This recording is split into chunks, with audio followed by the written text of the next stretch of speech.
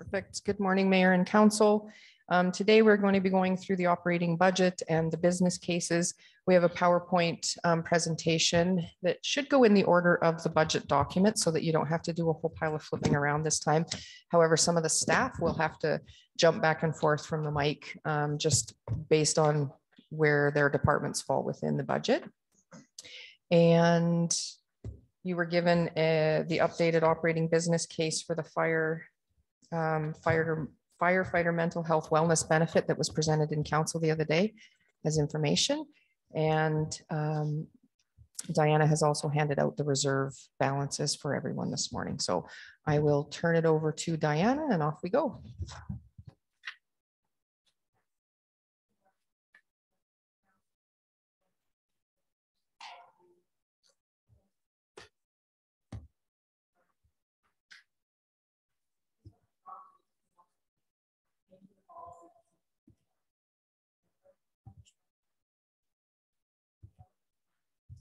I went the wrong way. Okay, sorry. Is one of the most important budget policy documents that council will approve in any given year. What we'd like to do is provide you with an overview of the 2022 budget. And these are just touching on some of the major items within the budget that have been documented. Next slide, please. Oh, we've done the library, FCSS, yeah. Capital, keep going.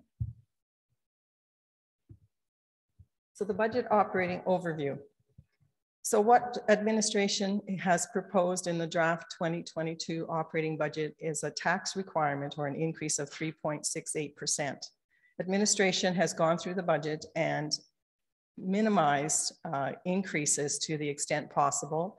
Any increases of significant nature, council will be able to address each of the departments when they're doing their presentations, as they will be providing you with an explanation for those items.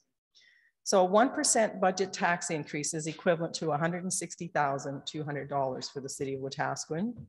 You did experience some growth during 2021 based on physical assessment growth, and that amounted to approximately 0.53, I guess here I go approximately, 0.53% growth, which amounted to an increase in tax revenues from that growth of $85,160.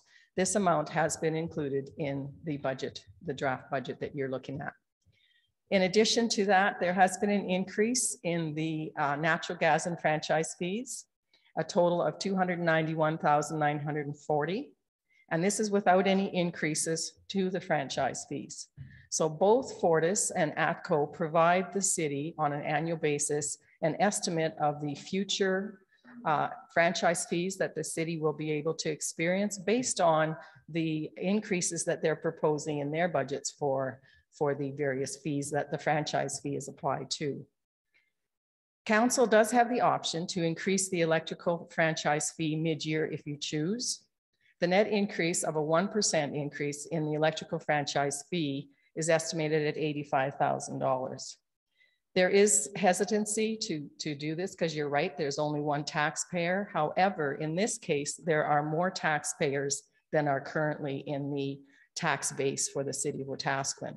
And by that, I mean that the franchise fees for utilities are spread across a broader base. That base including provincial buildings, like hospitals, schools, that sort of thing.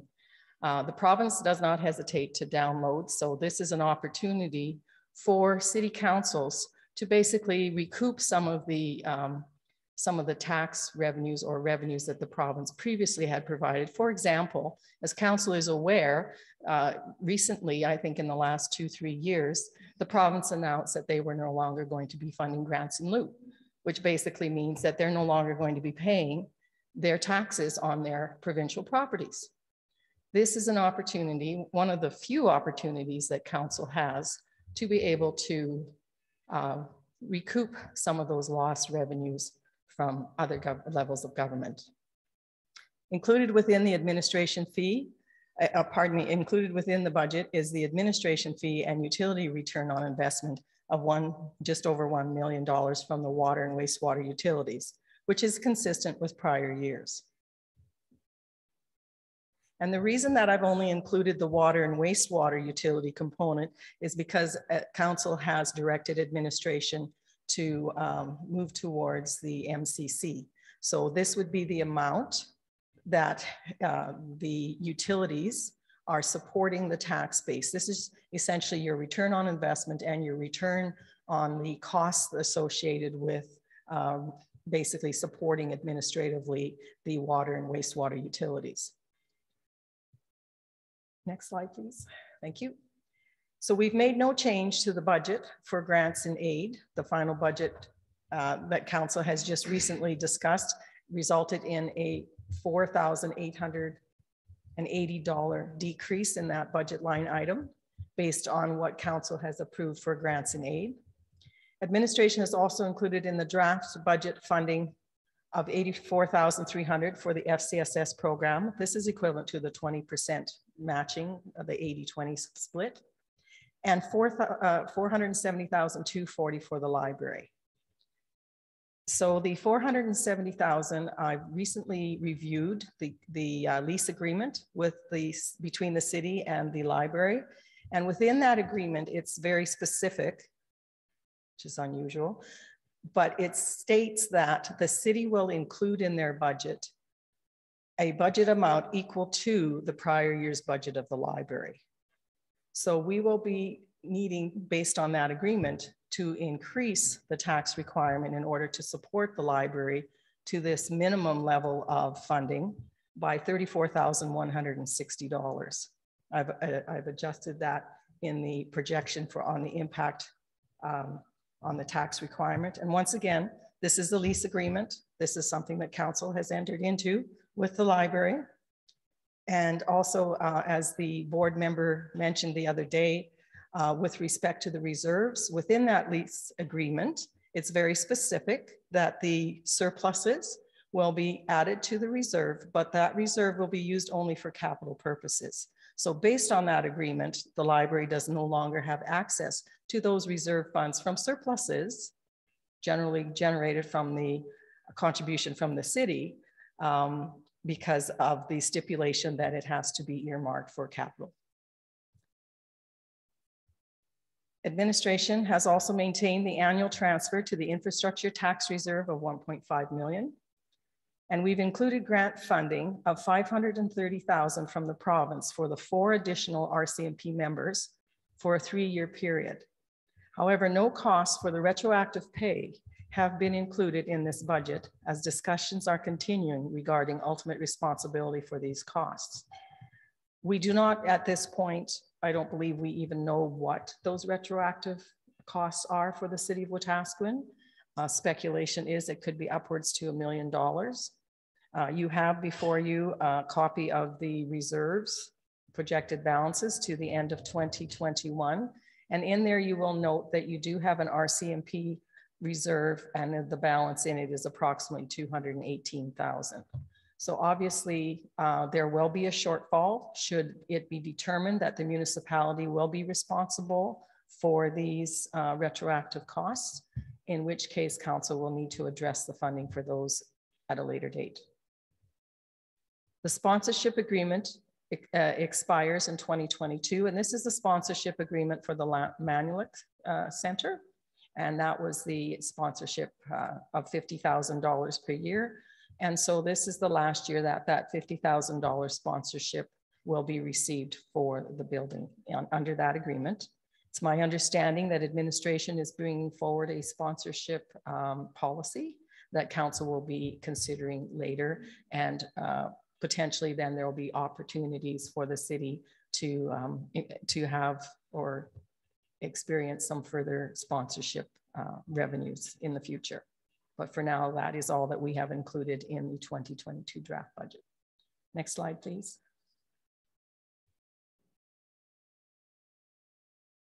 So currently the 2022 draft budget for the solid waste, landfill, and recycling utilities is projected at a net deficit of $132,670, and I need to do a correction on that amount.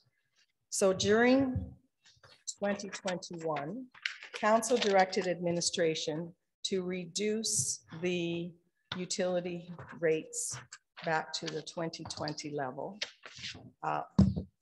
to assist the residents of the community. In order to do so, basically, I'm just wanting to find something.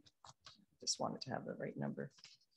In order to do so, administration reduced the amount of the reserve transfers from the utilities. Regrettably, one of those reserve transfers is a legislated or a legal liability of council, and that is the landfill retirement. So the landfill retirement costs are an annual cost that we transfer to ensure that we have the funds available to retire the landfill once it's no longer operable. That dollar amount was $72,400 for that transfer. That will be added to this budget line item, resulting in a total deficit in your in your wastewater and recycling budget of $205,070. I know that the general manager for municipal services will be addressing this later in the budget discussions, and that she is looking at making some adjustments to the program, in which case there may be some efficiencies, but at this point, we're looking at $205,070. Should council, so essentially what the bottom line is that these utilities, your garbage collection and your landfill and your recycling are being supported by the tax base at this point to the amount of $205,000 roughly. Should council direct that the budget reflect that these utilities be self-supporting, and that's the bottom goal or the ultimate goal for utilities is that they're self-supporting, then council may direct administration to increase the utility rates to ensure that the revenues generated will cover this shortfall, thereby the utilities becoming self-supporting as opposed to the taxes subsidizing this utility going forward. So administration will be presenting the 2022 operating budget in departmental order. And during the budget deliberations, administration will maintain a running total of adjustments made to the budget by council. And whenever requested, we can show that on the screen so that council knows as we go through what our current situation is with regards to tax requirement. I'd also like to take a moment to thank Sue. She has put together a team of consultants to help the city of Wetaskiwin to address some of the key financial critical points, if you will, one being budget, the other being year end, and another being your annual tax roll levy. These ladies are myself and Brenda Christie, as well as Barb Maggio. And I'd particularly like to thank Brenda Christie for the diligent work that she has done with respect to the reserve projections. As you will note on the documentation you've received, that these projections will potentially change based on the finalization of the 2021 year end. So Brenda's primarily function is to ensure that that year end gets done on a timely basis. And in addition, as you will note from the documentation that you've received, that council was very active in the reserves during 2021 to the tune of $751,000 of reserve commitments during 2021, pardon me, 676, and that's on the second page. So on the second page of the reserve projections, you will see the council resolutions that were made during the calendar year of 2021, the corresponding amount that was committed, and from what reserve they were committed from. So in that particular one, I'll just make reference to the Rcmp reserve. So one of the things that the city has incurred in recent years is the biologic, I think they call it testing or casework that the Rcmp previously did for the municipality without passing those costs back to the municipalities. Those costs are now being passed back to the municipalities, and during 2021, the city of Wetaskiwin was required to pay just over $39,717. In 2022, that bill is approximately $35,000 and change. That is not currently in the operating budget, and we will be needing to adjust the operating budget for that amount as well. Again, the decision was made at the federal level that these costs will be passed down to the municipalities, which previously they weren't. And now we are having to include them within our operating budget. And once again, thank you to all those who provided the backup information and the projections. And I trust that council will be able to make further decisions now that they're aware of the projections for the reserve balances. Thank you very much. And then I think I go right into the next one. Thank you, Diana. Yes, yeah. I think I'm the first one. Okay. So oh, sorry. Yep. To ask some questions? Yes. Thank you. Wow, where to begin? What you just shared with me is that the budget reflects a 3.68% increase, or $589,000, to accomplish similarly what we accomplished this past year. Correct. Okay. But in addition to the $589,000 that's being requested, we also have revenue increases of $291,000 from gas and electric, $15,000 differential between admin fee and utility rate of return, growth of $85,000, which is totals up to $392,000. So if I were to take that $392,000, that's money that we're taking in that we are spending, and we're still needing to acquire another $589,000. So to me, the differential between the amount of money we spent last year, the amount of money we're spending this year, before we add anything, to achieve the same level of service, is almost $1 million, $982,496. And I know some of the information we got was $175,000 due to electrical increase and gas increases and staff bumps and all the rest. But if I'm correct, and I may not be, we're spending basically $1 million more to achieve the same results as we did last year before we get into any of the case studies. That's not entirely correct. One of the main areas of difference, if you will, is in the RCMP budget. So for the RCMP contract, that contract alone increased over $466,000. Okay, so that $466,000 really is offset by the $530,000. So the two of them go hand in hand. So that contract alone, so if you took the 466 off of the million per se, then you'd be back down to roughly around 600 or 500. But isn't the 466 money in, money out? Because is there not a revenue Yes, side? but you're adding in the 530,000 for the revenue from the grant. And then you're showing the increase in the RCMP budget. RCMP wages went up 23.4% as per the new contract. And in addition, my understanding is because you've gotten these 4 additional members, you should have an increase in the level of service from that department, right? Because so that's a level of service increase, not just maintaining the same level that you would have had in 2021. Okay, so that's money in, money out. That's not an increase to our tax base. The level of service is irrelevant based on a provincial grant. The biggest part of our RCMP budget increase is the new contract that they have. True, a portion of it, yes, yeah.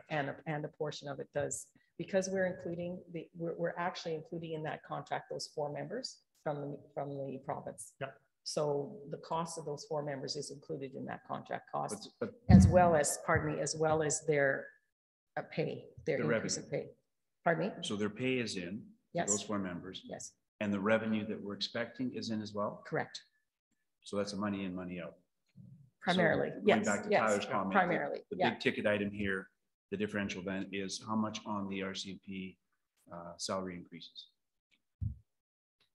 23%. But I think the other big thing too was we had overstated revenues in almost every department. Yeah. And so that's where we lost. That was, I think, the biggest hit in the budget was correcting all of those overstatements of revenues. Okay, and there's still some, I think, but anyway, another story. Thank you very much.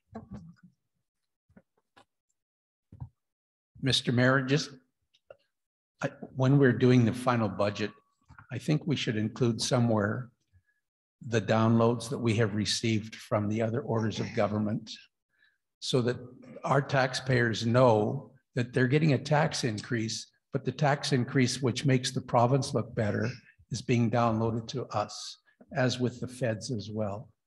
Because we're going to look bad with a tax increase, but I think we can defend a lot of our tax increase just because of what's happening with grants in lieu, interest rates, and all of those things that the government has downloaded to us. 100%. Thank you. Yeah, the biology casework, the GPOT, and what was the other substantial download that they have given us aside from the Just, the I think that's ACFA? about the two of them right now. Two big Yeah. ones.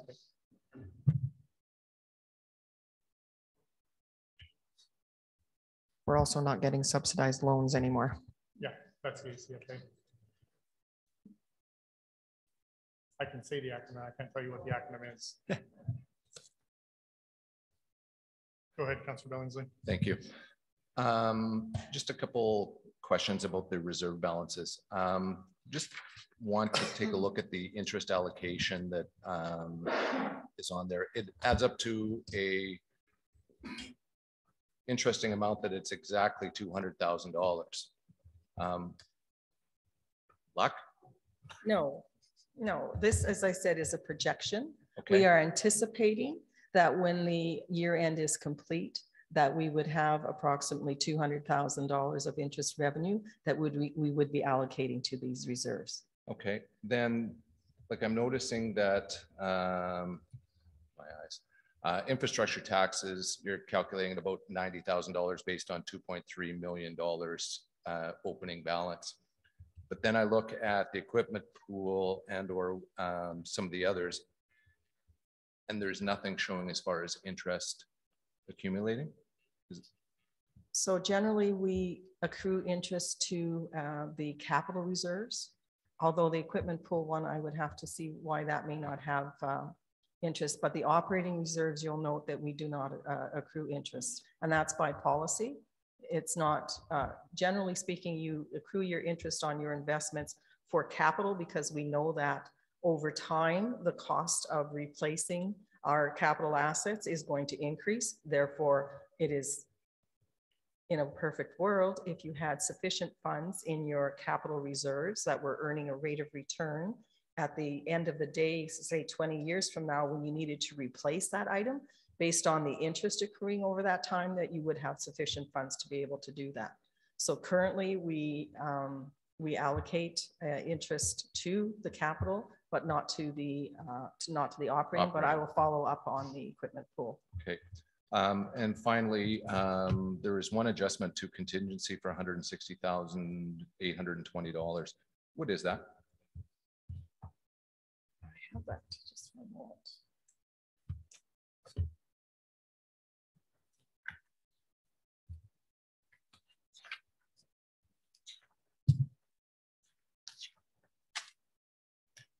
So from the, I beg your pardon, I have a portion of it from the contingency. So $75,000 of that is included in the 2022 budget for the funding for the financial analyst that council had directed during a resolution during 2021.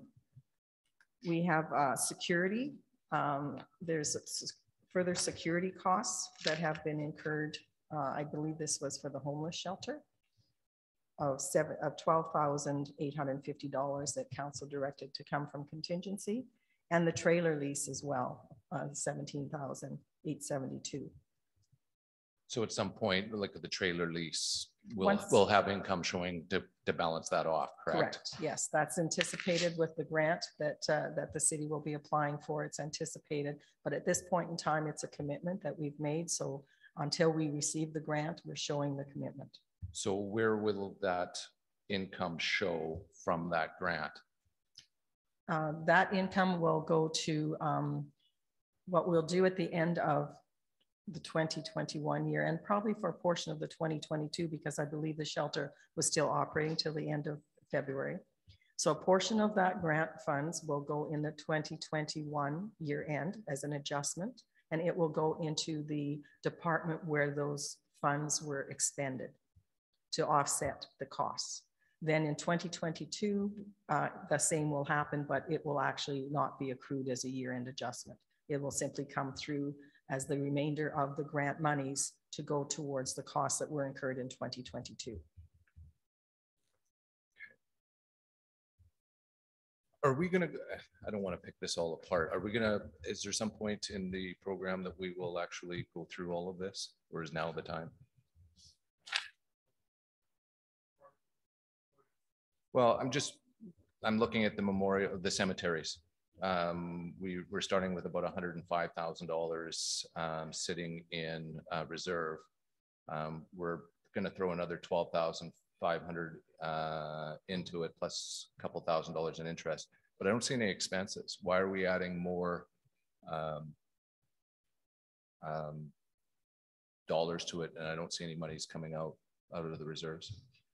I will have to follow up on, again, I'm just going to refer to the policy regarding the cemeteries to see if there's any clarification as to the annual funding for that particular item. Okay. Mr. Mayor, isn't there perpetual care that goes into reserve? Because people pay for that as part of their funeral package, do they not?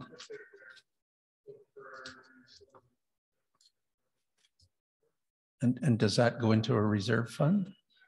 Yes. So, okay, thank you. So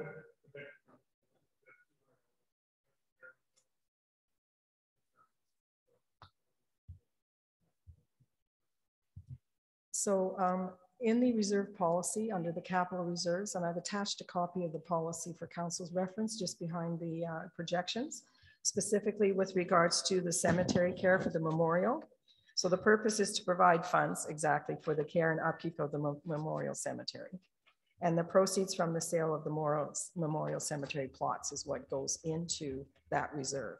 So on an annual basis, if we've sold some plots, then the proceeds from that would go into that reserve to ensure the continued upkeep and care of that. And that's similar for the old cemetery as well.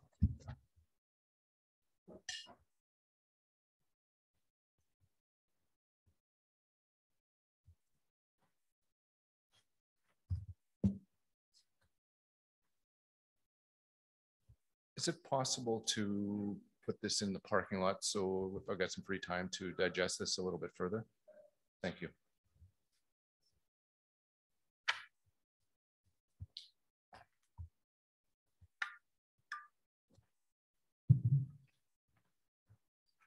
Ready? Okay.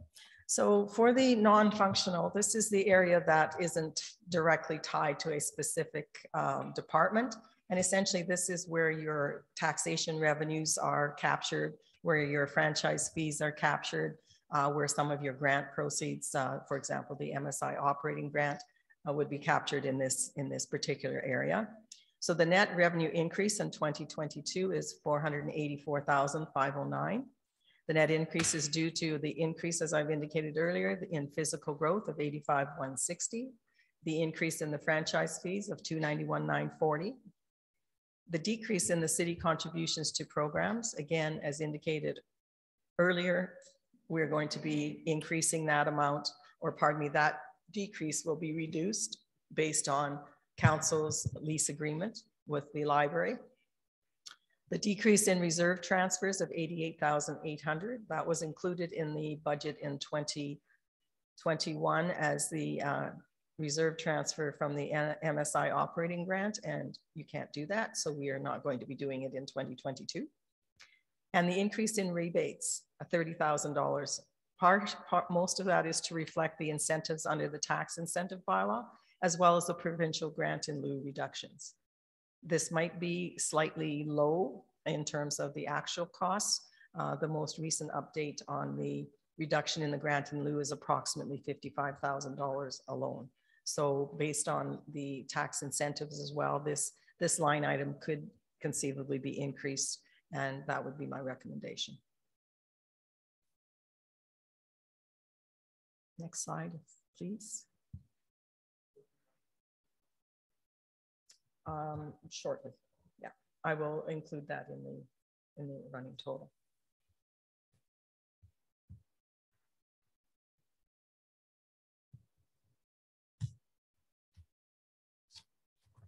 Is there any questions? I don't think so. Okay, next up, I will do council. So there was not a lot of change in this budget. There was an actual decrease. So finance had gone through and done salary reconciliations with benefits. And so there's the majority of the decreases from there. And it was just meant to match actuals. And then there was $1,000 removed from stationery because there's not an election this year.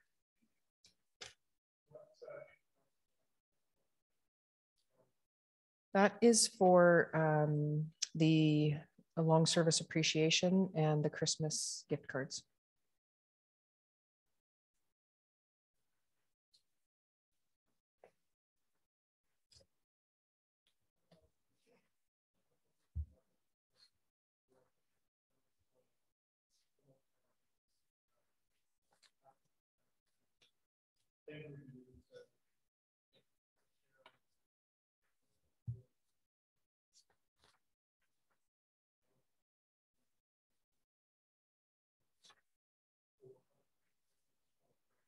Mm-hmm.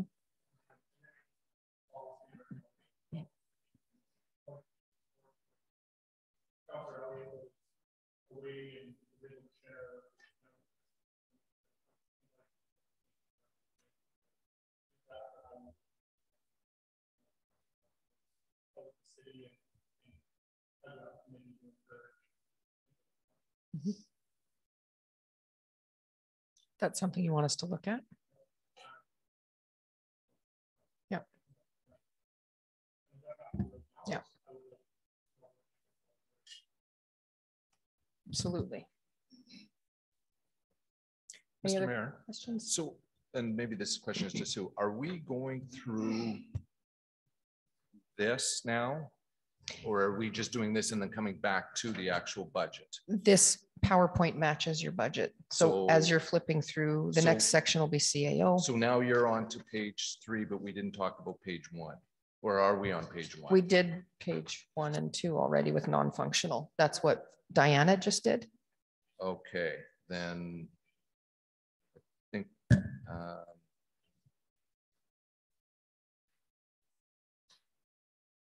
I do have a, go ahead. Thank you. I do have a question then back to page 1 on the transfer to operations. How is that calculated? Because I've noticed from year to year that it does change. And how is that number obtained, and how do you determine, not just here, but everywhere throughout the budget, when those type of calculations are made? So in this particular case, the transfer to operations is $150,840, Mm-hmm. and that's the cost of the library facility. So if you would go to the library under the facilities budget for the library, there will be a revenue item for $150,840. And what that includes is the cost of that facility. So that will include the lease cost for that facility, which is $83,000 per year, plus the utility cost, any O&M, that sort of thing. So that's how that's determined for that particular one.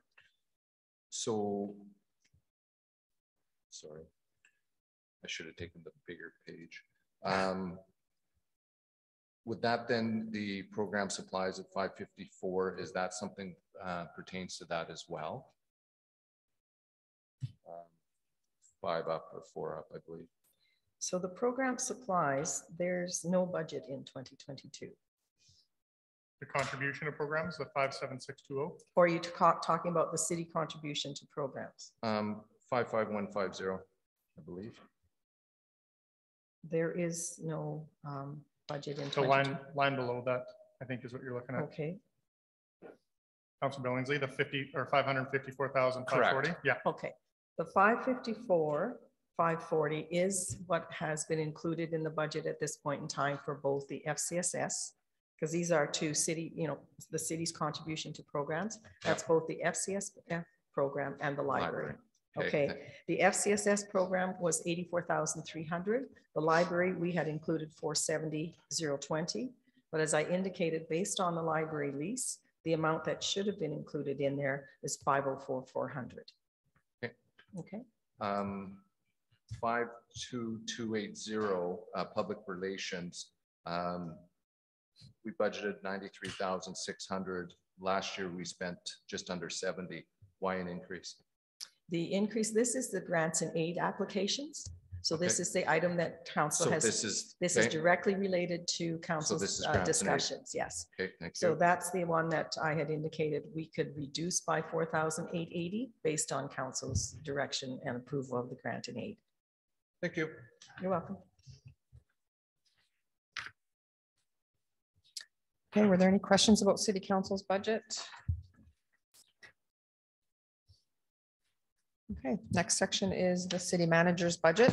So in 2022, there's an increase of 952,640, and that is simply due to departments moving into my area that report directly to me. So you would see a corresponding decrease in other areas of the budget. That is the primary reason. The revenue adjustments noted in 2021, there was $50,000 that was for EDI. The grant was applied for, we didn't get it. So you won't see the revenue coming in 2021, but there would be no corresponding costs either. And that amount was not included in 2022. The expense adjustments. So as I previously noted, all of these other departments are now being shown in my division that were not before. The actual adjustment to the CAO budget is a decrease of $5,780. And then the other departments will speak to their increase or decrease as they come up.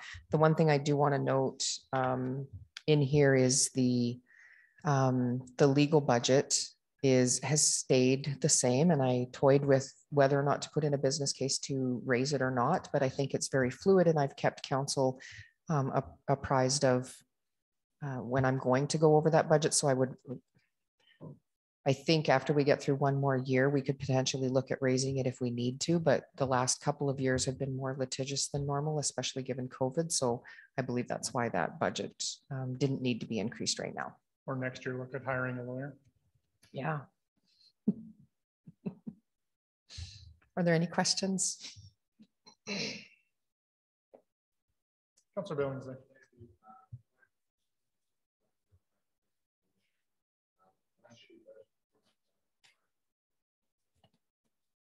So sorry, 52210, advertising and promotion. Last year we budgeted 14,500. We've increased it to 15,000, but we spent $96 last year. So I had, there's still some correct coding going on, and I would caution council to, we haven't finished year end. So some of those adjustments haven't been made yet.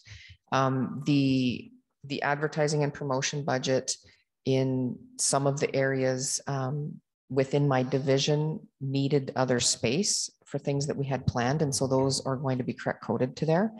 The budget is based on the previous business cases that were approved, its relationships with Musquecheese.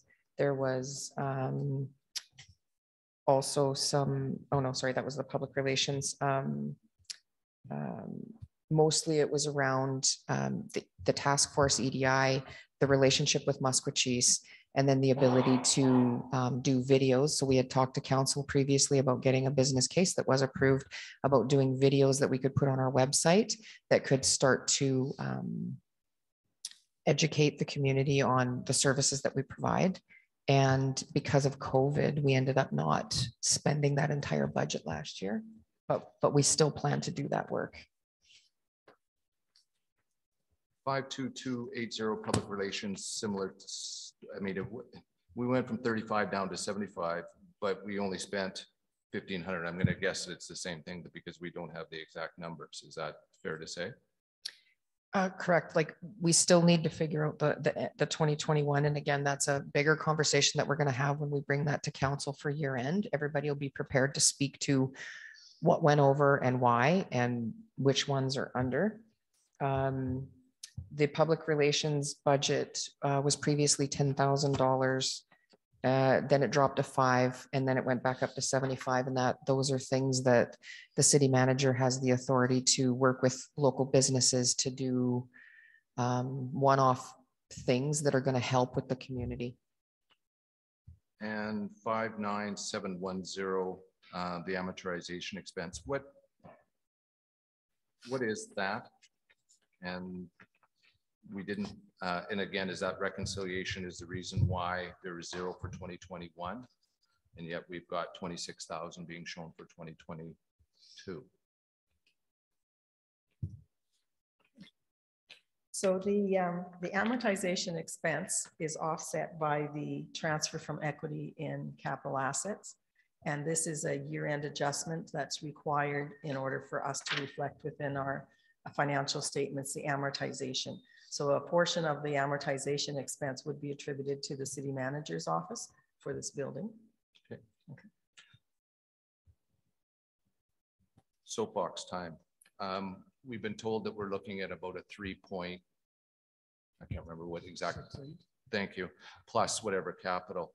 I have a problem with putting numbers there that we may or may not spend, whether it's in these advertising promotion. I would rather freeze and not spend so that we can at least try and be as efficient as possible going forward till we know where we stand, because we don't know where we stand because we haven't figured out where we are at the end of 2021.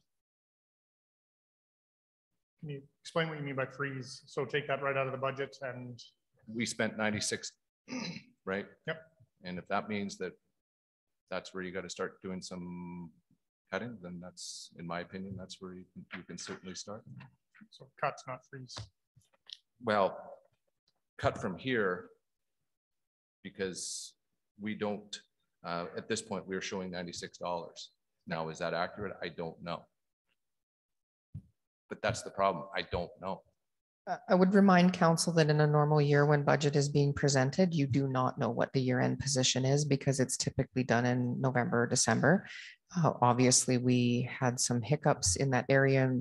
As Diana had mentioned, we have people dedicated to getting the 2021 year-end done and done on time so that we can get the audited financials in front of council. We could spend an entire day talking about that budget right now, but until that is done, we won't have all the answers. And I'll buy that for 2021, but if we look at 2020, the year prior to that, it was only $800. It was a COVID year. Okay. This is the same as going through the other budget. If you want to make a motion to take something out of it, we'll take a vote of council and carry on through that.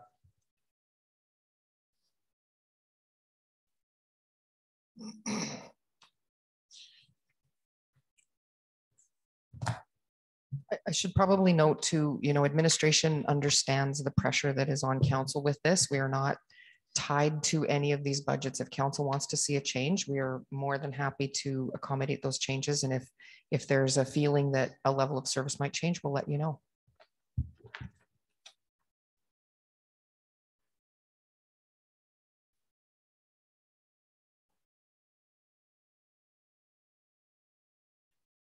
Councillor.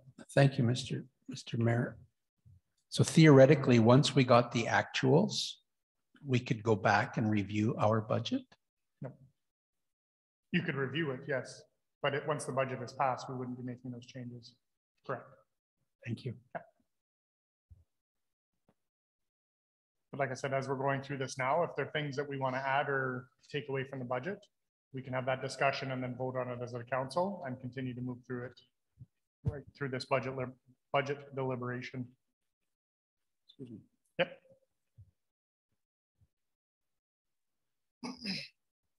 So recommendations to increase or decrease budgets will be done as we work through each particular area. Yep. So if I said I was looking for a 10% reduction in operating budget this year, yep, I would say at this point, I would see a 10% reduction in non-functional. Yep. Okay, I would like to move a 10% reduction in non-functional. You want to speak to that? Sure.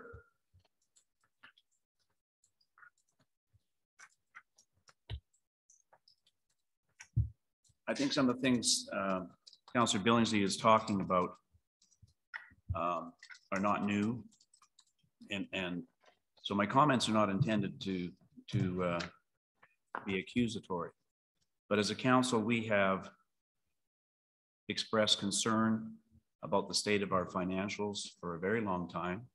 And I know that we have approved the addition of a number of staff to get us on track.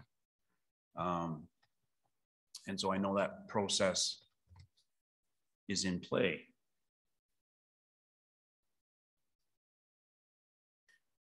The difficulty for me is we were ready to make all sorts of considerations during the pandemic and all the rest of it. And we were making considerations because we knew there was additional strains and stressors on our population, our residents. But I don't think those stressors and strains have gone away from our residents. We talk about increasing franchise fees so we can collect money from those who haven't paid. But by doing so, we add additional pressures on our residents. Not only do they pay the tax increase, but they pay the franchise increase as well. I'm okay with franchise increases. I think we should push them right up to the maximum limit. And then to accommodate the impact on the residents, we find a tax reduction on the other side. So we're really collecting from the people that we're not collecting from. We're not double dipping, so to speak. We see utility costs for our residents going through the roof. I'm not talking about ours. I'm talking about gas, electricity. Franchise fees are going up. Our water rates are going up. I don't know how our community, and if you look at the median, not even the mean, not the average, the median income in this community is under $60,000 per household. And I suspect that most of us sitting around this table are likely above that median. So as we talk about all the costs that are accrued, most of us can absorb a lot of those costs relatively easily. I'm not sure that's the same for our community.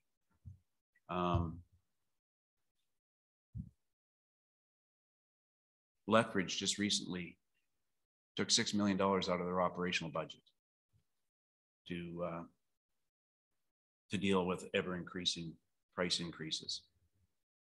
And this budget looks at the things that we can do to make our community better, but it all comes with an expense. And I'm not sure that our community is ready to make the kind of changes. And I think our community is even prepared to bite the bullet a little bit and see some cuts to our operation so that they can better manage their own finances at home. I also think, while Councillor Billings is talking about freezing certain aspects of the budget, I think that if we took a lead to actually make a reduction in our budget and we get a really good handle on our finances as we move forward, we're in a far better position to make good decisions. And I think, for me, I think we should be looking at what can we do to make this a more livable community financially for our residents and our businesses. Thank you. So when you were talking about the franchise fees, you said that ours should be at its maximum. What I said, I have no problems pushing the franchise fees up, but I don't think it should be done on the backs of the residents. But they should get a tax cut at the other end so that we're really collecting franchise fees from those government agencies that pay no taxes. And that's the reason we said we want to increase the franchise fees, is so that the people who are not paying any kind of revenue into the city, we're making a contribution. But as we push our taxes up, our residents get that, government buildings don't. As we put our franchise fees up, our residents get that bill and the government agencies do as well. I think we're double dipping on the residents, and I don't think they can sustain it.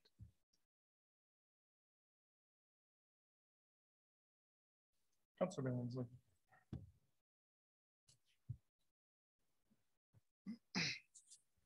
My opinion, reasonable argument. Having said that, what would this, if we did cut 10% from operations, what would that look like as far as a change in tax rate? That have you? Well, if you look at our total budget, yeah, on operations, and you take 10% of it, you're looking at 1.5 million, 1.6 million, whatever. Thank you. Actually, I'm going to follow that up. If this was to pass, my question is to administration or to Sue. If this was to pass,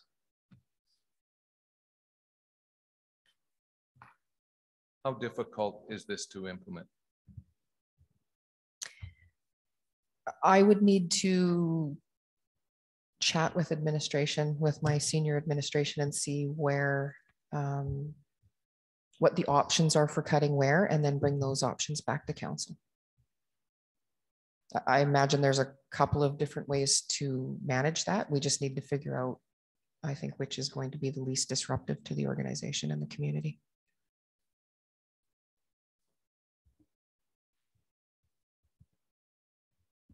The reason I asked the question whether I spoke to it now or later is one of my intentions, as various presenters came up, I was going to ask them, what would a 10% increase or decrease look like to you? What kinds of thoughts would you have on it? Because that would inform me at the end of the process, the kinds of things that Sue would have to wrestle with to tackle that kind of a decrease. Right. And I think that might be a better way of doing it than me going through and saying, well, you're spending $2,500 too much here and $800 too much here. That you know these departments better than I do. I mean, it's kind of like talking about the other day when we talked about economic development and sponsorship.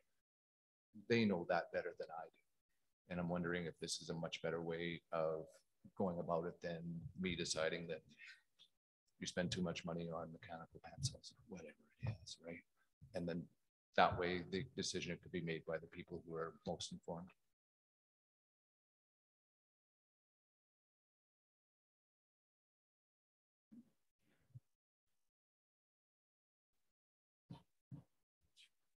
Go ahead. Thank you.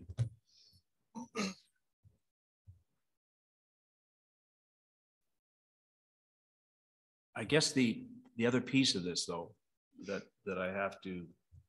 I need to disclose is that at the end of all this, I'd also like to see an increase, because the increase I'd like to see would be something like an infrastructure surcharge that goes directly to addressing capital infrastructure deficiencies.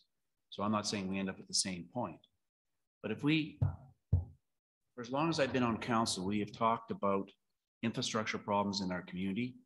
We implemented an infrastructure surcharge to net $1.5 million a year.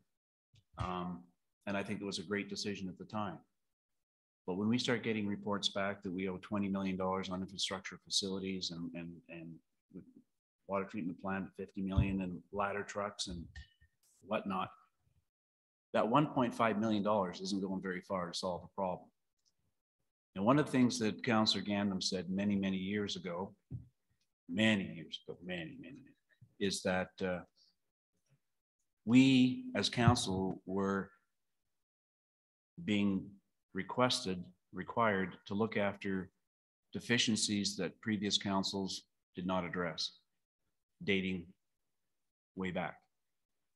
And I wonder if we don't address our infrastructure in a more rigorous manner, whether 10 or 15 or 20 years from now, that same council mayor will stand up and say, we're still struggling with all the infrastructure problems that previous councils have left us with. And I don't believe for 1 minute that we can address $100 million worth of problems, but we got $100 million worth of problems in front of us, and tackling them at $1.5 million a year. There won't be any of us around here to see what's going on and what's been done. I think we need to have really serious conversations about infrastructure in our community. And I really believe that it is imperative that we do so. And I think if you peel money back off our operating and you add some taxes to the residents to start addressing more rigorously infrastructure, our community down the road will be in far better shape than it is now. Thank you. Councillor Elliott. Thank you, Mr. Mayor. Talking to the 10% reduction, 3.68%, say 4% is about $640,000, 160 times 4. You're suggesting about $1.7 million with your 10%, correct? Sure. Somewhere in that Sure. area. So I'm wondering if maybe you only want to cover the tax increase of 3.68%, or do you want to make sure that there's more funds available so we can cut in other areas? For me personally? Yes, sir. I don't have an answer for you, Bill. Okay. I think. Well, I'm I playing it in my mind too. Sure. So. The reason I threw the 10 on the table is, I guess, is to make a statement. I don't know where the end point is. I don't know what the impact is to sue an administration to make something like that happen. I don't know what's reasonable. But what I don't think is reasonable is continuing to add taxes to operate the city when we aren't tackling major capital problems. And I think the comment Councillor Billingsley made is, I can pick a number 1.6. I could have picked a number 3 million. I mean, but I have no idea how it impacts the organization. If we ended up with a 4% reduction, because that's the best we could carve out of this budget, then I guess I could live with that, as long as we're putting some of that 4% back into what I think is a much bigger problem. I started at 10 only to make a statement, Bill. Okay. Where we end up, I don't know. Yeah, 5% is about $850,000. If our staff came in with a lean budget to start with, and then we're asking them to make it even leaner, but our citizens are still expecting a certain level of service, we have to make sure that the citizens are aware that the level of service may be going down then if they don't want their taxes to go up, because we can't just maintain on the same dollars. Absolutely, I understand that. And in the business cases being brought forward, there's a COLA amount. And in spite of me sitting here saying I think we should find 10%, I support COLA. So I need to peel way back so I can give 400,000 back in COLA or whatever the dollar value is. I think we're on the same page. Yeah. So for me, there's lots of things that are being proposed in the case studies that I support, but I can't support them on top of 3.8. While infrastructure on the other side is not being addressed aggressively to solve a community long-term problem.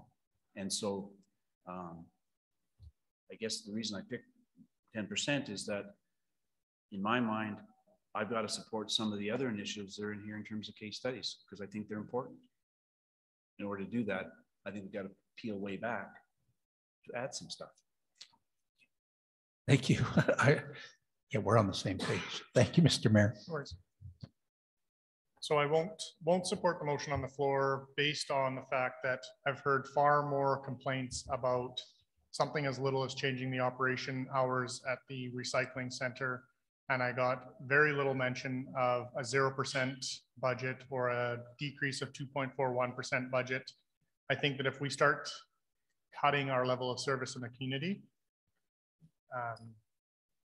you're going to have a lot more unhappy residents than whether we held the line or had a tax increase. So while I still feel that we need to find efficiencies and absolutely need to aggressively address our infrastructure deficit, I won't support this motion on its own, but I will absolutely look for other efficiencies as we work through the budget. Anything further? Ready for the question? Those in favor?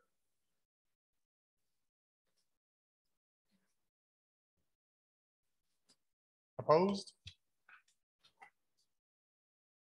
Defeated.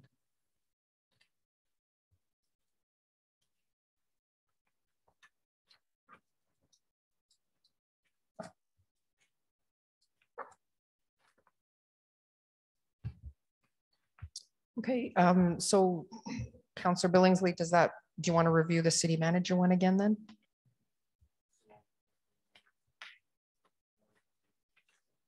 Correct. Mic on, please. Your mic? Mike? Thanks. Page 6, now we are moving on to page 7, is that correct? Yeah, well, we would go, next one I think is Karen. Yeah.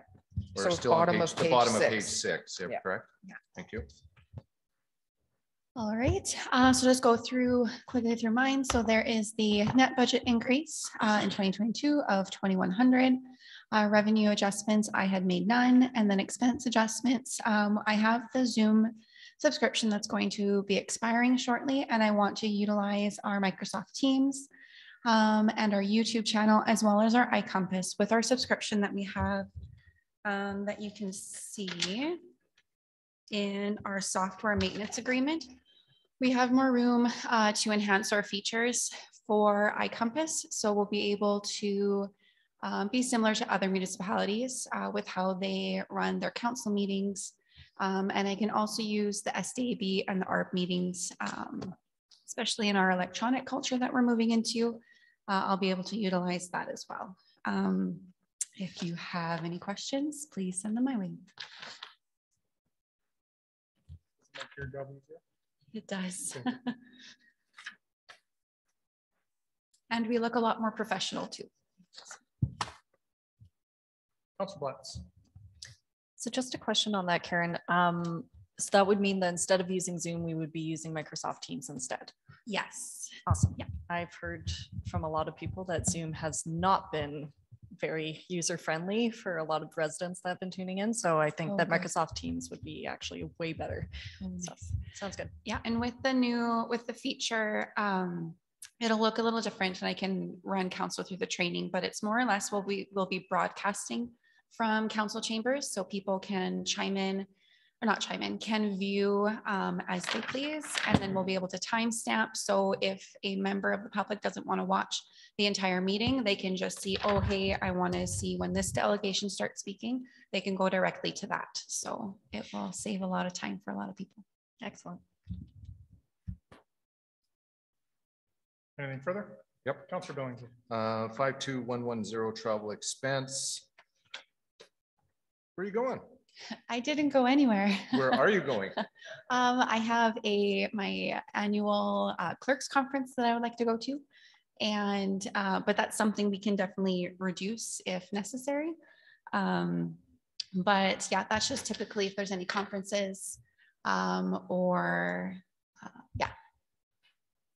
Cost of such conference? Let me check my emails. Prior to 2020, COVID years, obviously the business and travel would have been utilizing the 2,500 or the 3,000. Yeah. 2 years of COVID. Now it's over, so we don't have to worry about it.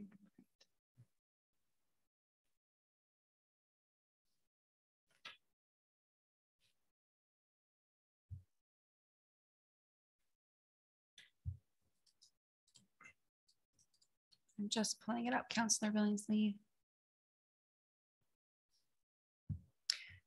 Just so council knows too, we're looking corporately at training and development being a percentage of salaries moving forward. So it's just going to be a set amount instead of random for each department. So the full conference, since I am a member of the association, is 500.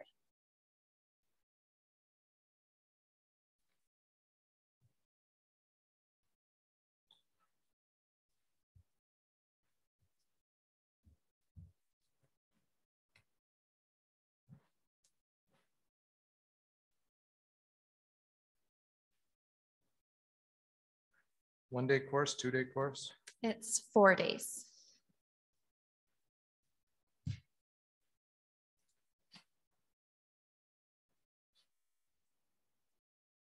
$52210, advertising and promotion. Last year we spent 10,000. Now we're up to 25. Plans?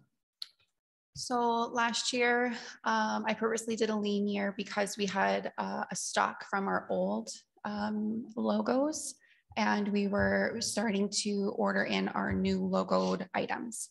The other reason for the increase was we merged a couple other departments or citywide, the promotionals. And so really just the reason was just the transition between the old logo and the new logo.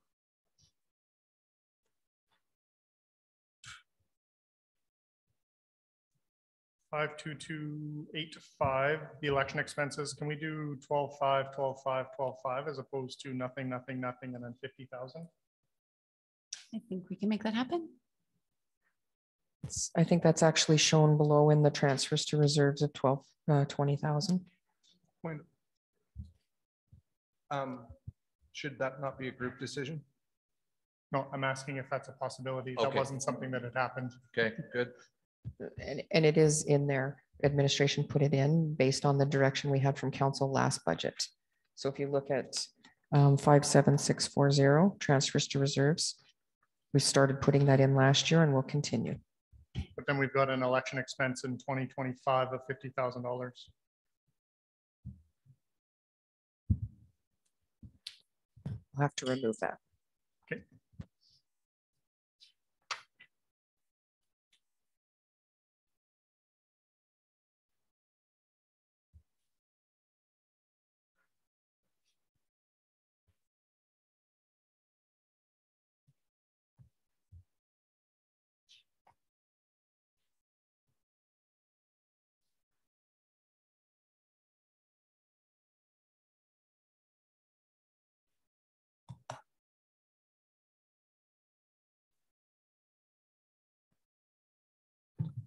Anything further?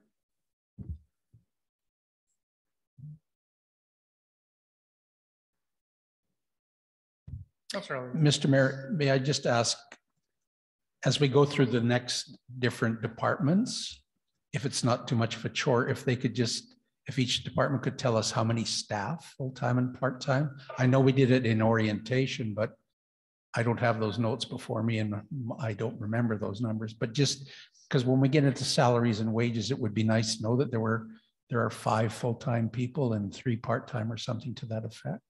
Is that a fair request, Sue? Oh, I don't know that we have that information on us right now. We might have to pull an org chart or something. Oh, okay. Well, then it helps solidify things in my mind. That's all. Thank you. I don't want to put stress on staff at this point in time. We got too many things in front of us. So thank you. Councillor Elliott, that's an easy answer for me. Just one. Thank you for your answer. You're welcome. Okay, Leah is very ill today, so I am going to do my best to talk through her notes here. So the net budget increase for 2022 is 80,410. The increases are with the payroll, excuse me, software maintenance for payroll and HRIS system. That would be the annual fee for the Dayforce for Ceridian. Contracted services with the whistleblower hotline was moved under HR. It was previously in corporate services. Legal fee risk management was increased by by $15,000. Corporate training was increased due to high turnover. And then the remaining expenses account for a decrease that match prior year's actuals of $9,540. She has provided me with turnover data if anybody is interested in that. And then for the training in 2022, what we have planned is supervisory certificate program, leadership skills development, the DISC workplace profile, fit for duty training, and we've partnered with Norquest for customer service based on our city policy and directive, and then difficult conversations. And the other piece we've included in 2022 is Indigenous awareness. Can you go to the next slide, Leah? Or Leah, the other Leah. Oh, sorry. Okay. So are there any questions about the HR function? Councillor Nielsen. Thank you. Sue, software maintenance agreements. You talked about Ceridian. So at one point, all the software agreements were in IT, were they not? Correct. And now they're being broken out. But how are they being broken out? So for example, Ceridian is only used by HR, so they have to pay their software maintenance agreement, or other departments using that particular program? Other departments are using it, but the majority of the Dayforce piece is going to be data that would be collected by HR. So we're going to have a ton of data readily available and reports that can be easily developed. So it's primarily an HR function. There is the payroll and benefits portion, and we're still deciding as an organization whether that belongs in finance or up in HR. So as we go through this, we will see more and more shifting of the maintenance agreements, the software agreements from IT into the respective departments. Yeah, yes. And so a software agreement that's being used across the entire system, is everybody paying for it? We haven't broken it out to that level right now. We've put it into the department that it makes the most sense to be with. And if it is truly a corporate system, then it will probably stay with IT. Okay, thank you. My next question is, a year ago at this time, and the reason I asked the question because it's a small number. A year ago at this time, we had how many people in HR? 2. Sorry, no, we had 3. The health and safety person moved over to HR in 2019. So we've had three people in that department since then. So when I look here on salaries and hourly full-time, that's not including the safety person though. There's a safety section within on the next page. Yeah. Right. So how many people do we have in the HR department that deals with staff? Not so. Minus safety, we have 2. Okay, and we had 2 last year at the same time. Correct. Thank you.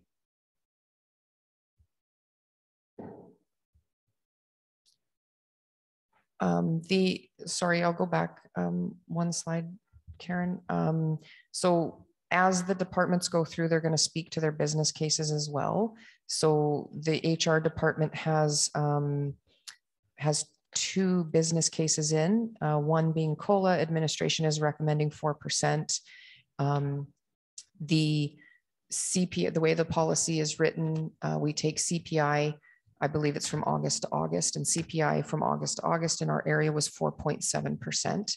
So administration had reduced it to 4. At 4%, this will still have us 3% behind year over year inflation rates because we have not had COLA every year. So in order to keep pace with inflation, it's imperative for retention and future years of inflation. Current CPI data, obviously, currently in January 2022 is 4.8%. That was in the business case and then prioritized as well. And then the other one with HR is the compensation market survey. So of course, our policy says every 3rd year, we're going to go out to the market and determine whether or not we're comparative to the communities that council chose. And so in order to do that, we need to hire a contractor to come in and do that work. And that's what that other business case is for. Councilor Billingsley. Thank you. 52280 public relations. What is that?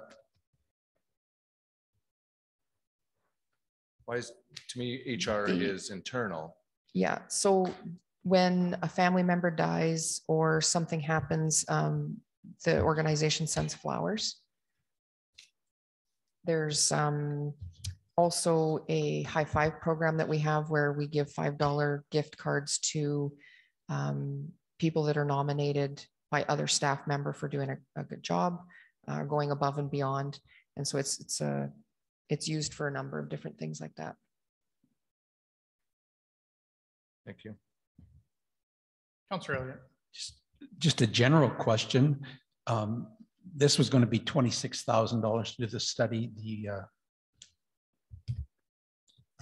the remuneration survey, and then we have others that are $60,000 and $80,000 throughout all these business cases. I'm just asking a general question. Are those estimates or are those actuals based on having gone out and sought out prices? Because there seems to be 60, 60, 60, and then 80. So is this 26 pretty authentic? Yeah, so you're talking about, sorry,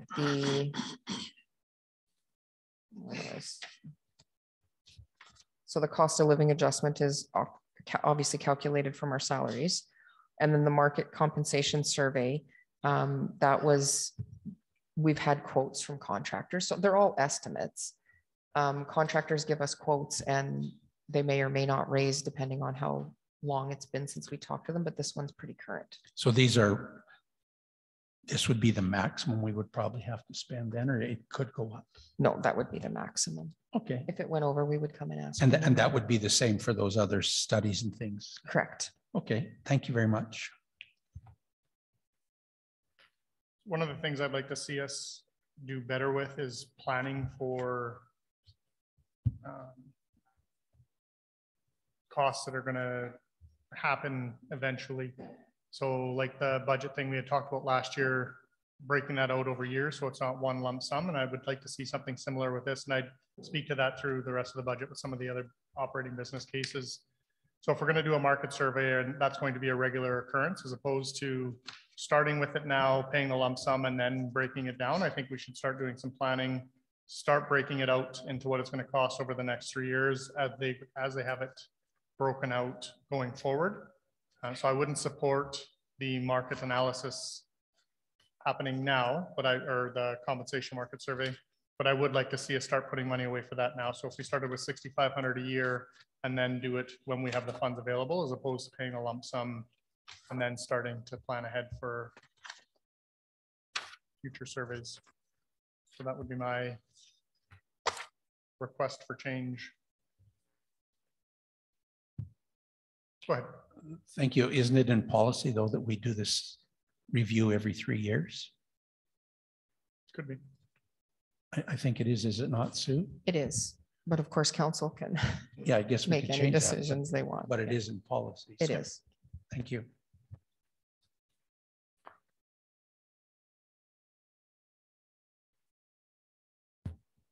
I think too, one of the things about the market survey is it's right now, HR has been telling me that it's a pretty hard market right now.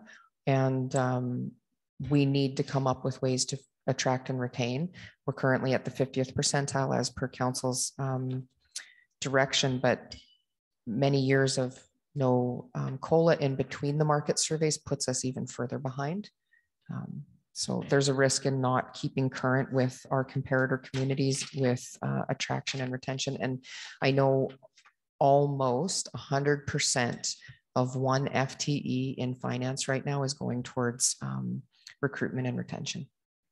And we need to get that number down.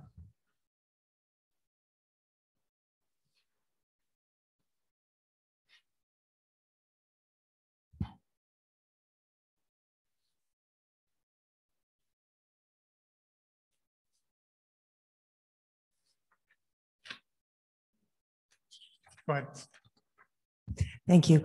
When I was looking at this and I was struggling with the market survey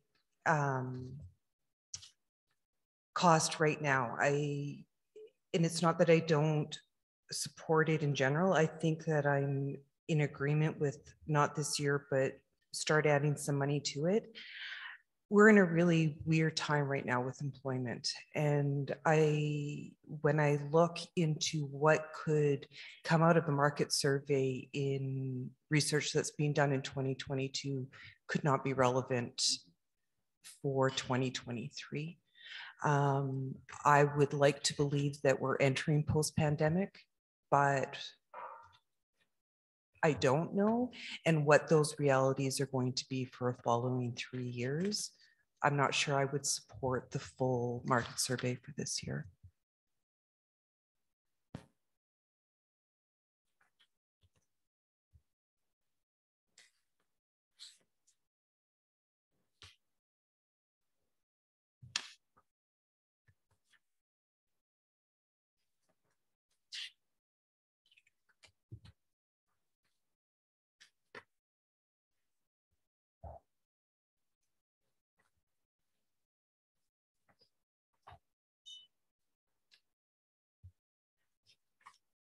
So I can buy Stu's argument on attraction and retention, and more so on the retention side.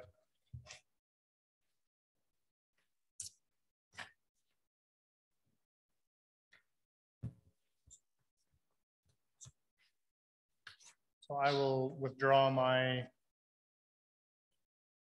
question.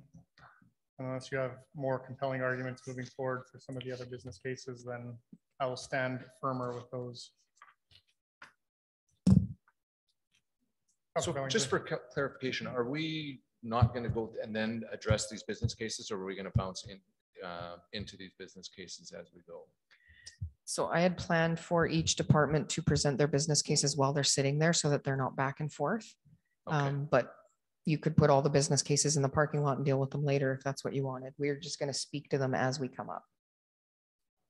Do you have a preference? No, just want to know where. I think it does make it easier. Diana's keeping track of what you're approving and not. So as you go through, she'll be able to put it up on the screen to show you where we're at. And then you could always go back and make different decisions.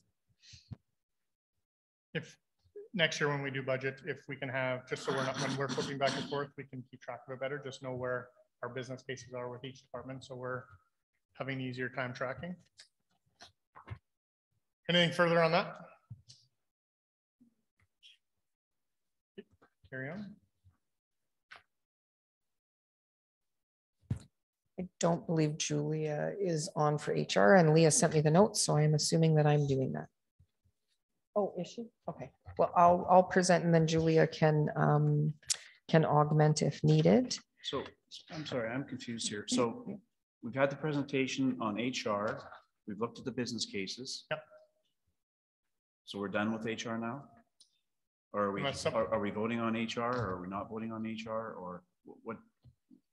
Are we voting on, did you, in your mind when you had it, that while they're presenting the business cases, are we voting on it as each department presents? It makes it easier for tracking if you vote on them as you go, but if you wanted to leave them for the end, we could do that too. It's up to you. Yeah, I've got concerns not leaving it to the end, because if we look at COLA, that's going to affect a whole lot of stuff if we add it now as opposed to at the end. Do you want it added at the end? I'm wondering if we don't do all of these business cases together at the end, take a look at the budgets and then decide on to here, because this is going to directly impact our tax rate. And okay. That would be my consideration. If we voted for COLA right now, what we're really saying is 3.58 plus another 3% or 4%. We're now at close to 8% in our tax. Yes. Yeah. Okay, so I won't get staff to speak to their business cases. We'll do that at the end. Okay. Okay, I'm going to do health and safety, even though communications is next in the budget, and then we'll flip over to communications. So the net budget decrease for safety is 3,480. The expense adjustments were decrease in salaries, increase in training, increase in contracted services, increase in mileage, and remaining expenses were a decrease of 5,900 over the previous years. So the contracted services is mostly used for running heart tests, or sorry, hearing tests, should be reading tests. Protective clothing, boots, winter gear, safety glasses, vests, coveralls, etc. Program supplies, in-house course aids, developing WHMIS training books, signage, labels, etc. First aid supplies, AED supplies, eye wash stations, first aid kit replacements, and then the safety supplies is equipment for engineered controls, barriers, guards, and ergonomic supplies for fall arrest. And Julia is available to answer any questions if you have about health and safety.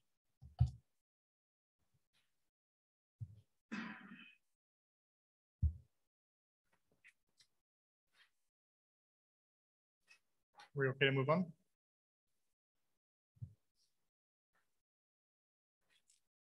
I'm not seeing any objections. Communications.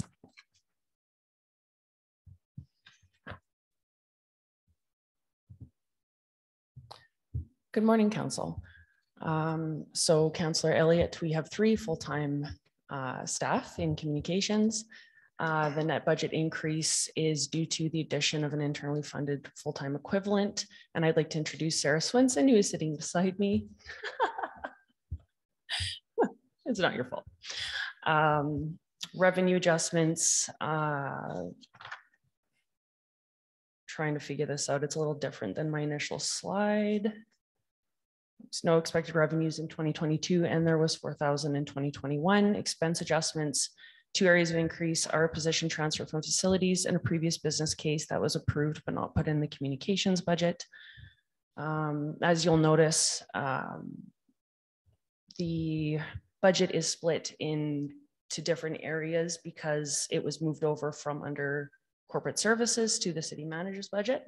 So you have to flip back to page, where are we? 7. Thank you. Page 7. Oh, page 7 is the current budget, but then the old budget is still listed in 9. Page 9 on the finance. Yes, thank you, Councillor Nielsen. Page 9. So the discrepancy of, I believe it was 14,000 increase from the 2021 budget to 2022 was because there were items that weren't, well, I had coded to the most grant, but they still appeared within my budget. So when I did the math, the total for 2021 was 71,630, which is below the original budget line. And then moving ahead, I've requested an increase in my contracted services budget. I can't, yeah, the same amount essentially for Tangent Civic, because we had the most grant coded last year for the first 3 months because they were exclusively working on COVID specific items. So it's just to cover that annual contracting fee.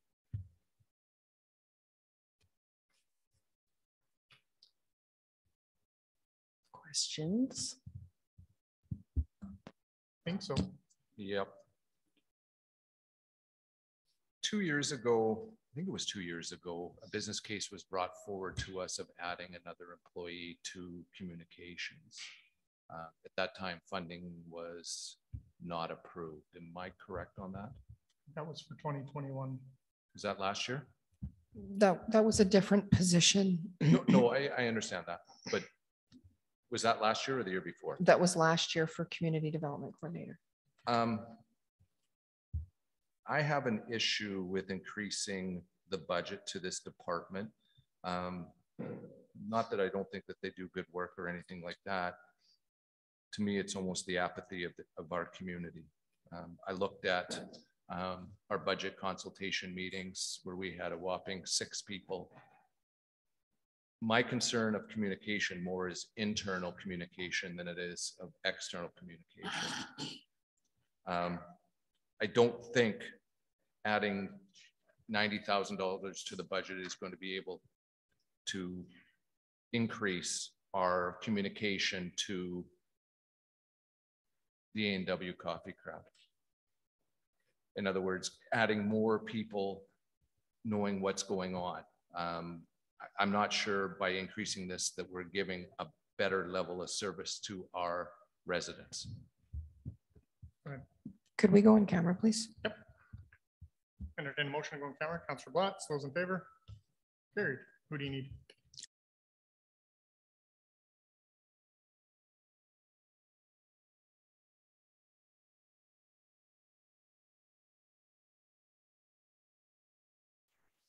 Okay. Need a motion to come out of camera. Moved by Councillor Blatz. Ready for the question. Those in favor? Carried.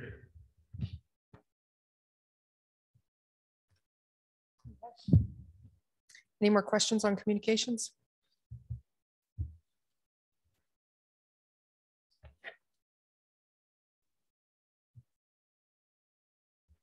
Moving along. I'll speak to this one.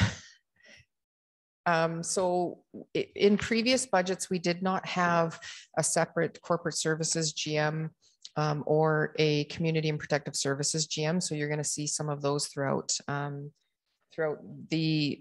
so that's part of the increases in the finance area and the corporate support. So increase to the budget in 2022 was 8,620, obviously no revenue adjustments.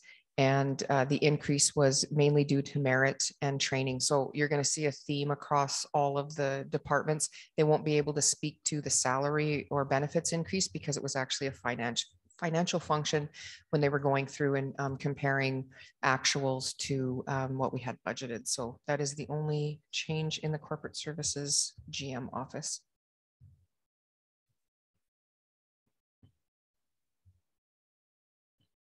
Next slide, Karen.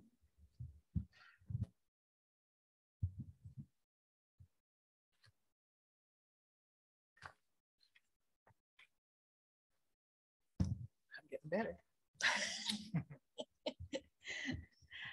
With regards to the finance budget, we have a net budget decrease for 2022 of $499,985. This is due primarily to the movement of communications and safety under the city manager, which is what's been addressed already. In terms of revenue adjustments, we've got an increase in the issuance of tax certificates. If council will remember, the direction that was followed in 2021 was to no longer do tax searches and just to issue tax certificates. And as a result of that, we have an increase in the tax certificate revenues. In addition, we commenced invoicing mortgage companies for the equivalent of a tax search because we do administrative work for them. And that forms part of the increase in the tax certificate revenues. The increase in transfer from reserves is $75,000. That's as per Council Resolution 36721. And this is to fund the term financial analyst position. And again, that was a resolution that was made last year. However, the position was not hired until January of this year. Therefore, we're including the funding source for that in the 2022 budget. The decrease in revenues from water and sewer utility penalties on taxes, the net decrease is $27,200. Again, this is because council is looking to move towards the MCC, and a portion of those revenues will be directly related to the water and wastewater utility. So those have been removed, and that's the result of the decrease. In terms of expense adjustments, we have an increase in salaries offset by a decrease in contracted services, with the balance being funded from the transfer from the contingency reserve.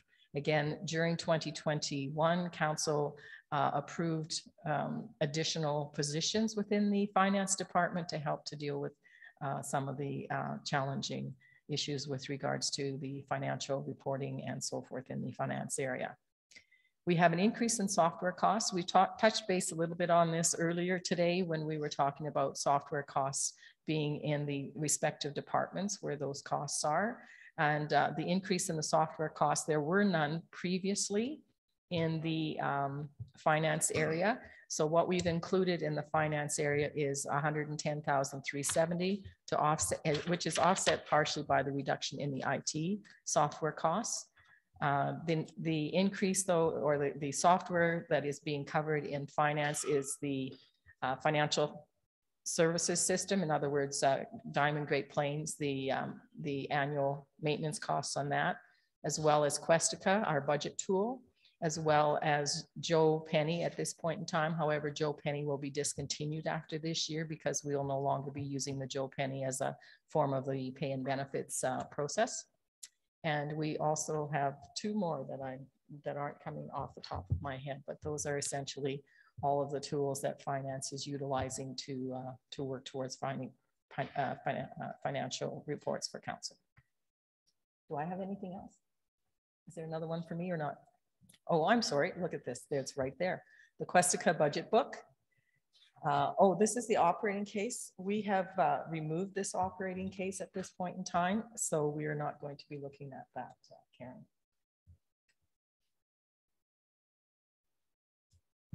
Councilor Nielsen.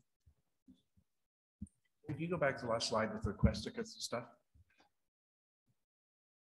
So does this have, the fact that this is taken out of the budget, what implications or impacts does this have on council's direction to address financing shortfalls? Shortfalls, wrong choice of word, but concerns, issues.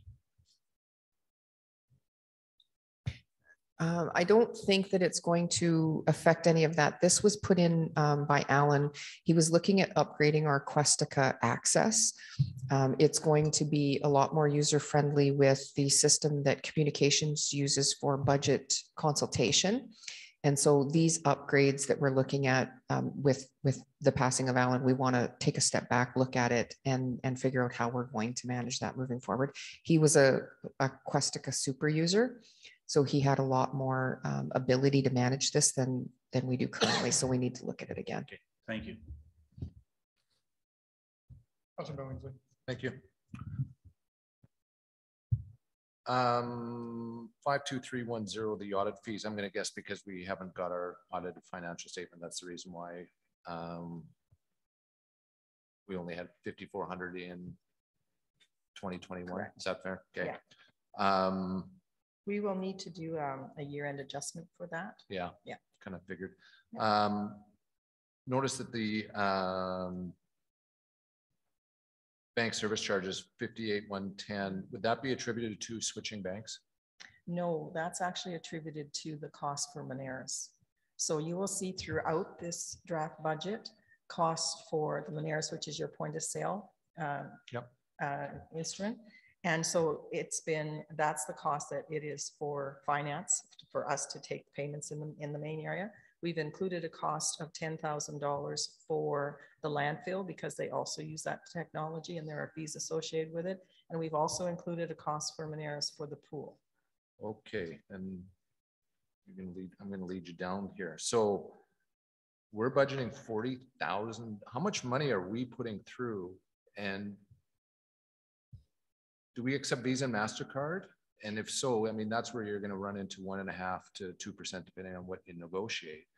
But you're only talking 30, not even 30 cents per transaction if it's debit. How is that? I mean, that's $40,000 is a lot of 30 cents transactions.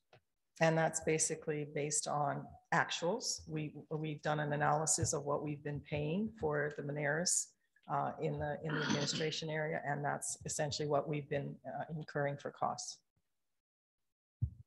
So for clarification, did we, when we switched to Scotia, thank you. Moneris was part of that, or the point of sale machines were part of that agreement. Was that not the case? No, they weren't.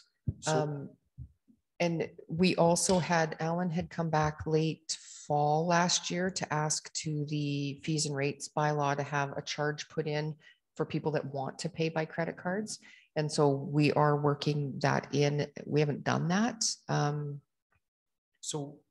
So the actual monthly fees for the bank service, for the bank service that we were saving on was approximately $1,000 to $1,200 a month. So overall, the bank service cost that we saved by switching banks was in approximately $15,000 a year. What do we accept Visa and MasterCard payments upon?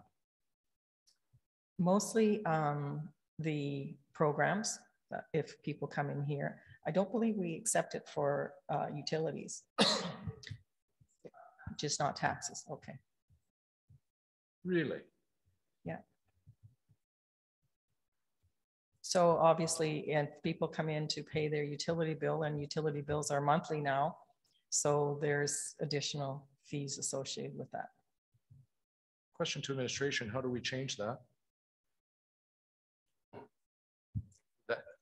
I would have to talk with finance and figure out if there's an alternate solution. That's When you, excuse me, Mr. Mayor, to Councillor Billing, what specifically are you asking us to change? accepting Visa and MasterCard on utility payments and or water. I'm going to guess probably bulk water is probably accepted for Visa. Yeah, that's crazy. So we're a cash business or a cash entity. Well, and I guess to be perfectly honest, with going to MCC, and MCC is going to be doing your utility billing, then we will be receiving less payments here, correct? So in that case, that will probably be reflected when you go to MCC, because they'll be doing all of your utility billing and all of the collections on that as well. So then it'll be up to them to decide whether or not they'll accept Visa payments for the utility payment. So if we're not, if through the MCC agreement, we're not going to be accepting any payments, meaning the city, then that particular cost should decrease moving forward. So then 40,000 isn't going to be a realistic number. Timing is everything. I don't know at this point in time when the MCC will be up and running fully. Is it going to be July 1? Is it going to be September 1? And so this would be the budget, again, that would be necessary for us to continue to accept Visa payments using the Moneris system. If it's going to take that long, we'd be prudent with the taxpayers' money then to find a way of not accepting those payments then. If either we've over budgeted for how much it's going to cost us, and if you're saying that it might be 6 months, 8 months down the road, well, wouldn't it be prudent to nip that in the bud to reduce that expenditure, right? And if well, it's going to be only 2 months or 3 months, well, then we don't need to budget $40,000 either way.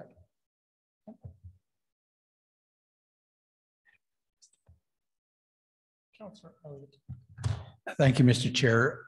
Further to that, there are other businesses in our community that do have a surcharge when you use your card. I go in and it say, are you willing to pay this? And if you're not willing to pay that, they don't accept your card. I don't know why we couldn't implement that right off the bat at landfill and things. Just like the tip button on at a restaurant. Why couldn't we just have the surcharge of 3% or whatever it is? On the other hand, I'm just wondering how much in deficit would we be on somebody paying some of their bills if they weren't allowed to use a MasterCard? Maybe they wouldn't be paying their bills because they don't have the cash on hand. And Mr. Mayor, to Councillor Elliott, I'd have to review the agreement, but oftentimes the agreement with Visa and MasterCard indicate that you cannot pass that on to the user of the card. So we'd have to look at our agreement to see whether or not we would be able to add a surcharge on to the acceptance of the credit card. And the other thing, Mr. Mayor, through to whomever, is are our finance operating systems operating the way they are supposed to be? In the past, we've always had the blame placed partially on our systems, our computer systems, because we couldn't get the correct financial statements. It was always, well, we're behind, or this program doesn't do the right job, or whatever, but it was always partially blamed on the program. So without this Questica and things, are we efficient in what we need to do program-wise?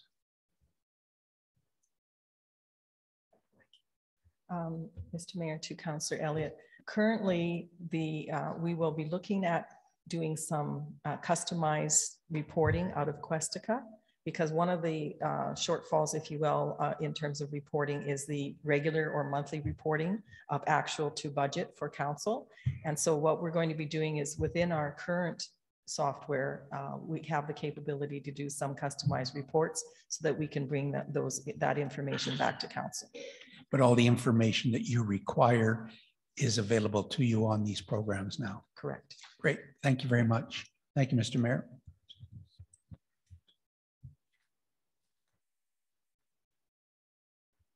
Are you looking to give direction or make a motion, Councilor Billingsley? Yes. I move that City Council directs administration to no longer accept credit cards payments for any utility bill. Moved by Councilor Billingsley. Councilor Blatz. One of the comments that I'll have to say to that is that I know quite a large number of people that use MasterCard and Visa as their main form of payments for their bills because they do live paycheck to paycheck and that it's really hard for them to pay that out of pocket. And especially with other utility bills, not ours, going up significantly. It's hitting people really hard right now. And so I can't imagine not accepting credit card payments as a form of payment for their bills. Mike. And the argument to that is you're doing a disservice to those people because what's happening, of course, is if they're not paying if they're robbing Peter to pay Paul, well, Paul's charging them 17 or 19% on their money. Right? And all of a sudden now their utility bill that's $100 is now $120 because they haven't paid off their full balance on their credit card or that amount off their credit card. So you're not actually doing them a service by allowing them to use that card. If your argument is, well, they're not going to pay their credit card at the end of the month, right? Because they couldn't afford it. And they're going to now be paying 20% interest on that amount if they're going to carry it. So you're really not helping those people at all doing that. Which my rebuttal to that is that then that is on that person for how they would like to pay their bills throughout the month. If they want to pay back their credit card at the end of the month, then that's great. But some people don't have that capability as well of being able to pay off their credit cards monthly, but they can make their minimum payments on their credit cards.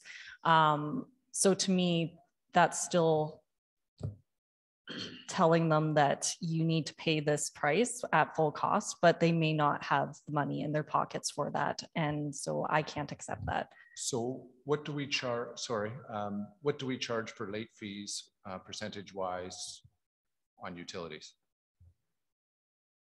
3%. Boy, that resident would be a heck of a lot smarter to carry at 3%. They certainly are. You name a credit card that gives you 3%. However, their utilities can get shut off. And they'll lose their credit card if they haven't made those payments along the way. But if they're making their minimum payments, which could be $15 a month, then they are continuing to pay their credit card limits, but they also don't have the risk of their utilities being shut off. I'm going to guess that probably, and again, I'm speculating that most of the people who pay by credit card are people that collect points. And that's the reason why they pay by credit card, me included. I pay by credit card because I can't afford it.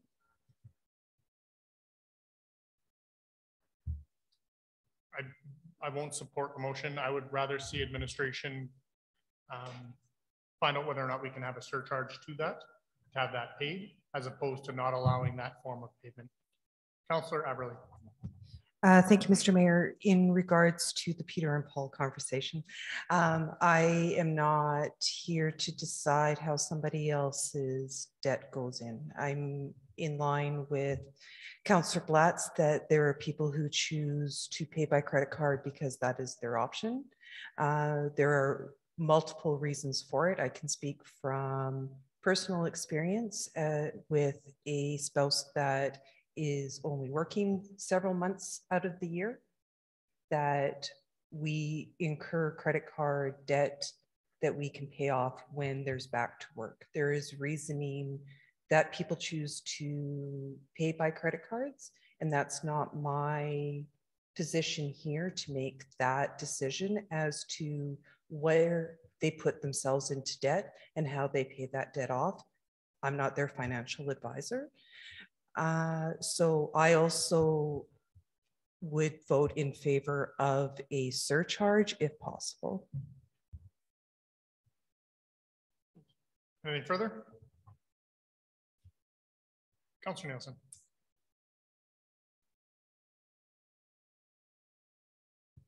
No, I'm fine. Okay. We're ready for the question. Those in favor? Opposed? Defeated. Councillor Elliott. Do you need a motion, Mr. Mayor, about the surcharge, or is That is the will of council, absolutely. I would move that we direct administration to look into recovering the surcharge on any credit cards used at city facilities or utilities.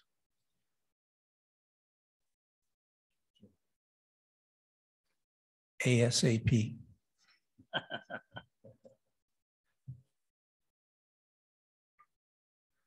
How long would it take to get that information?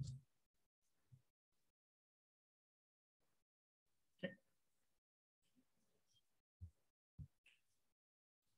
Could I ask further to that? So if you found out by March that you could include it, what does it take time-wise to get that implemented into the System? Yeah. We would just need to update our fees and charges bylaw, get council's approval to charge that. Thank you. Excuse me. Any further discussion? Ready for the question? Those in favor? Carried unanimously.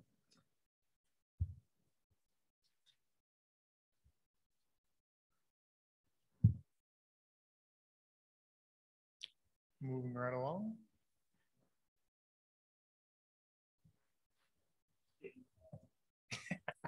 I didn't say we're moving fast. I just said we're moving along. The wonderful world of information technology. So we're going to see a net budget decrease in 2022 of 19,985. Revenue adjustments increase of 142.5 due to an increase just in the transfer from reserves. Expense adjustments increase of 122,512. Increases mainly due to computer purchases instead of our leases, cell phone upgrades, and network equipment.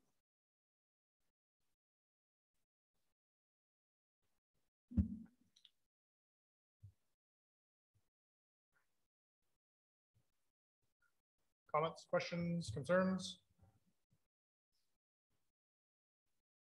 Councilor Billingsley. Sorry, I'm just trying to find revenue adjustment increase of 142.5, increase from a transfer from reserve. Page 13. Yeah, but I'm just looking at the projected reserve balances. Is that showing? Oh, gotcha. And what reserve is that coming out of? Thank you. Mike. Wasn't me this time. Can you, no, I was going to say thank you for joining me there because I was having a challenge with that. Computer reserve. So we established that computer reserve the last time that I was here because with technology, there are things that are quite cyclical, whether it's every 2 years or every 3 years, that sort of thing. And not all technology is capital. So, you know, if you have smaller items like personal computers, which is what they're talking about, cell phones, that sort of thing, these are not what you would call capital items, and therefore they would be more appropriately reflected as a operating cost. So we established the technology reserve to help us to be able to have the funding in order to address those cyclical type of needs. And also, if you would look at the 2022 budget, in 2021, we transferred 115,000 to the information technology reserve. My apologies, I call it the computer reserve. It's the information technology reserve. So in 2021, the budgeted increase was 115,000. And so at the end of 2021, we have 163,000.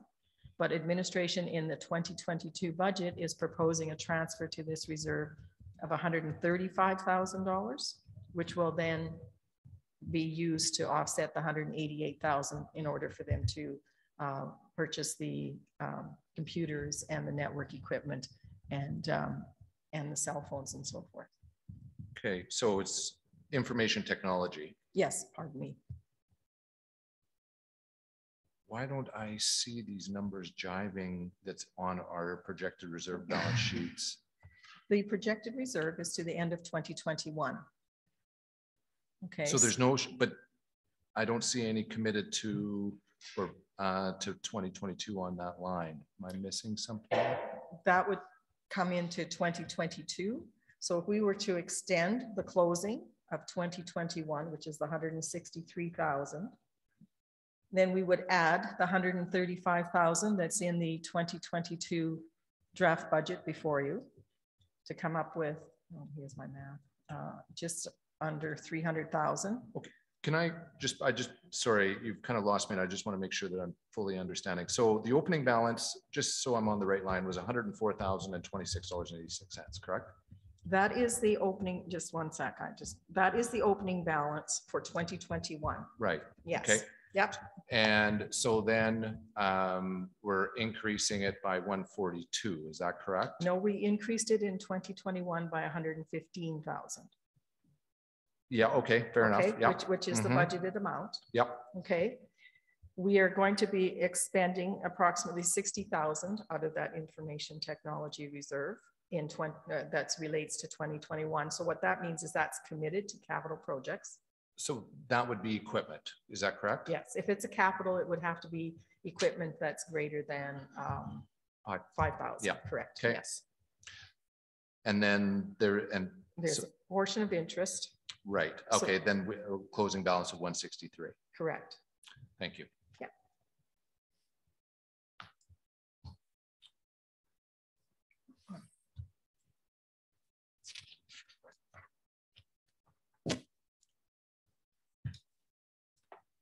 Any further in IT?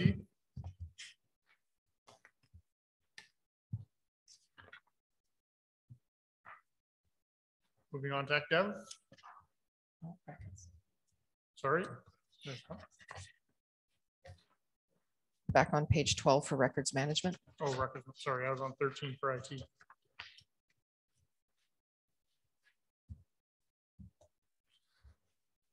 Records management, net budget increase of $4,970. Revenue adjustment $0. As this is a new department, the potential revenue from FOIP requests is currently unknown. Expense adjustments increase of $4,970 due to merit increases, contracted services, and training.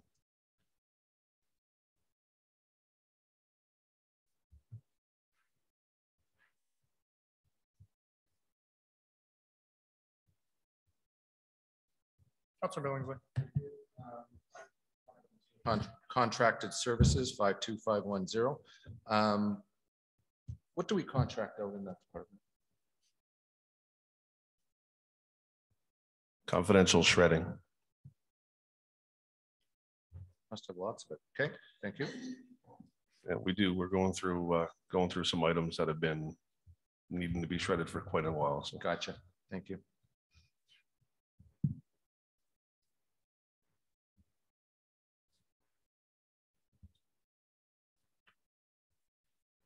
Now can I move on to active?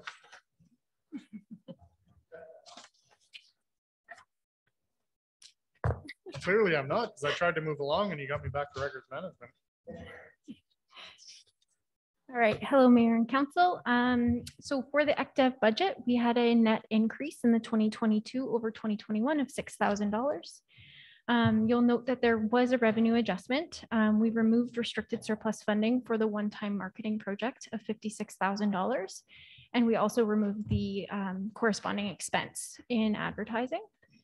As well, we had a merit increase in the base budget for salaries and benefits of 8,000. And then in other departments, we removed some expenses by about $2,000. Just for point of clarification to Sue, should I be going through my business cases right now? No, we're going to do them at the end. Okay. So I'll leave it there for questions. Councillor Elliott. Thank you, Mr. Mayor, through to Candace. Candace, with the, when we were going through the grant and aid program, there were some requests like from the Raceway, from Reynolds, Alberta Museum and things for promotion. How is that fitting in here? And I don't know if I'm putting it on the spot, I don't mean to, but that was what council was talking about the other day. So are you able to answer that? Sure, I can address that. So through the Thank mayor you. to Councillor Elliott. So to address, I did see that there was a $5,000 going to EIR. So I focused mainly on the Reynolds Alberta Museum grant and aid request. So I do see value in what application Reynolds Alberta Museum did put forward. They're hosting 3 events that are bringing people to the community that weren't necessarily coming without those events. And that is a large aim of what we do when we're advertising and marketing to people to come to our community. It is really following through with what we're trying to accomplish. And so with the events and with the amount of people coming to the community and the advertising that they do, it does have economic spinoff, positive economic spinoff for the city of Wetaskiwin. So we can commit to working with RAM in 2022 for advertising out of our current budget. However, it will not be anywhere near the $20,000 that they have requested. It will be immensely less. So one thing that we would like to request is that council consider transferring the remaining $4,800 that was left over in the grant and aid budget. There was, I think, 88,000 of funding and 93,000 of dollars remaining.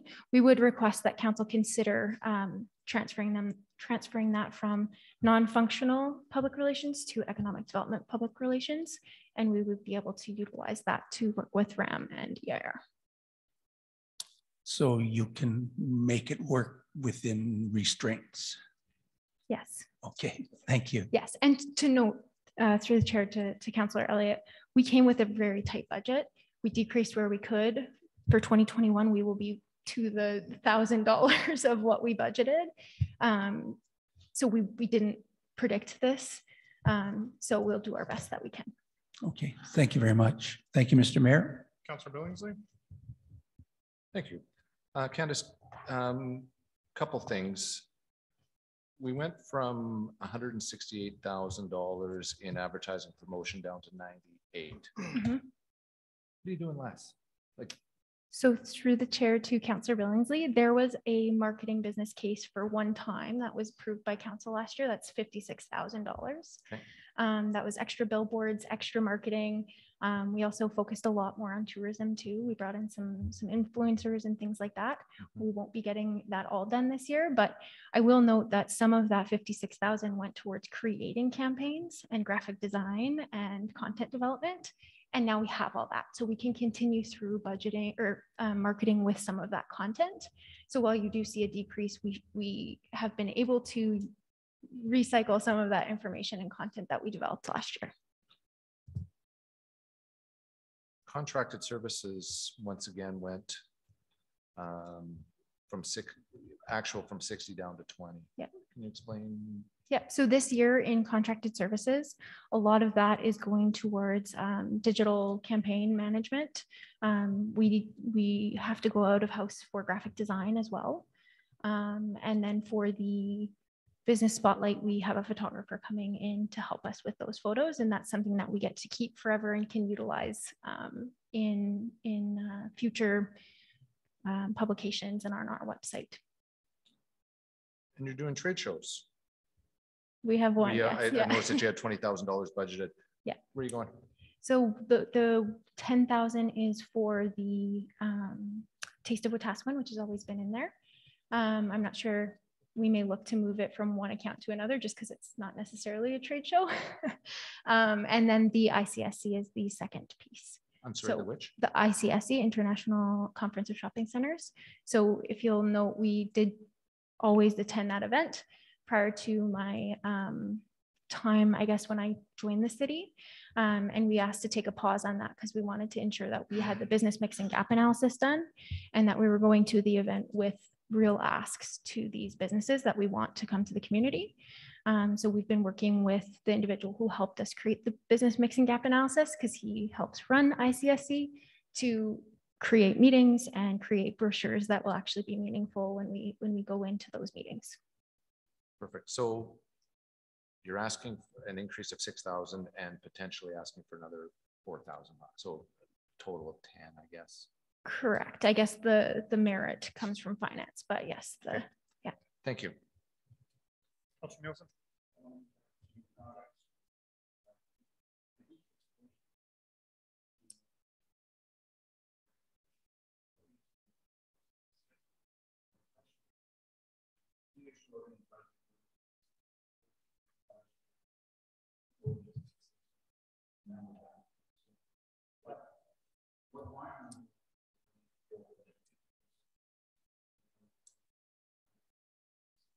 Sure, yeah, that's an easy answer for me. So through the chair to Councillor Nielsen, in the first year I was here, we did a bunch of projects. We did the target industry analysis. We did the business mix and gap analysis. We did a land competitive analysis, and all of those are one-time projects. Then last year we did the brand strategy and the community vision, again, one-time projects. And the reason you're seeing that it's coming in over budget in those years is because in our base budget, we don't include the carry forward. It's just, you'll see an expense and then the corresponding revenue in the actuals column. So we did have a carry forward of 21,000 in contracted services last year for the branding because it was budgeted in 2020, carried through to 2021. And then you'll see the corresponding revenue. So.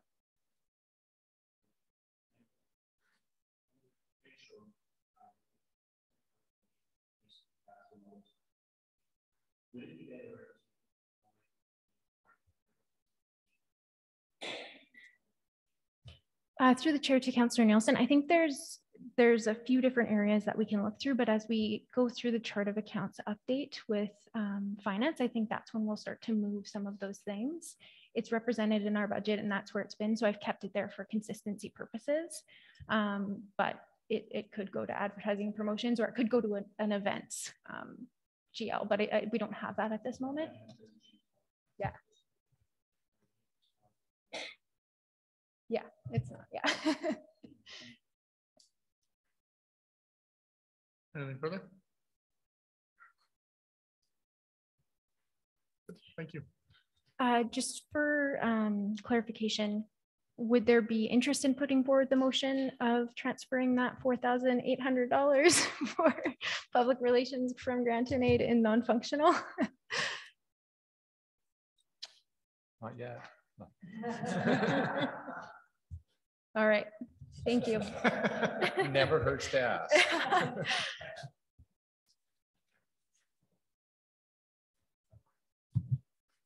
We are going to break for lunch. We will reconvene at 12:42.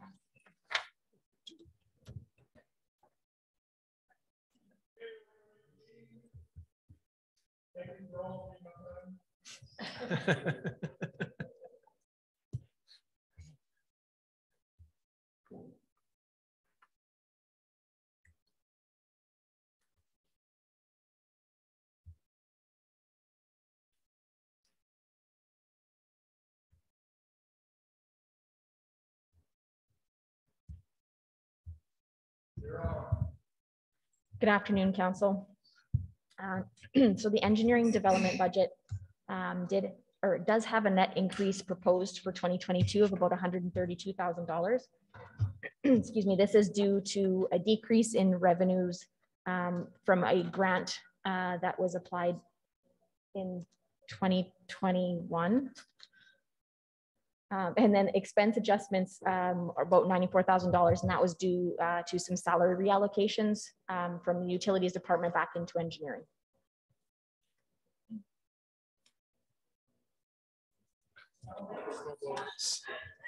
Blowing the snow off the roof. Sure said what noise.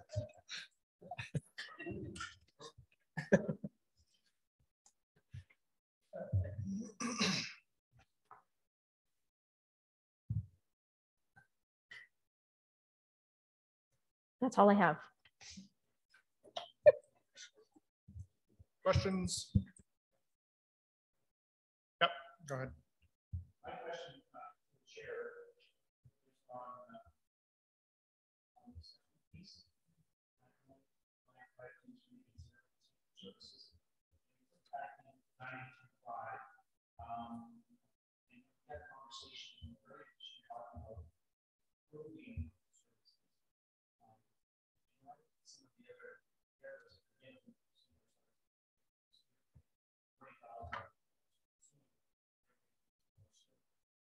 so are we expecting the same service to pay the same money?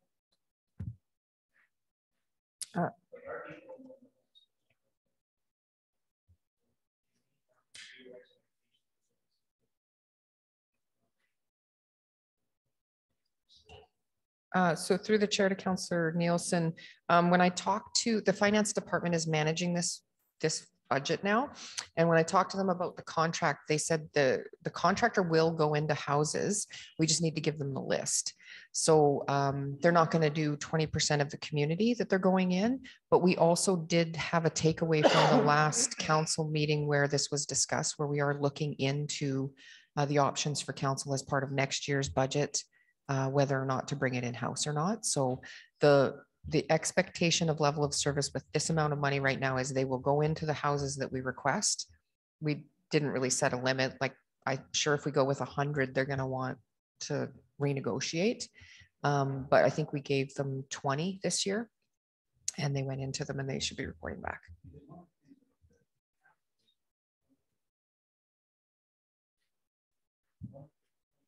I guess, thank you, is they were doing way more assessments than what were required. And I guess rather than having way more assessments that don't mean very much, maybe they do way less assessments and hit the 20%, but they give us a different kind of service. Does that make sense? It does. I think they were doing like 30 some odd % of the residences or something. Yeah, it does. And I've been working with Barb to figure out what that level of service looks like and what the expectation is. And I think that's exactly what we were leaning towards. You don't need to do more than the 20%, but we need you to do different. So enter more houses, do more of that other. That we also were talking about bringing them in to meet with council at another session so we can dig a little bit deeper into that. So you think we can get a better service, but still stay within the budget? Right? Yes, we can. Thank you. Yeah.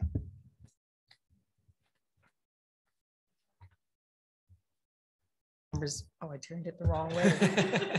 I can't get this thing to work for me.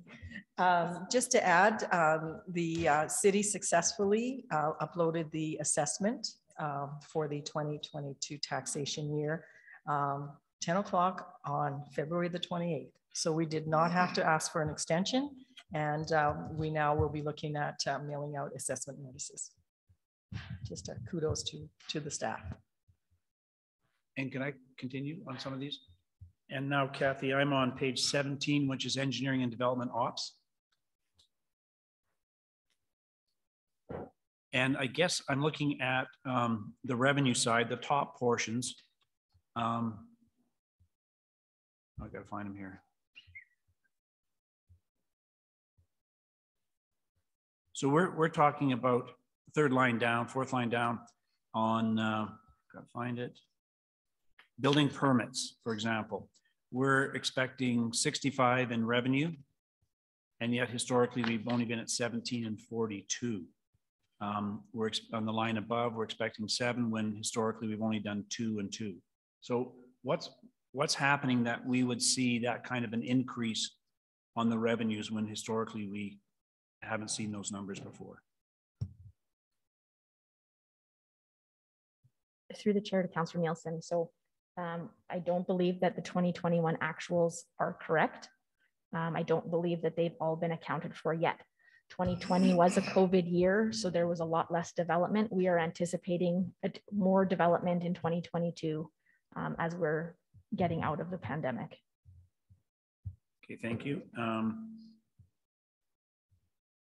And down on the revenue, sorry, the expense side on software maintenance, that's the same thing where we've transferred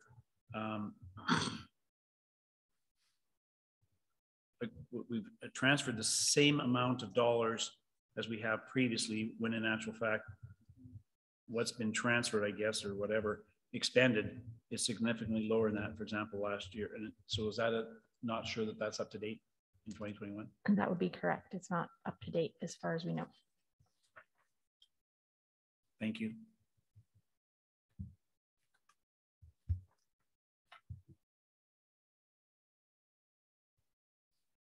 Councilor Billingsley. Thank you. Under the expenses on page 17, training for the employees, sizable increase from actuals in the 2 previous years. What exactly is the plan for training for 2022 that hasn't been done in the years prior? Through the chair to Councillor Billingsley, a lot of like in-person training that used to occur, and then it did not happen through COVID. So we're anticipating that now more training sessions will be available in person and our staff will be attending those. Was training being done online throughout these last 2 years? Yes, some. And is that an option to go forward? Absolutely. We can continue with virtual training if they have them available. Okay, thank you.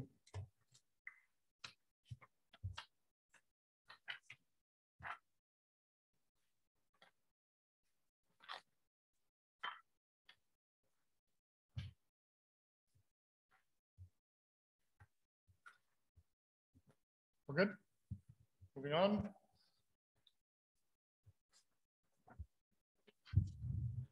Good afternoon, Council. I'm here today to present the budget for the new cost center, General Manager of Community and Corrective Services. Previously, the budget for this position was embedded within the divisions or the departments reporting to the position. So previously, the General Manager position was embedded and those expenses were embedded within fire, bylaw, and the rec cost centers. So it is a net budget increase of $226,580,000. Most notably, aside from centralizing the salaries for the general manager position, is an increase, but there was no training budget prior. So the increase of a training budget of $10,000, increase of a consulting budget of $10,000, and then also an ask of an office budget, things like travel expense, postage, subscriptions, and stationery, $3,700. There's also 2 operating business cases that are going to be presented later on this afternoon that report directly to this cost center, and that's the Community Development Coordinator and Community Social Needs Assessment.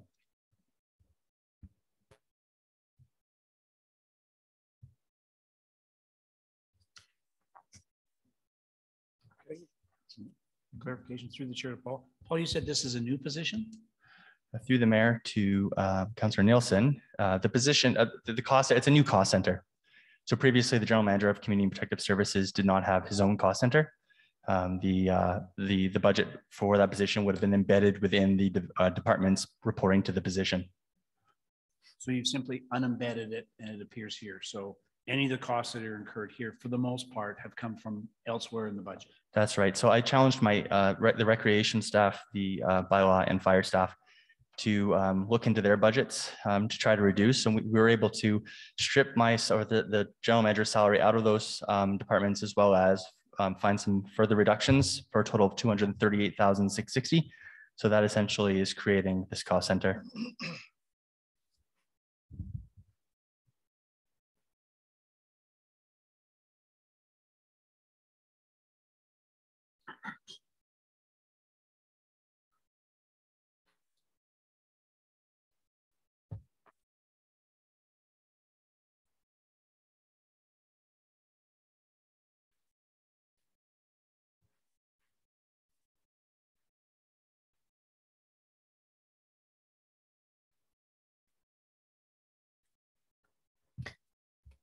Sorry, I should note too that there was a transfer of 25,000 into this, and that is the CEC. We had taken that out of the grant and aid last year, and it was put into the GM's cost center. Councillor Elliott? Thank you, Mr. Chair. Through to Paul. Paul, even though FCSS and library are under separate contracts now in non-city places, they don't belong to the city anymore. You still oversee both of them, correct?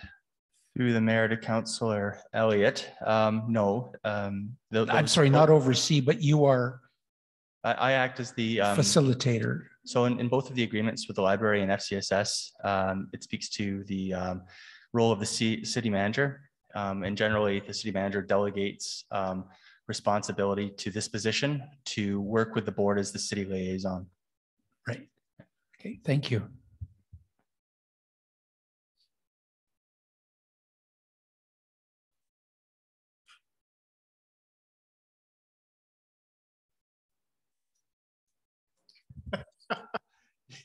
From my perspective, watching that evolve was good. Yeah. Paul, through the chair.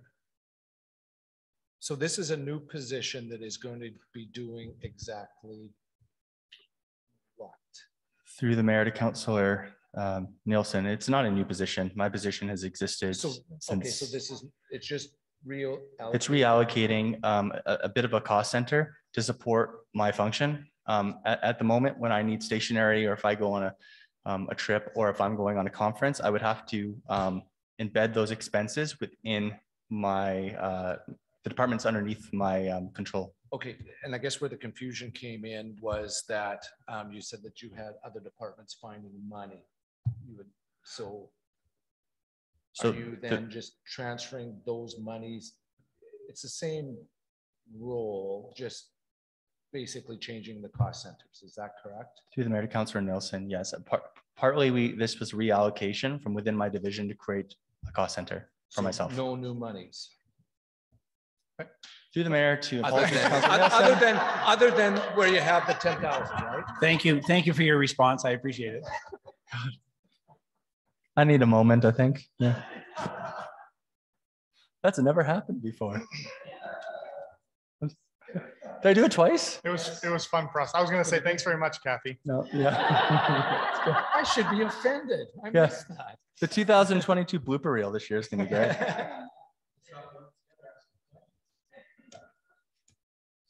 Through the mayor to Councillor Billingsley, and I have to think about it. Did I answer the question? Yes. So no rules have changed. It's just changing cost centers. Through the mayor to Councillor Billingsley. Yes, that's correct. Thank you. I'm going to struggle probably, so I'm glad I only have one more to present.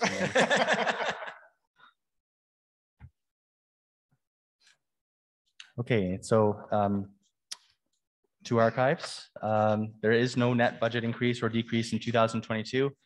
As noted, in the fall of 2020, council motioned to temporarily close the archives. In 2021, we used this cost center to fund the completion of an assessment by Myers Norris Penny to conduct a review of the Wetaskiwin archives, and that final report was presented to council November 22nd, 2021. Council has directed administration to conduct an analysis on the two options presented and report back by Q3 of this year. And so it is our intention to utilize some of these funds to complete some of that work. And we will be back in front of council with a report at Q3 2022.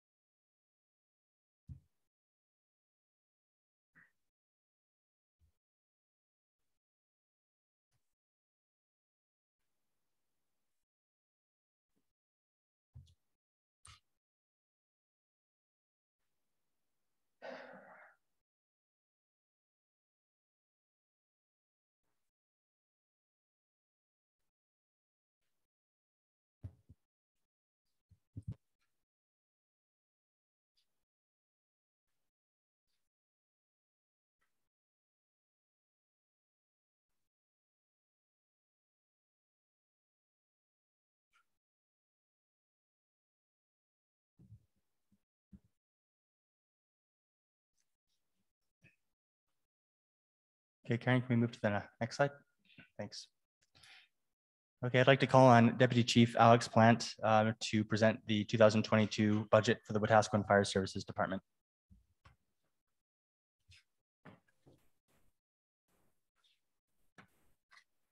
Good afternoon, Mayor and Council. On the fire services budget here, we dug in deep and we looked hard here, and we found a net budget decrease in 2022 of $82,460. In that, we did some revenue adjustments. Our cost recoveries were increased to better reflect prior years of actuals. So we found $14,500 on an increase there. We also increased in the miscellaneous revenue for projecting training income to $103,000. We were actually found that in our previous years to be a little lower on our estimates. We brought that up to where it should be. Our expense adjustments here, our total salaries, wages, and benefits are also decreased by $40,200 to follow last year's variances. Volunteer firefighter remuneration was increased to correct budget compared to actuals of the prior years of $2,320. General services decreased by $6,500 to better reflect yearly actuals, and transfer to operations decreased by $17,360. And currently we're still saving $2,425 in dispatching fees. And for the budget requests, I guess we'll do those at the end of the day. Is there any questions so far?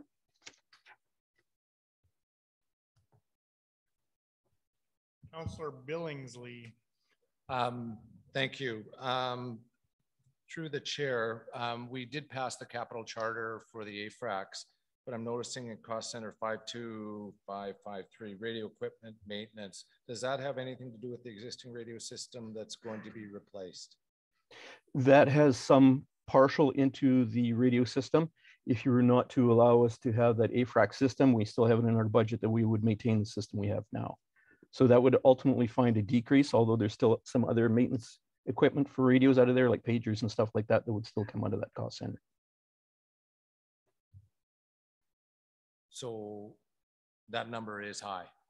That number is high. I would probably cut that by, if we go through with that AFRAX, you know,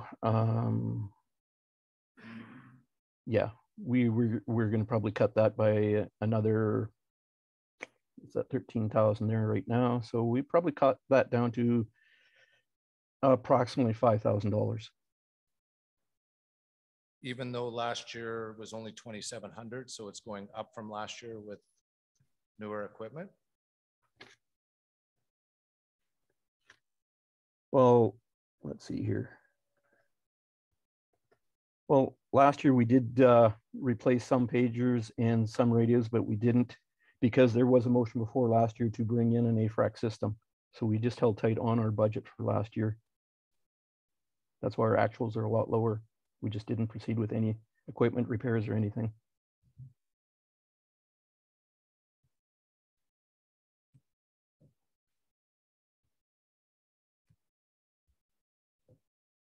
Right.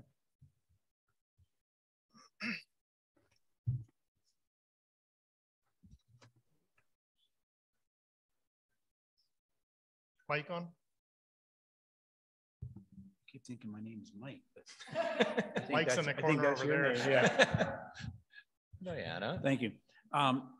We've had the conversation with regard to health spending for our volunteer firefighters. Where does that, or where will that be found in our budget documents? The expense side of that. It's a business case that was handed out this morning. And it would go into salaries and It would benefits. we probably set a separate line item for benefits. Under fire service? Yes. Okay, thank you. That's all I want to know is where it might end up. Thank you.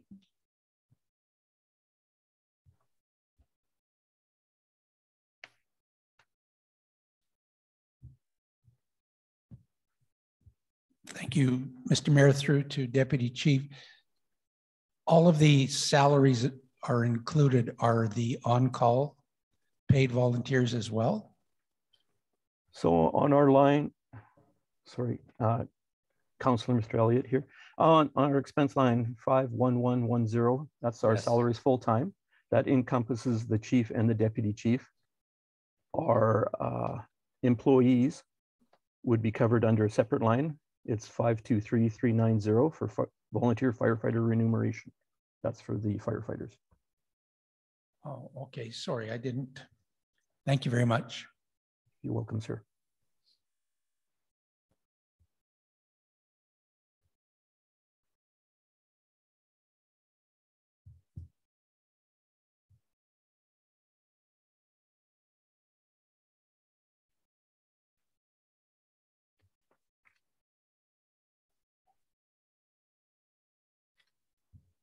I'd asked about hydrant rentals in the BIR. I was sure that we used to charge, excuse me, fire for hydrants before. Did we charge them, then not, and then now we're recharging them? That is correct. I remember in 2019, we removed it, and it was also removed from utilities as a revenue. But then we've installed meters into, so I'd have to double check with finance to see if they anticipated revenue from there and just put it into the hydrant. But the decision was made in 2019 not to charge for hydrants anymore, with the exception of the private hydrants that we still get money for. So then what's the rationale behind it? Why the charge, no charge, charge? Well, originally it was, I argued when I was in Kathy's position that I didn't need the hydrants, the fire department did, so they should pay for them. And finance told me that was ridiculous.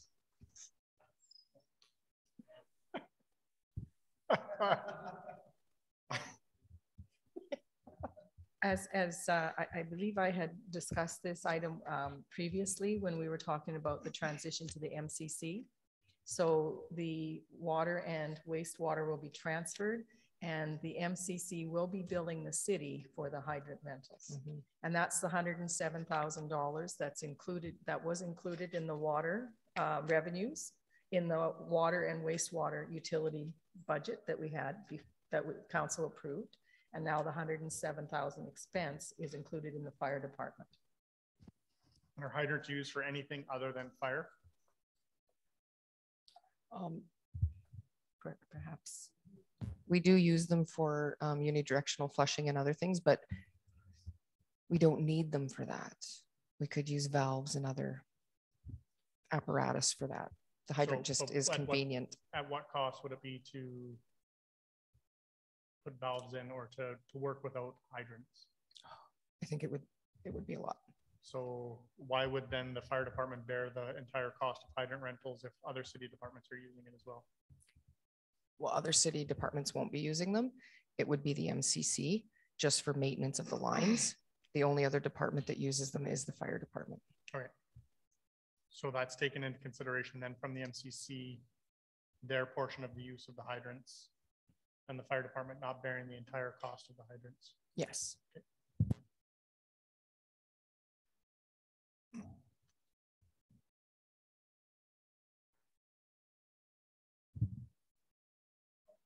Thank you. Fire prevention 52210 under excuse me, under advertising and promotion. We have a $800 increase over last year. How come? Sir, I may answer that to you. The cost of promotional materials for Fire Prevention Week has, of course, increased over the last few years. We're finding that we cannot get enough materials out to the schools and stuff like that at that lower cost. So we had to increase our cost just to maintain what we're doing for fire prevention. I'd buy that, except for last year was budgeted that same $5,000.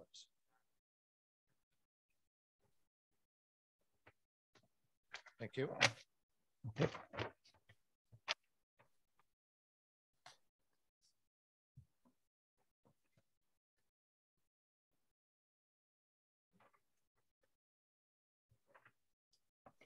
Okay, sir, I'll have to get back to you on that one. I don't have the exact reason why then.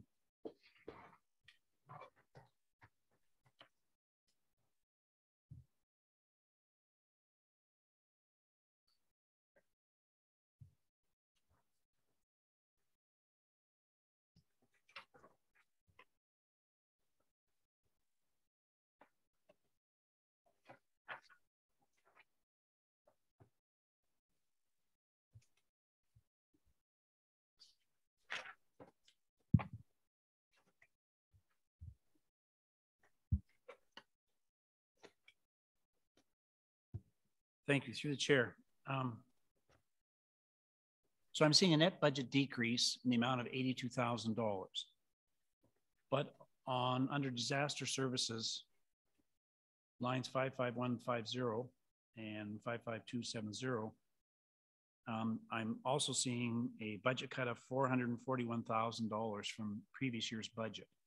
So while we've taken out a $450,000 expense, our net budget decrease was 82.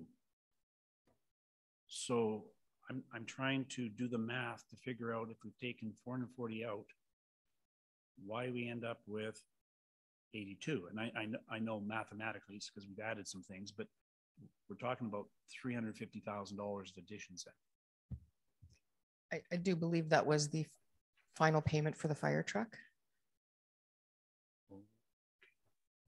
You do believe that? I do believe that, but I could be corrected if I am wrong, but I don't think I am.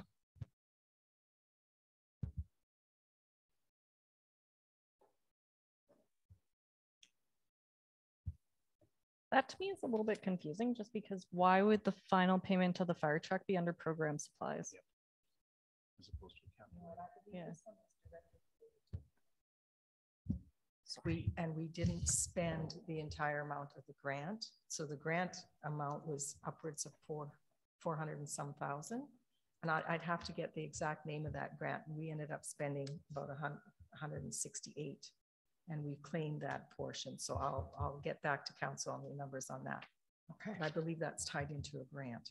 So does that mean then that we've lost the balance between the grant of 400 and the spending of 200? That's correct. So any idea why we wouldn't?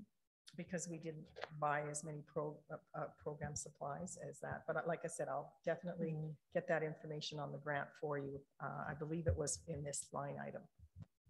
And I'll refer to the name of the grant and then the amount of the supplies and so forth that we actually purchased, and therefore how much we claimed on the grant. When you do that, could we also get sort of an understanding of what that grant could have been used for? Please and thank you. I think the only grant we got was ISIS, right? Yeah, I think it was the IS one. Yes. For COVID restriction, isolation through fire.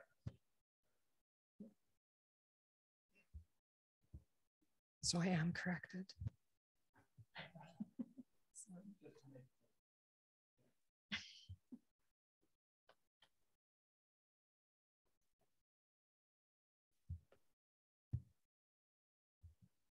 So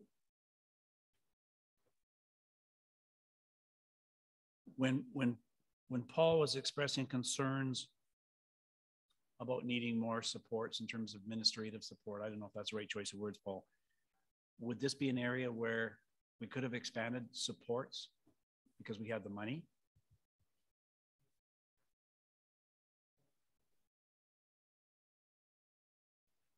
But Paul was looking at getting supports to take some of the issues off of his plate related to all those topics. So all I'm wondering is could we have through this? Yeah. Through the mayor to Councillor Nelson. There you are. I'm Councillor Billingsley now. I thought about saying that, but then didn't want to be too cheeky.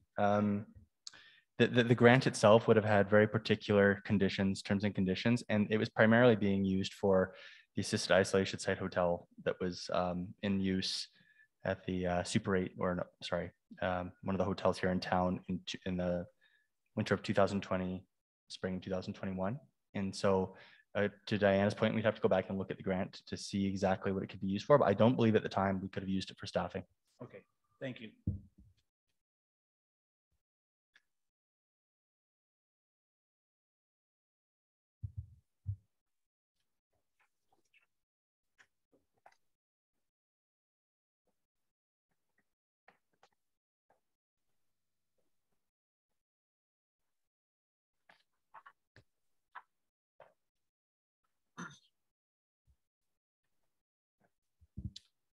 We don't have any other questions on fire. I'll move on to enforcement services. I'd like to ask CPO Sergeant Yager to introduce his budget. Good afternoon, Mayor and Council. So for enforcement services, we did some, again, had a look at our overall budget and see where we could find some cost savings. So we managed to find a net budget decrease for 2022 for $87,000. We did some adjustments to revenue. We did have show a decrease in the municipal and provincial violation ticket revenue for $94,060. This is primarily, we still have a lot of new officers now, so they're a little uneducated on some of the offenses that are out there. So with myself coming off the road, we'll probably see a reduction of about $94,000 in that for revenue. We also did a review of the last 3 years for our nuisance property revenues, which is those revenues basically come from our nuisance property cleanups and basically just the admin fees that we charge. So based on doing a 3-year review, we reduced that revenue to by $27,800. In our expenses, I did put an increase for training from 12,000 up to 16,000. This again is contributed to our need for training for new staff. So I did add that for a few conferences, as well as utilizing some online training to save some costs there. We are seeing an increase in contracted services, which is our RMS system report exec for $1,500 this year, as well as next year. This is a reporting system out of the US. So we're seeing some cost rises there. With a partnership with the fire department, we were able to reduce our dispatch expense by 50%. So that had a reduction of $7,180, as well as there is a little bit of an error. It says reduced clothing expense. Actually, that is a reduced PPE expense, or bulletproof stab resistant vests, as well as some of our other protection equipment. I managed to reduce that for 2022 by $1,300. And as well as our operational program supplies, did a quick review based on our current supplies and looking to the future, and was able to reduce that by $3,000 for 2022. Our budget requests are operative business case for some e-ticketing software, and as well as a capital charter, which I've already spoken to. Any questions? Thank you. Mic is on. Trent, I'm looking on, I don't know if you've got the same document I'm sitting on. I'm on page 29, bylaw services, revenue side. And I'm wondering about, and maybe you've addressed it sort of in your presentation here, but just to be clear then, I'm looking at court fines as revenue under bylaw. And over the last 2 years, we have collected on average about $130,000 per year in court fines. And last year was $171,000. And yet we put into revenue expected this year being $100,000. So have we understated our revenues? Through the mayor to Councillor Nielsen. So what's happened is I actually identified an issue for cost center for bylaw services in that court fines. They were actually allocating our AT, so our photo radar funds, into there by mistake. So I corrected that issue, provided them some direction. Unfortunately, it hasn't been totally corrected, because if you look at the cost center for photo radar 260, it shows a huge reduction. Like, it only shows revenues around 41,000 for 2021, and that should be a lot higher. And I actually increased our photo radar revenue by 25,000 for 2022. So that's why there's a discrepancy. Okay, I'll have to do some math here, I think.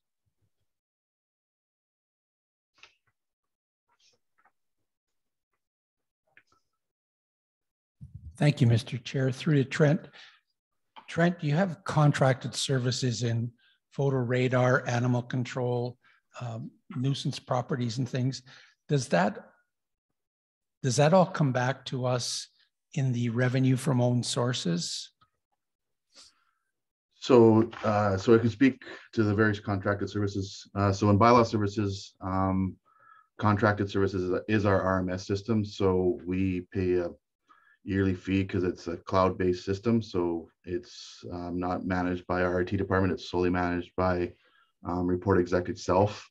So that's the expense for contracted services under the bylaw services cost center. Nuisance properties are contracted services there. We try to recoup, but that is our contractor cleanup. So anytime we have to go in and send a contractor in, that goes in there, and then our revenue from that is based on collection. So obviously, if they pay the invoice, the property owner does, then we get the revenue right away. If not, we have to go through the tax roll recovery process for that. And then as far as contracted services, in the photo radar, that is just the lease agreement. And then part of our agreement with our current contractor, Redflex, we also pay a percentage of the tickets paid for their processing of the tickets. And the fees to the veterinarians for feed and for looking after animals, is that cost neutral or does that cost the city?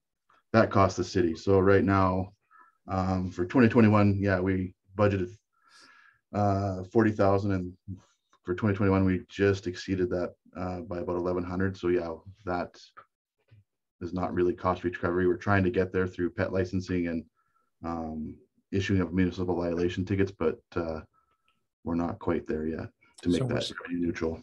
So we're subsidizing animals being picked up then? Yeah, so we contract to the veterinary clinic, one of the local veterinary clinics. Yes. Even my looking at taking over that ourselves, we'd be looking at about 200,000 plus if we were to run our own shelter. And just one last question, Trent. Did the province cut back on what they provide us for violation tickets? I wouldn't say they cut back. There was an increase. So basically how our tickets, and this is only on the provincial, so if we write a municipal ticket, we get 100% of that revenue. If we have to write a municipal fine on a provincial ticket or traffic offenses, then the province takes 60% of the revenue from that ticket, which 40% goes to the court and crown services. So for all the crown prosecutors and support staff, and then as well as 20% goes to the victims of crime fund. And then the city would get 40%. We get 40%. Did it used to be more? It used to be, they just increased the victims of crime fund from 15% to 20%. So, thank you. Thank you, Mr. Chair. Policy, we passed a policy on where funds from the automated traffic enforcement would go to. Do we have that in a reserve?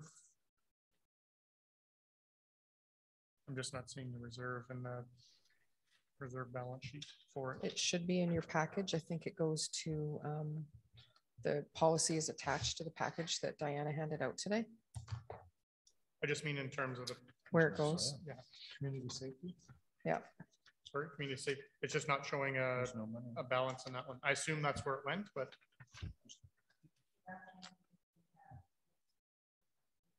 gotcha.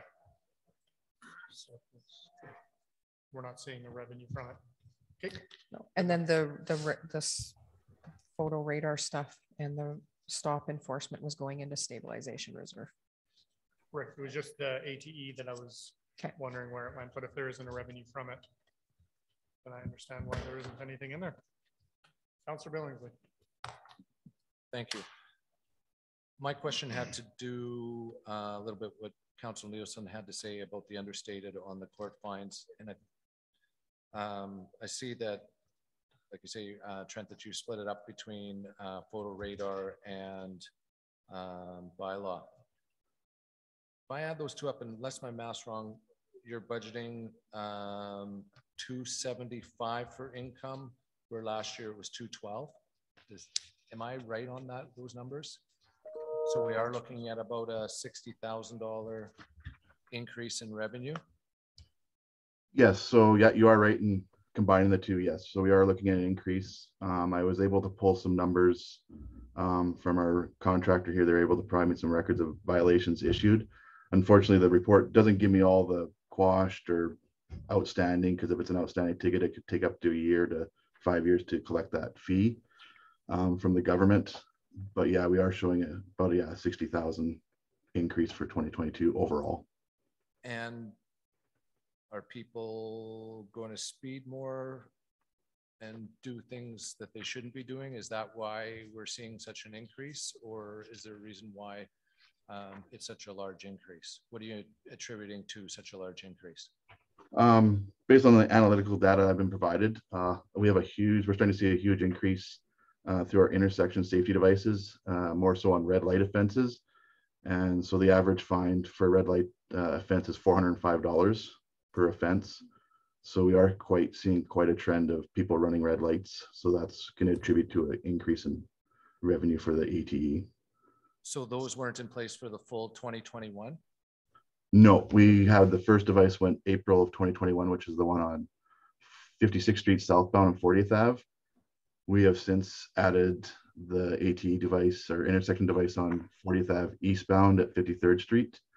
And then in October roughly of 2021, the one on 56th Street northbound at 50th Ave by the Tim Hortons and the Starbucks, that went active as well. Thank you.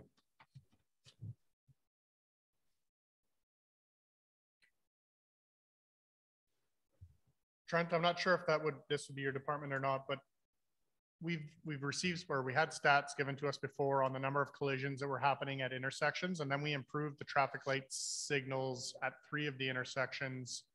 Would that then be coming at a quarterly report from you or fire or RCMP on the impact of those changes? So actually, that's a good question. I just got an email actually from Sean Bonato today about how to grab those actual collision stats, because that'll be part of the new regulations for AT. We actually have to justify all our new intersections and site locations for mobile based on collisions. So we can either provide that to you going forward if you want on those stats. Sorry, that information typically comes through from engineering. And the reason is that there's a whole psychology engineering related to transportation and traffic. So Kathy's group usually works closely with enforcement and then reports based on trends that we're seeing and whether or not we need to change the safety, the engineering safety of the intersection. So we'll make sure one of them is bringing that forward. Yeah, for me, it's that if we're seeing an impact or we're not seeing the impact, if we're seeing a change in the collisions at these intersections, it just would then create more of a priority for me to want to see that done in other intersections as well. Whereas if it's not, and it's just regular maintenance that we're looking after, then it would be less of a priority for me.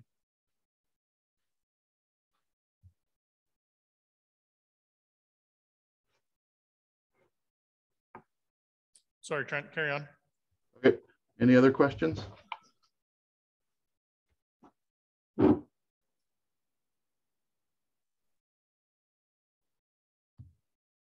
Nope, I don't think so. All right, thank you for your time. Thank you.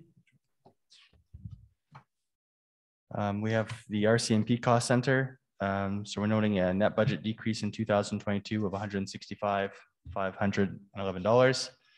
In regards to revenue adjustments, about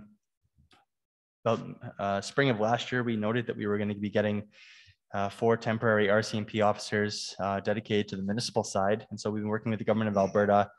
That grant agreement still has yet to be signed. However, we have been working with them to determine the number. So it's anticipated grant of $530,000 to offset those 4 members over the next 3 years. On the expense side, we are noting an increase in Rcmp contract as per the forecast that the Rcmp provides us of $466,860. As noted earlier in the deliberations, there is about a 23% increase to Rcmp wages, and hence why it has gone up as significantly as it has.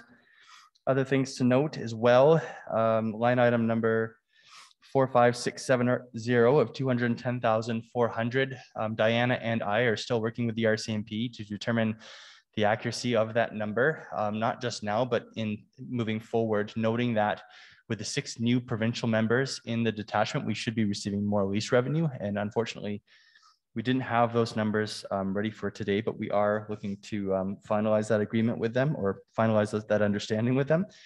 And as well, You'll note that last year, administration was in front of council asking for approval to fund the biology casework agreements. The RCMP and provincial government are making the municipalities pay for their laboratory and all of that scientific analysis that goes into running a police detachment. And that was not, unfortunately, put into this budget in front of you. And so line item 52510 will see an increase there of about $40,000, and that's anticipated to stay there over the next 2 years at that level.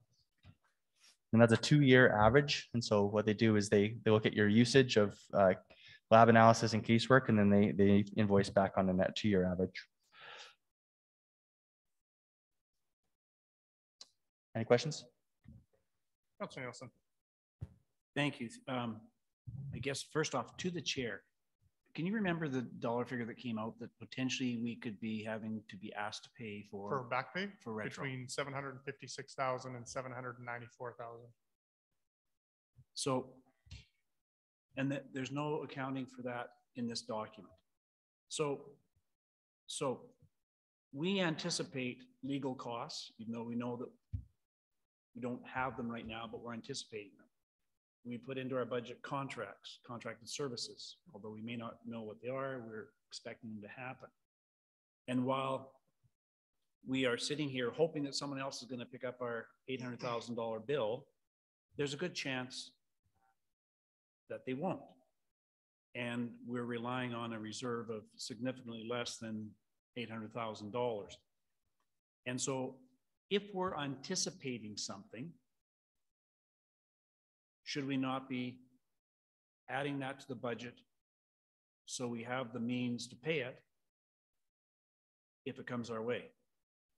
Because if we get it and we're relying on our reserves, we'll have a shortfall of somewhere around $600,000. And where do we pull that from in the event that we haven't budgeted any dollars? Through the chair to Councillor Nielsen, this is something that we have been talking about internally with respect to the back pay. And given that we don't have enough money in the RCMP reserve, we would make a suggestion to council to look at either contingency or stabilization moving forward. We are working with finance to develop a reserve strategy. That's going to take a lot of work from all the GMs through proper asset management and getting everything put in. We know that we talked about it in day one in facilities. We don't have a facilities reserve budget. We know the infrastructure surcharge tax is not sufficient. So administration really needs to go through and develop a reserve strategy. Like Diana mentioned earlier, we don't have the full funded 10-year capital. We now know a lot of what needs to be done.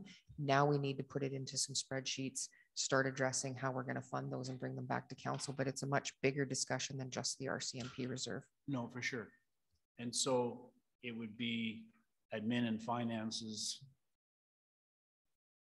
recommendation to say, leave it out of the budget. We'll take it out of stabilization if we happen to get hit with it.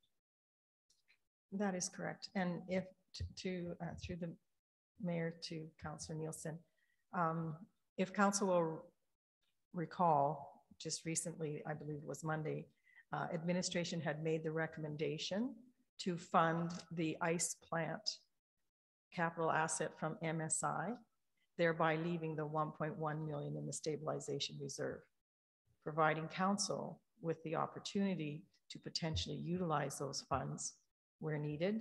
If needed for the back pay, for example, it could be one reason why council may want to access that from the stabilization. So with leaving that in the stabilization reserve, council does have the funds available that they can direct to use those funds to pay the retro pay, along with the 218,000 from the RCMP reserve. Thank you.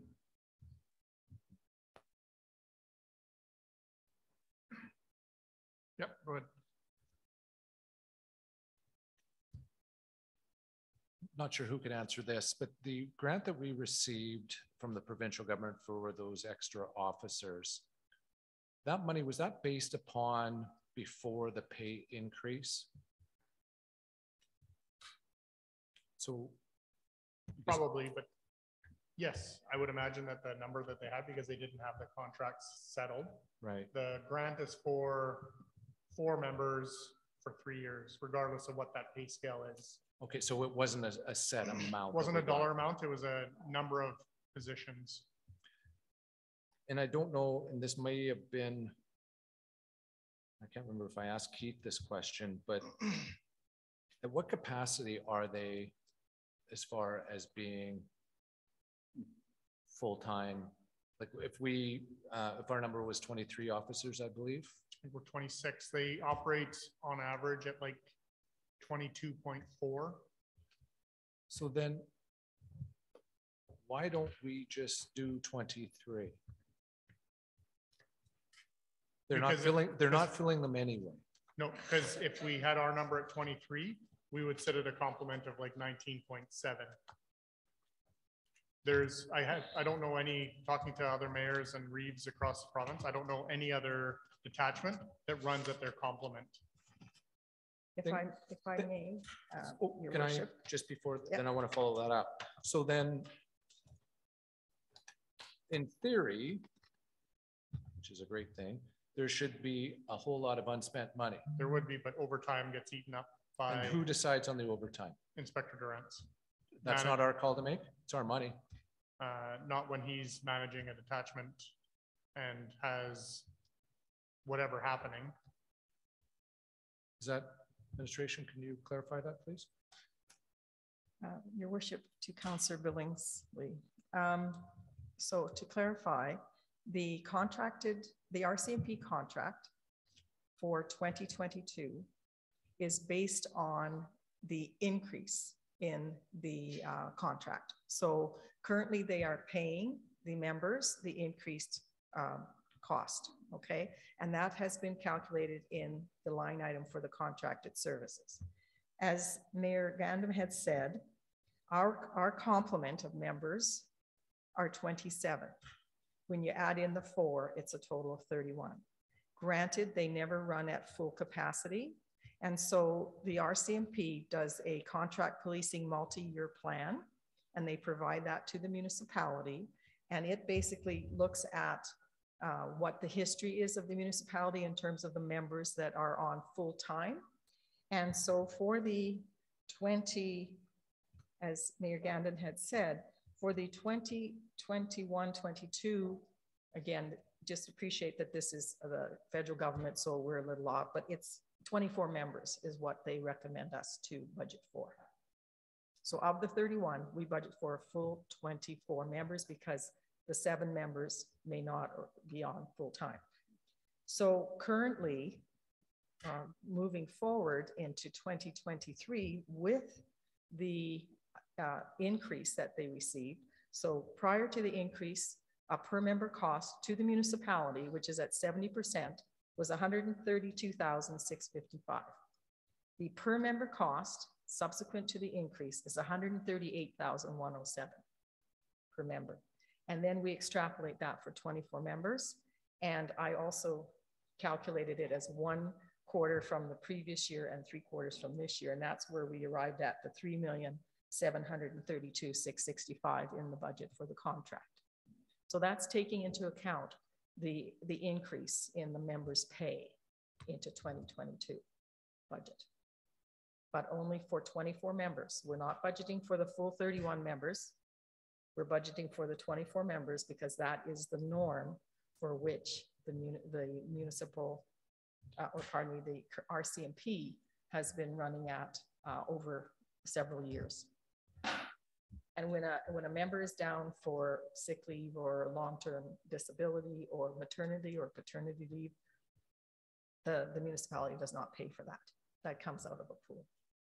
And I agree to that. Mm-hmm. So then therefore there should be extra monies. And what Mayor Gandam said. No, there's not extra monies because we're budgeting for the 24 instead of the 31. If we had budgeted for the 31 members, absolutely, there would have been additional dollars. Okay. Then if that's the case, and there's overtime, where is that budgeted in? There is no budget for overtime. So how is he able to spend it? Sorry, I do have a little bit of history on this too. So in speaking with Inspector Durant's, there is money left in the budget because there are people gone and we don't pay for those. And as Mayor Gandam noted, he uses those to do the stings and do other things and offset with overtime. Part of the discussion that Paul and I have had is someone managing that contract. So we don't have a line of sight into that budget and how it's being managed. And based on the community survey that's out right now, and then we will have that discussion with council on how strategically we are connected to the RCMP. That's going to be part of the discussion on how that money gets spent. Thank you. Councilor Nielsen. So I need some understanding, I guess, of how allocations to the RCMP would be managed internally. So we allocate X number of dollars to the RCMP. We have somebody who's overseeing whatever, managing it internally, and they can say, no, you can't have a sting operation, or is it simply an informational link to that budget? So we're not managing it, but we're better informed. I think there needs to be a strategic connection and a conversation with Keith on how it will be managed, because if you notice in 2020, they went over and that shouldn't happen. So we need to have that discussion, not telling him how to do his job, but telling him you have to work within certain parameters. And if there is money left over, there has to be a discussion about how that's managed and not overrun on the budget. Okay. And when we come back to Diana's comments about 31 officers in 24 and we're funding 24, we're talking about just the municipal side. Our total detachment is more than 31 officers, is it not? Yes. So the municipal side is 31. Through the mayor to Councillor Nielsen, the total detachment size is 55, but that includes the PPSA on the county side as well as the city members, the MS, and municipal side. And so of the 31, our portion is to pay for 24. Correct. And so when we get reports about bums in seats, how many people he actually has, we're getting that information in relation to 55 officers or 31 officers or 24 officers. Like when he says we're at 84%. Those four members are just new now. So the previous report that we would have had before would have been municipally paid for members and bums and chairs.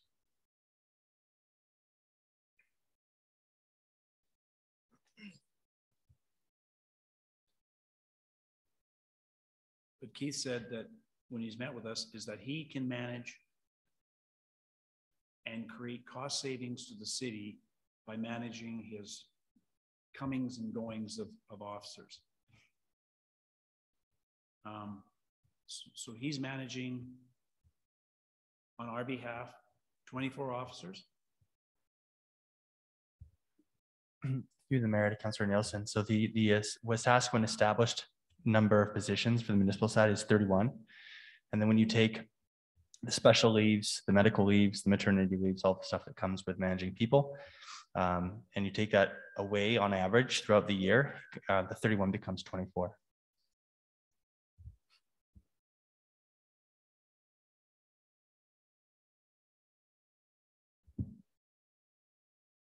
So through the mayor to Councillor Nielsen, just on that, hypothetically, if nobody got injured, no one went on sick leave, no one took a maternity leave, you at 100% utilization, you'd have 31 members. So at any given point in time, then, if 7 of 31 officers are off, our bums and seat is around 65%.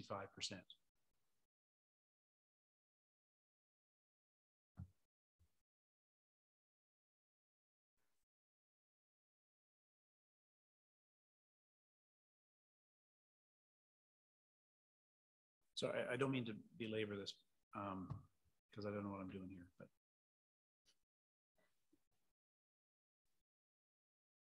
so Sue, through the chair, Sue, then if we wanted more accountability to the spending on the RCMP portion of the budget,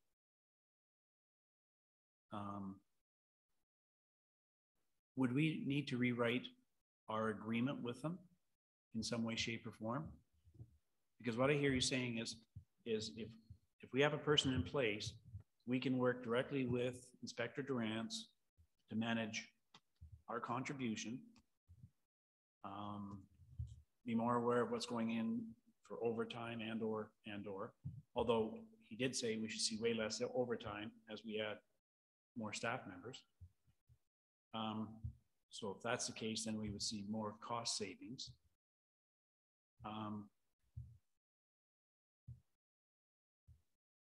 Can we actually direct the spending? Diana knows way more about this contract than I do, so I'm going to let her answer. Mr. Mayor, to Councillor Nielsen.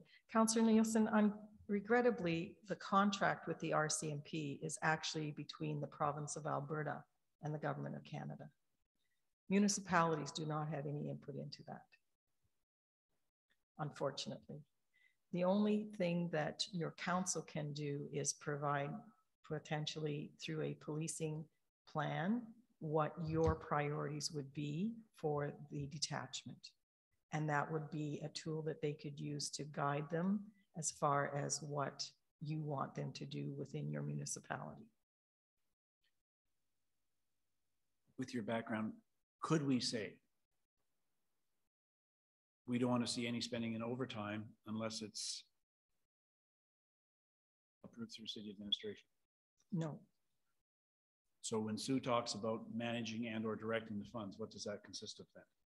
That consists of a basically a policy or a policing plan that gives the sergeant guidelines, but he does not have to follow those guidelines. The RCMP are governed by their own rules and regulations, and they will put those before the cities. However, with a good working relationship with your sergeant and the detachment, council may be able to influence what they would like the detachment to provide in terms of services to the municipality. And I can tell you, when Paul and the mayor and I met with Keith and his team, I can't remember the person that was above and new to the area, they had a willingness to come to the table and allow council to have more of a say on what happens in our community, which is part of why we sent the survey to council to get feedback. What we hear from the public, Keith will then come back and have a discussion with council on that, and we can help develop out what his major goals are and what he's reporting back to you on. Thank you.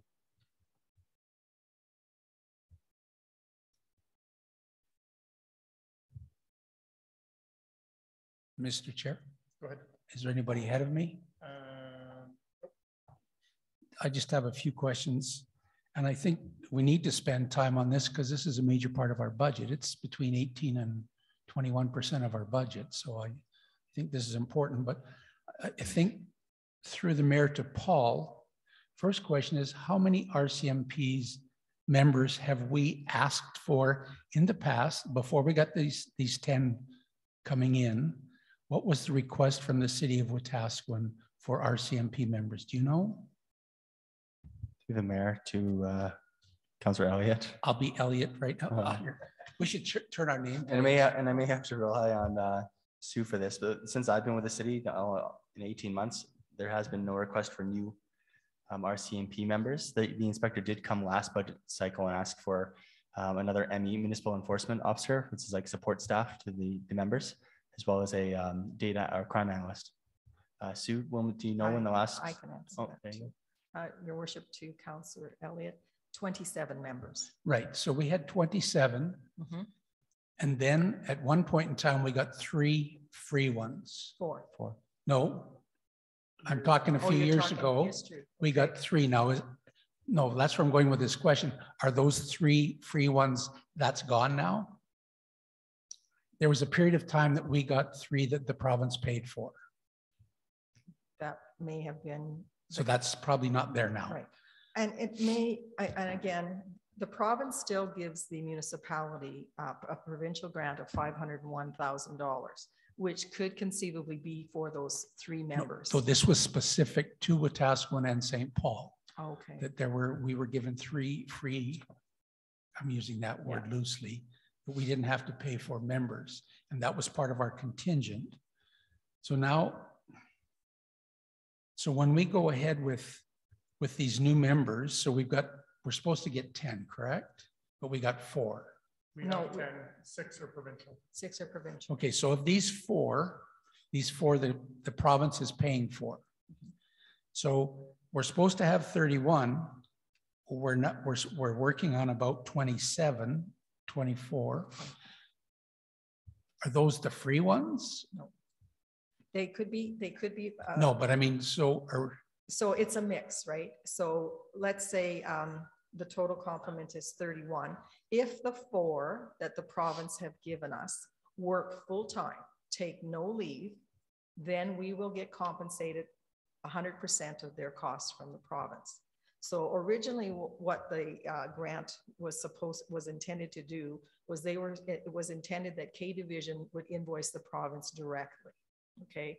But for whatever reason, K Division or the RCMP has decided just to add these 4 members to the city of Wetaskiwin's complement. So we've been paying for them.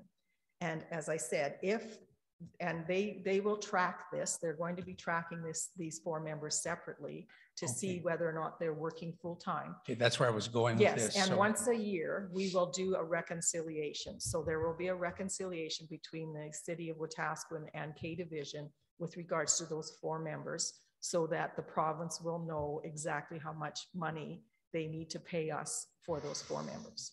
Okay. Yeah. And just related to the overtime, in previous councils, if there was overtime, it was just a cost overrun from the RCMP and the city paid for it.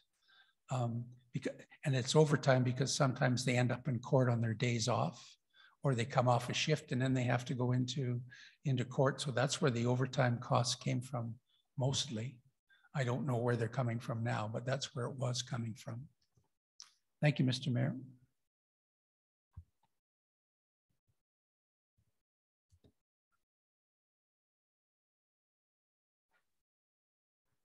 Good. Thank you.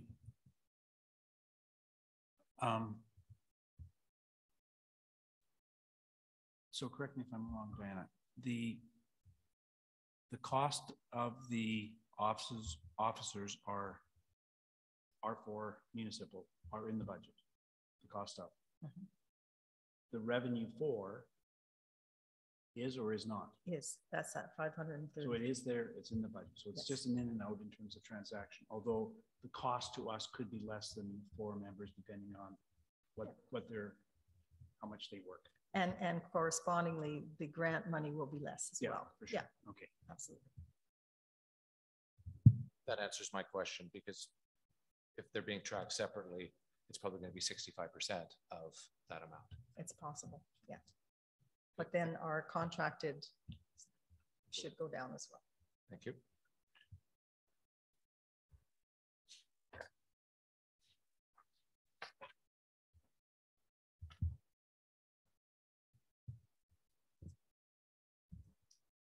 Okay, if we don't have any other questions with the RCMP, I'd like to call on Natasha Grant, Manager of Recreation with the Recreation Department, to present her budget. Good afternoon, Mayor and Council. I am happy to present to you today the operating budgets for both recreation programs and public transportation departments. Before I get started, I will just let you know in terms of staff, both departments have 10 full-time, or sorry, for both departments, we have 10 full-time permanent staff, 2 full-time term staff, and 51 part-time staff. So for recreation programs in 2022, we are seeing a net budget decrease of $69,200. On the revenue side, there's a vending revenue increase of $15,600. So this is lock sales, little swimmer sales, and then revenue from our vending machines at Manluck and the Civic Center. There's also a pool admissions decrease of $61,200. So in previous years, this was revenue that was overstated. So we brought it back down to better reflect what's projected to come in 2022. For the ICF agreement, there is an increase of 24,100. So that's the cost sharing agreement we have in place with the county. On the expense side, we have a salary and employer contributions adjustment of 25,400 and employee training request increase of 10,000. So this is to cover training for our full-time staff as well as our part-time staff. We have an overall program supplies budget decrease of $2,500, a transfer to operations decrease of 32,180. And as previously mentioned by Diana, there is a bank service charge for our Moneris machines of $10,000. And also, as previously mentioned, our recreation software maintenance agreement now is in our budget, and that is $36,430. And as you already discussed and saw on Monday, we do have a capital charter for Manlock Maintenance Project. I would be happy to answer all the questions I'm sure you guys have.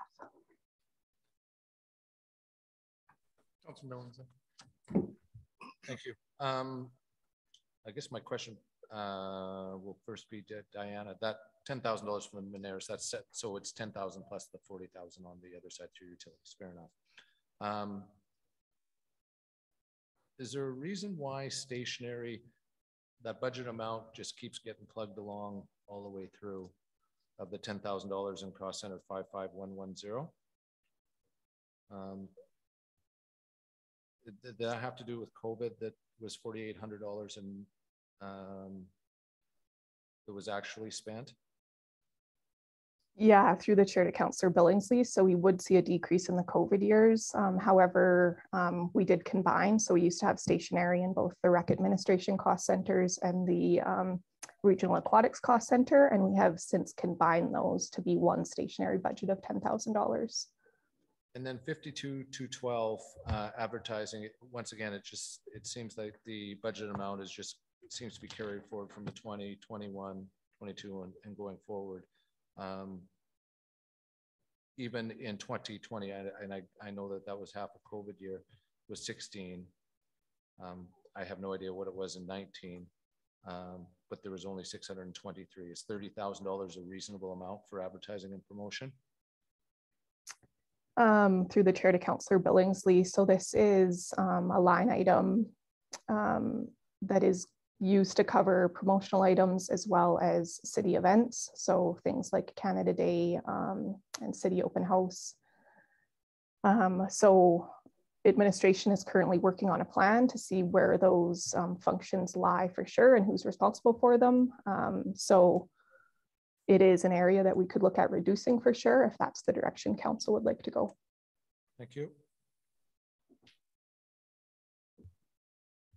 Nice to see revenues and vending machines.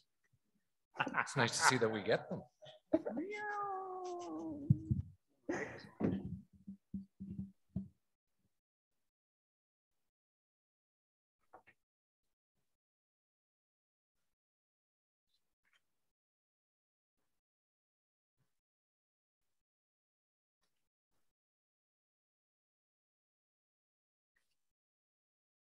Yeah, go ahead. Thank you.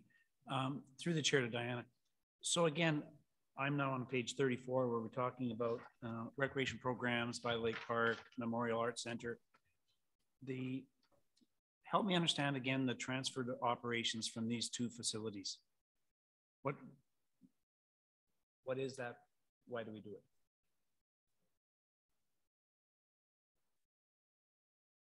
Here I go again. Now you're Mike. See, now I'm Mike. And actually, this way gives me a chance to say through the chair to Councillor Nielsen. And there are costs to operating these parks, and those costs are dealt with by a transfer from the program to operations, and you should see the revenue in the facilities budget. Now, in your explanation, you gave me two things. One was upgrades to the facilities. No, I beg your pardon. There are maintenance costs. Okay. Yeah, sorry. Okay. Maintenance costs. I'll cross it off because I was looking for the upgrades. Oh. Okay. No, I'm good with that. Thank you. Okay.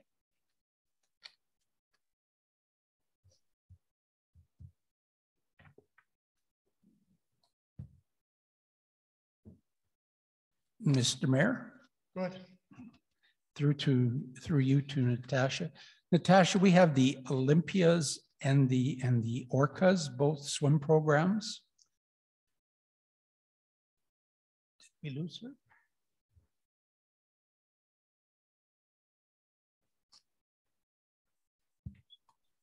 Is she here? Sorry, I was just getting unmuted through the chair to Councillor Elliott. Okay, sorry.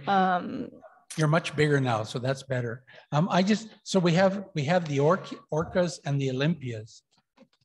So correct. The Orcas now, are they both paid for by the participants, or does the city pay for both programs, or who pays for what? Yeah, for sure. So the Orcas Life Saving Club is a city-run club. So we cover the costs of that. But of course, there is registration fees for those athletes. The Olympians are a summer club and they pay to rent our pool. So we see revenue from that contract. And they have their own coaches that are not our city staff. Correct. So the Orcas are city staff. The coaches are city staff? That is correct, yes. Okay, and so whereabouts does that come in under the budget? Is that under administration or does that just come under lifeguard expenses? So that would be in the lifeguard wage pool. So our large part-time budget for wages, that's where that would be captured, correct? Oh, okay, thank you very much. Thank you, Mr. Mayor. Go ahead. Through the chair, to Natasha. So the conversation about the Orca Swim Club has come up in previous years in terms of our staff being compensated to coach the club. Is that correct? Yes, I know it has come up in previous years and that has been the discussion, correct, yes. And so could you ballpark the kind of revenue that the city expends for coaches? Through the chair to Councillor Nielsen, I'm not 100% comfortable just trying to ballpark that for you, but I could definitely take it as for information and get that to you shortly. Thank you. And in terms of, we've been informed previously that the Orcas tend to be a recruiting location for future lifeguards. Would that be an accurate statement? Through the chair, yes, that would be a very accurate statement. And you'll see that within the region. So most municipalities have a life-saving club and it is a good way to succession plan for lifeguard staff. And would you know off the top of your head, Natasha, what the membership is in the Orcas and how many of them would be lifeguards? I believe we have just around 70 kids enrolled in Orcas, and then it's hard to say how many might want to go on and become lifeguards, but I just know in the past there have been quite a few. And is there a registration fee to be a member of the Orcas? Through the chair to Councillor Nielsen, yes, there is. So there's varying prices depending on if you want to just do some recreational swimming or more competitive. So how do we break out?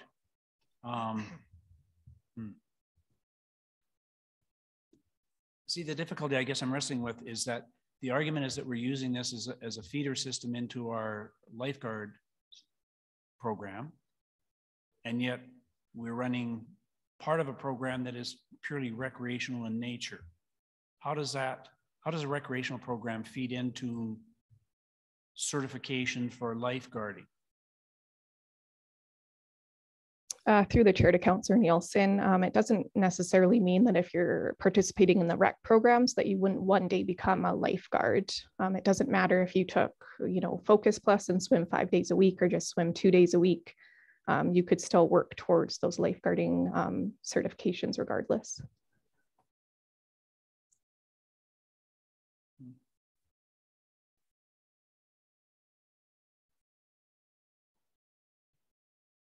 Are we aware of any other clubs in our community, athletic clubs, where any of our coaches are paid?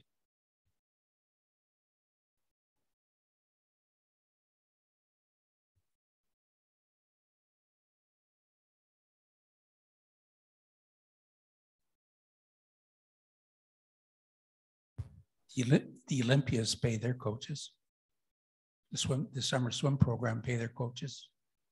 And that's through the memberships? Yes. Not through the city or not through the Manlick Center. So then, Natasha, as a revenue, sorry, as there's membership fees are paid to be part of the ORCAs, does the city receive those membership fees, or is the ORCAs a separate organization that collects those fees? Through the chair to Councillor Nielsen, no, the city collects all of those fees. Thank you.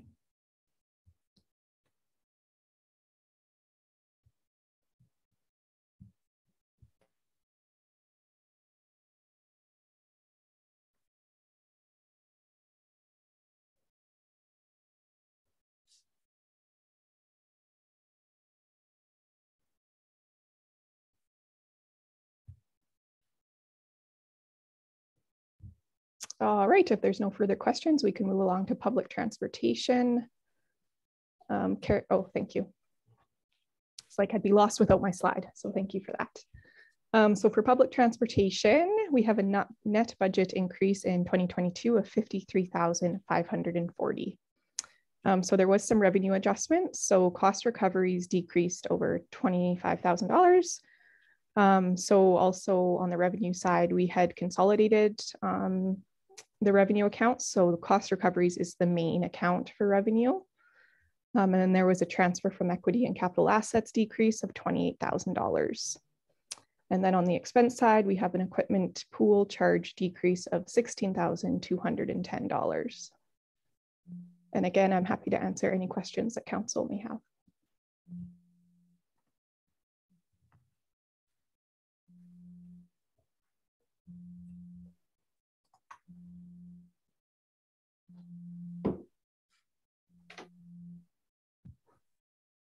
Just a general ask from through the mayor to you, Natasha.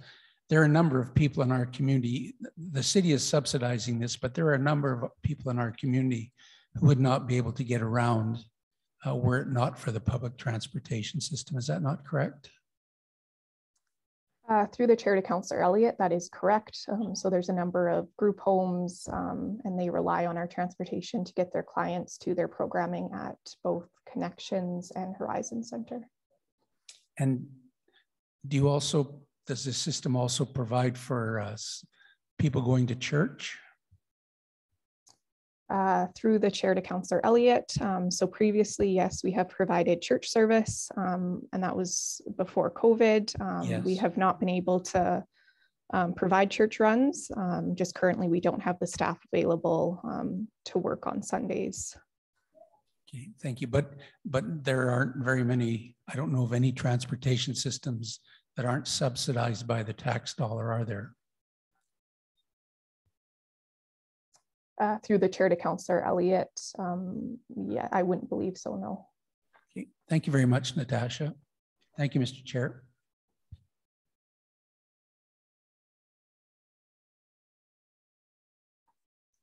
Anything else?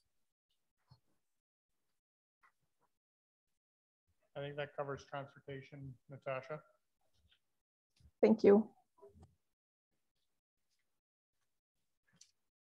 Good afternoon, Mayor and Council. On to the rec facilities. We're looking at proposing a net budget decrease. I'll let everybody find their place again. A decrease of $178.50. Revenue adjustments, we have a decrease of $481,710. And expense adjustments, a decrease of $659,760. These decreases are due to a change in responsibilities for rec facilities. In previous years, transit fell under rec facilities, but for 2022, it has been moved from rec facilities and into its own, as Natasha just went through.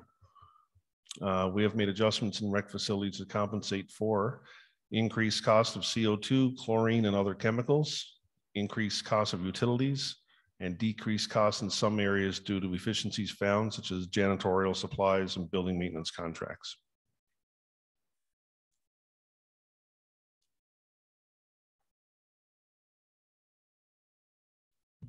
I'm just going to ask, thank you, Mr. Mayor, through to Chaz. Just a general question, but without us having to have security and the PEPs and masks and all of the plexiglass and hand sanitizing, is there kind of a overall what we might be saving throughout the city, or is that pretty difficult to? I don't want to put you on the spot if it's too hard to challenge. Yeah, but we spent quite a bit of money. Plus, we spent a lot of staff time in different buildings and facilities, washing and cleaning after every person came in. So we should have a bit more staff time, but we should also have a saving somewhere in sanitizing equipment and all COVID-related expenses, should we not? Yes, there will be some efficiencies found with that. But as far as I can tell right now, like as far as hand sanitizer and stuff goes, we're going to be proceeding to supply that and have that readily available. And also with the cleaning for what we call COVID cleaning in our world, we basically managed to do that because we decreased cleaning in other areas because we were, working from home. So we were not at a full capacity. So we were able to take resources from there and use it for the COVID cleaning, right? So it should balance out. Okay, thank you very much. Thank you, Mr. Mayor. Go ahead. Thank you through the chair to Ches. And just as a follow-up to the COVID cleaning, are you expecting, I would see that cleaning would actually go up with what you're saying. And are you seeing that in a perception that now we're in a world where sanitation will exist, those hand washing stations will exist, cleanliness of facilities in general will be higher, expectations will be higher? Do you actually think you've budgeted enough? I do, because since I came here, we're actually finding efficiencies in how we're doing things. Things that were cleaned in my opinion and in a normal standard too frequently are being scaled back so that we can put cleaning where we need to be putting cleaning. Yeah.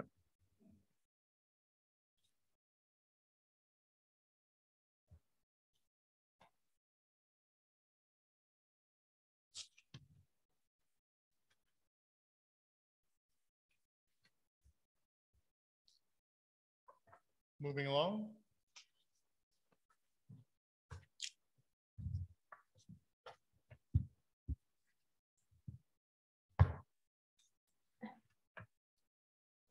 All right, so the next area is for municipal services for the general manager. There was a net decrease for 2022, just over $3,000, and this is due to recalculation of benefits and moving the former public works manager and those cost centers under the public works areas. Sorry, Kathy, I'm just going to interrupt real quick. It's page 40. Oh, sorry. It was, and it's still called director. We're going to clean that up.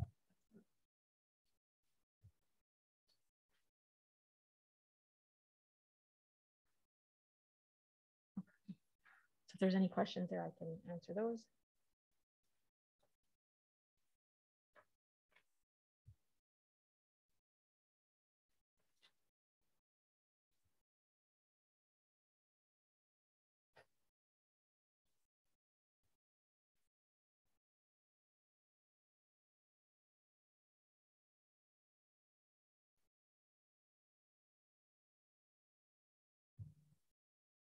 I'll take that as no questions, and we'll move right into fleet. So this is on page 41 called equipment pool. So we did have a net increase for 2022 of $92,000. We have found some efficiencies, and so revenues and expenses have dropped. However, the $92,000 admin fee that's we could potentially remove this as it is not required through the policy, but we would have to change, I guess, would have to change the policy to remove this admin fee.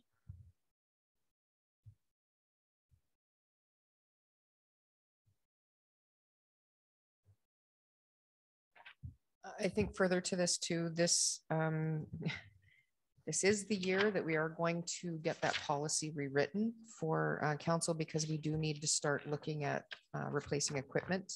It's been, I think, a 3-year hiatus on this. And so Kathy and I have committed to carve out the time that we need to make sure we go through this properly in consultation with finance. And it's going to be a completely different program moving forward. So we plan to get that to you probably in one of the summer sessions well before budget.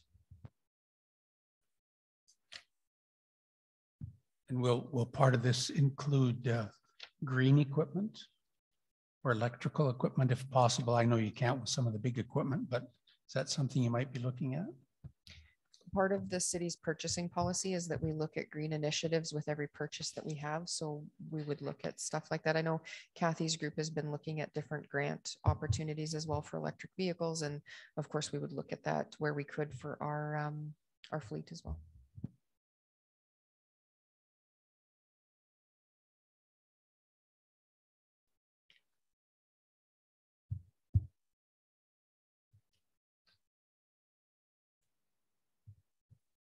There's a grant available for charging stations as well, is there not, Kathy or Sue? Through the chair to Councillor Elliott, yes, there is a grant fund available for electric charging stations now. Do you have to have the vehicles already in place, or can you get the charging stations saying that we are going to have electric vehicles? The charging stations would be available for anyone in the community. It would just be on municipal land. Okay, but we could get them now even if we don't have a whole bunch of vehicles? Correct. Okay, thanks very much.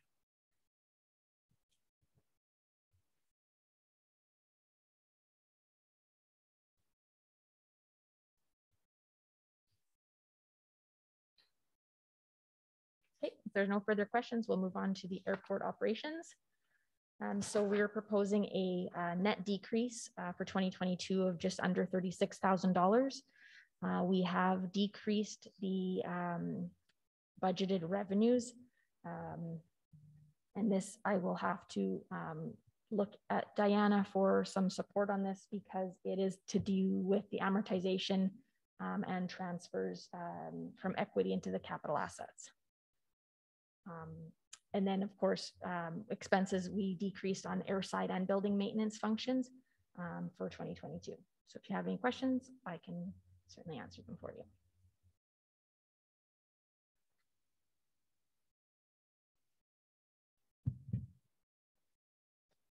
Kathy, under contracted services, what does the airport contract out?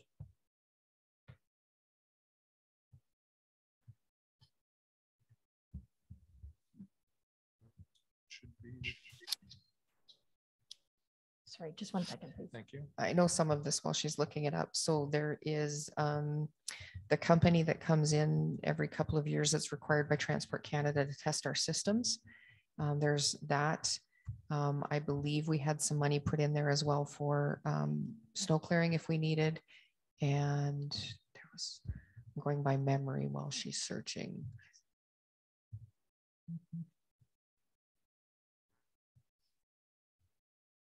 Oh, Wendy is online. Good. I can help answer that for you, Sue. We have our approach maintenance contracts on an annual basis that provide the IFR approaches going into the airport. And then we had contracted services for maintenance services. However, we've offset those costs by hiring a part-time maintenance person and utilizing some internal resources. So that's why our contracted services had reduced quite a bit. Sorry, did you say reduced?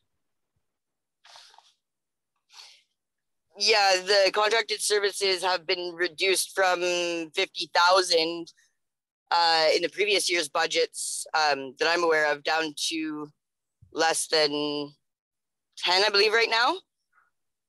No, we had 40 in 2020, spent 4,000, budgeted 14,006, and then 13,000, and no money spent in 2021. At least monies weren't allocated to that department or that cost center or expense center. So no. Okay, I will have to speak with finance on a couple of the cost allocations because there were some that I believe are still being allocated in there, but okay. I'll have to get back to you on information on that one. Okay, thank you, Wendy. Diana, why the difference of the amortization expense from 81,000 to 23,000? Is that just based on historical?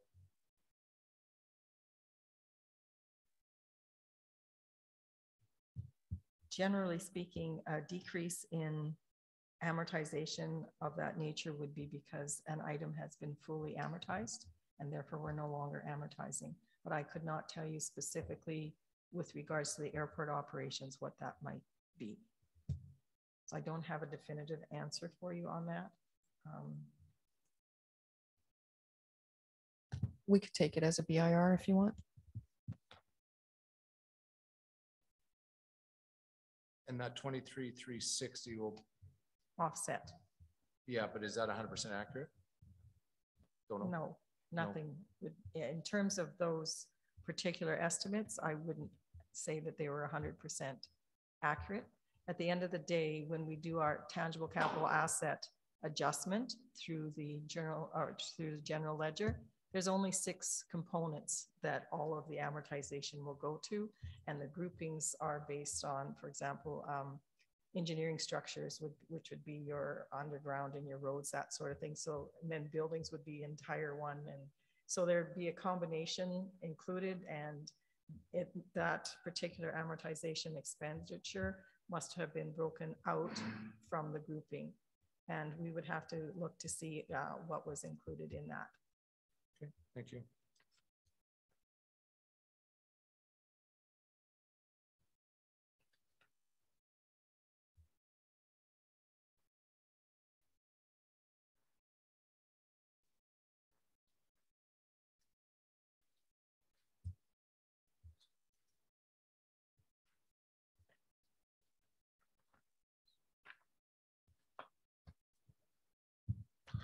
Facilities other than rec.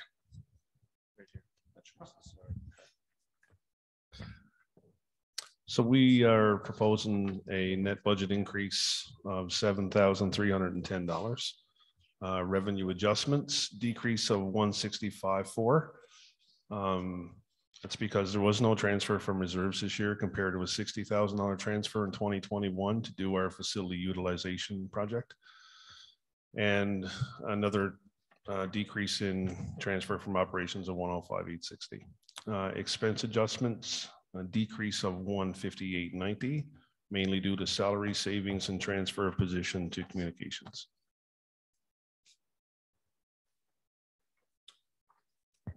I'll just make a quick note too. This whole section is from page 44 to 51. So if you have notes written on any of those pages, this is the time to ask.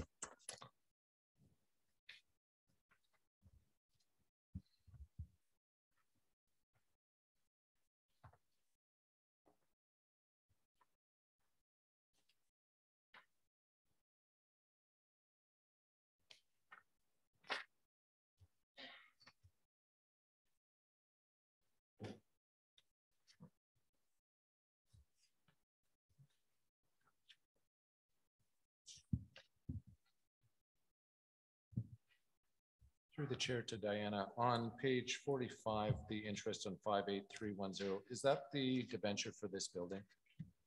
The interest occurred? Yes, that'll be the interest and principal. Okay. Principal payment as well? I believe so. Is it not there? Sorry. Well, it just says interest of $51,000. Right, and below it is the principal. Oh, yes, yes, okay.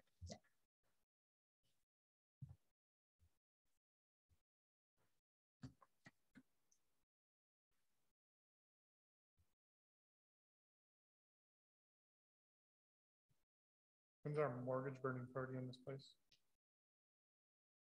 How much longer do we have paying for this? Oh, I have to look to see. no, that's fine. Yeah, I'll check and see what the debenture, I can bring that back for you.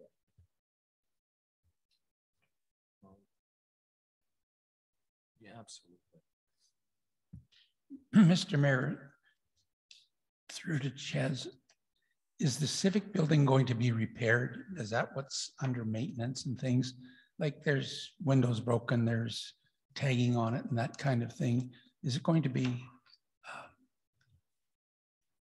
my understanding is that it's for sale, is it not? It is for sale, yes. So are we going to make it more amenable to sales? Initially, we were planning to sell it as is. But if, you know, if I'm given direction to go with fixing things up, then we can go that way too. But that's not in the budget at this point in time. No. Okay. Through the chair to Councillor Elliott, we are also still working with the Open Door through Paul's group to try and get resolution on the damages that were made. And we're escalating it fairly quickly over the next couple of weeks. That's great. Thank you very much. Thank you.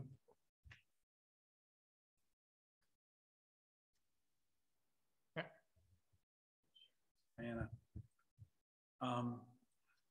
when we look at facilities here and we look on the revenue side, so I'm looking specifically at the civic building by the lake park, not civic building, I'm sorry, Memorial Center and by the lake park.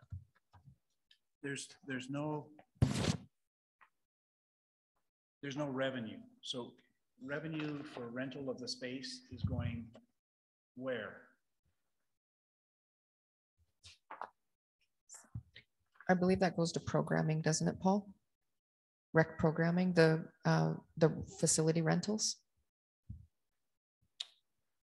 Through the chair, Councillor Nelson, I believe so. Yeah, I believe so.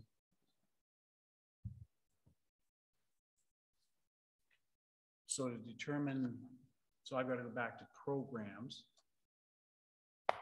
But when I go back to programs, it's not broken out in terms of facility rentals per se for those facilities. Yeah, they have facility programming, I believe, by area. We could also take that information and get it back to council.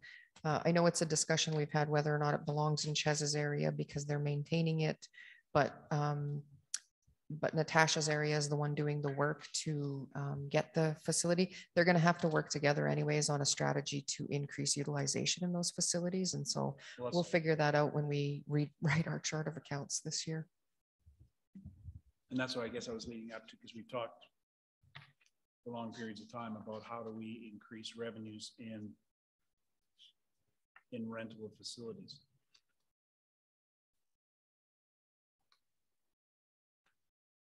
Okay, yeah, it's there in that way. Yep, yeah, thank you. But again, if I look at under, now I'm back to page 34, the Memorial Arts Center programs.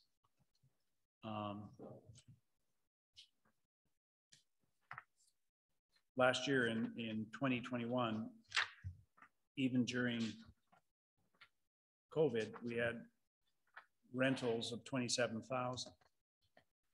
Now that supposedly COVID's over, our anticipated revenues are at 22.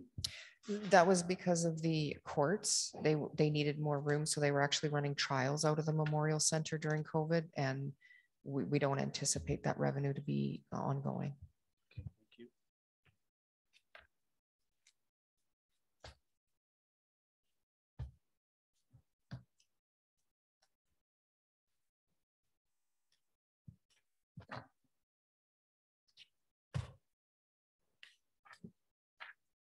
We are going to take a 2-minute break. I know it's going to be 12 anyways. Are we get control? Welcome back.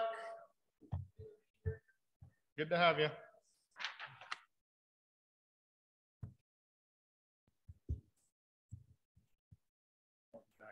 All right, so we will start, I guess, with our transportation department.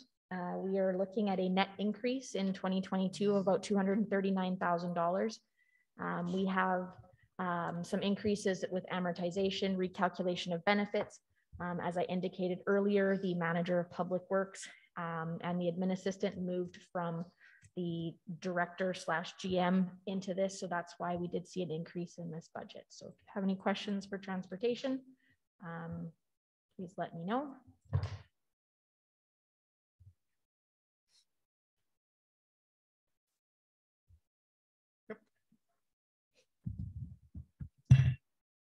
Kathy, under 55510, it's chemicals and salts. For 2021 budget was 21,400, and for 2022's budget it's $3,000, and I just want to know why. Through the chair to Councillor Blatz, the difference for 2022 with that decrease is because the dust suppression that we do have completed in around the city roads is actually done by a contractor. So we actually just moved that into the contracted services code, and then that's why that one reduced to 3,000. Thank you.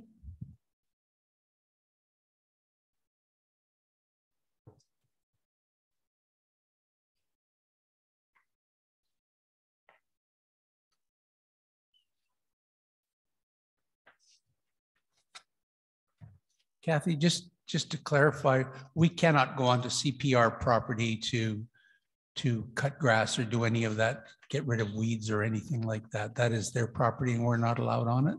Through the chair to Councillor Elliott, that is correct. Okay, thank you.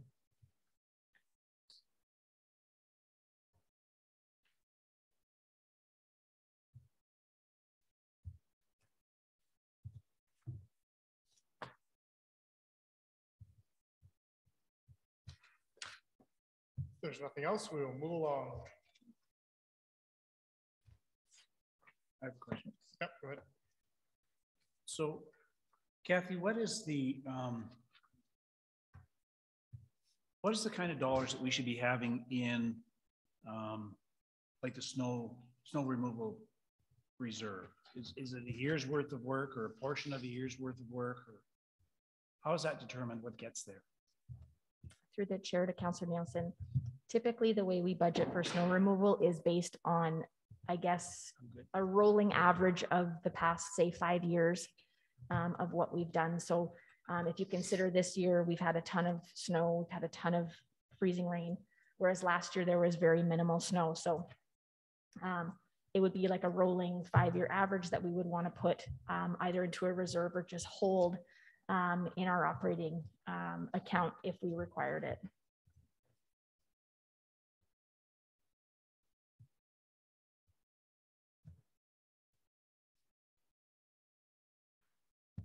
Further to that, if you look at the reserve policy that Diana handed out this morning, it does state in there for snow removal reserve that the reserve amount will be equivalent to 1 year's worth of snow removal budget.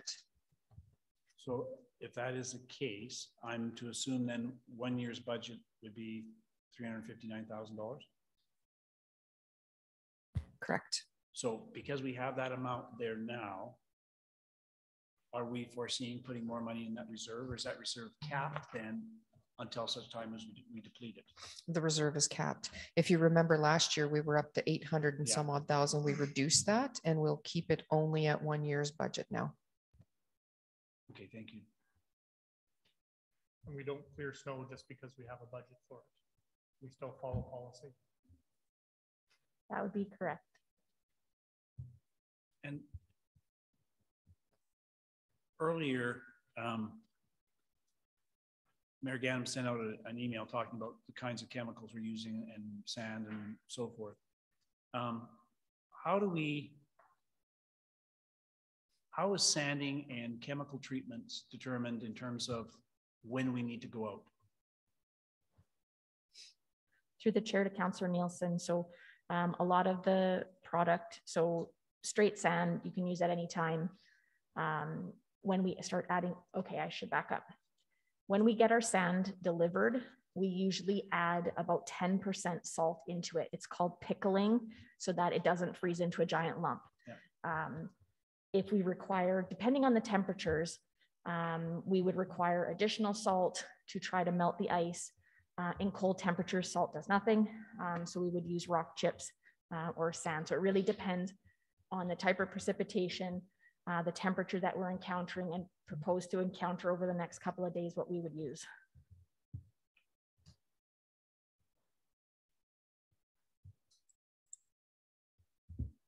How is it, so as situations arrive where all of a sudden you need to get sand on the road and so forth, are you taking people off of other jobs to do that job, or is that built into a routine process or procedure or what? Through the chair to Councillor Nielsen. So we have our transportation crew that is, I mean, it really depends on the event. So if it's snowing, we're going to be plowing and using graders to get rid of the snow. Then when that's done, then we will take the sanders out and go sand.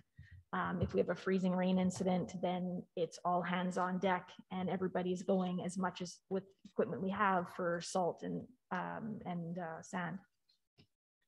I just want to comment that I understand pickling because a number of my friends and colleagues need pickles so that they don't turn into big lumps. So, yeah. Sorry, Bill. It's a long day.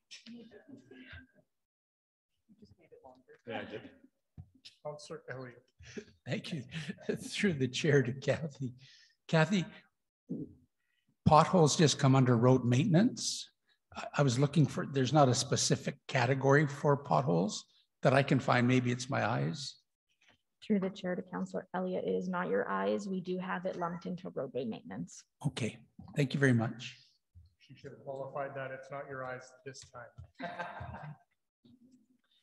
So, and I would like you to put it out there, Kathy, to all of these people who complain about potholes, that if they have the perfect solution, maybe they should sell it to the city so that we wouldn't have to worry about it anymore. We will take that information for sure. On that same note, through the chair, did we have our I don't know, our machine out much this year with regard to, I don't know, the infrared machine that heats and melts and compacts asphalt? Because I you know, when we first got it, I saw it out a lot, and I have to say this year I don't recall seeing it at all. Through the chair to Councillor Nielsen, I don't have that report with me to see how much we were using it, but I definitely know that it was out doing pothole repairs or small asphalt patches for sure. And when we use that machine, are we cutting asphalt?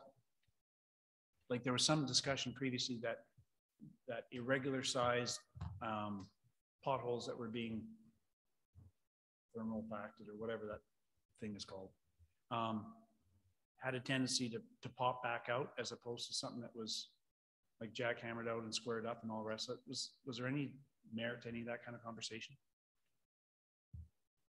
Through the chair to Councillor Nielsen. So a typical maintenance of a pothole would be to saw cut to make it square or rectangular so that, so we term it in operations as a hot box, so that we would have hot asphalt in and we would pack it properly.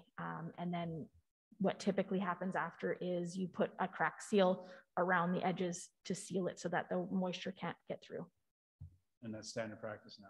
Yes. Okay, thank you.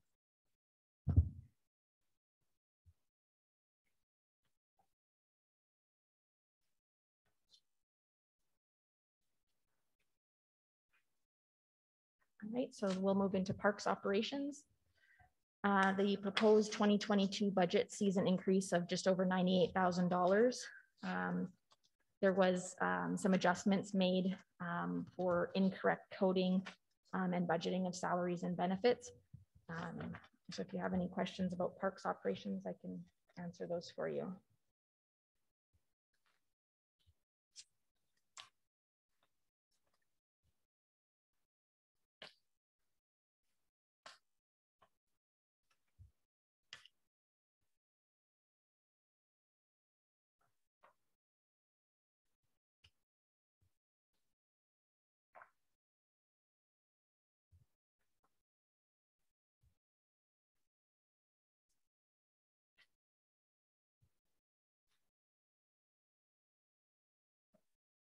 Thank you.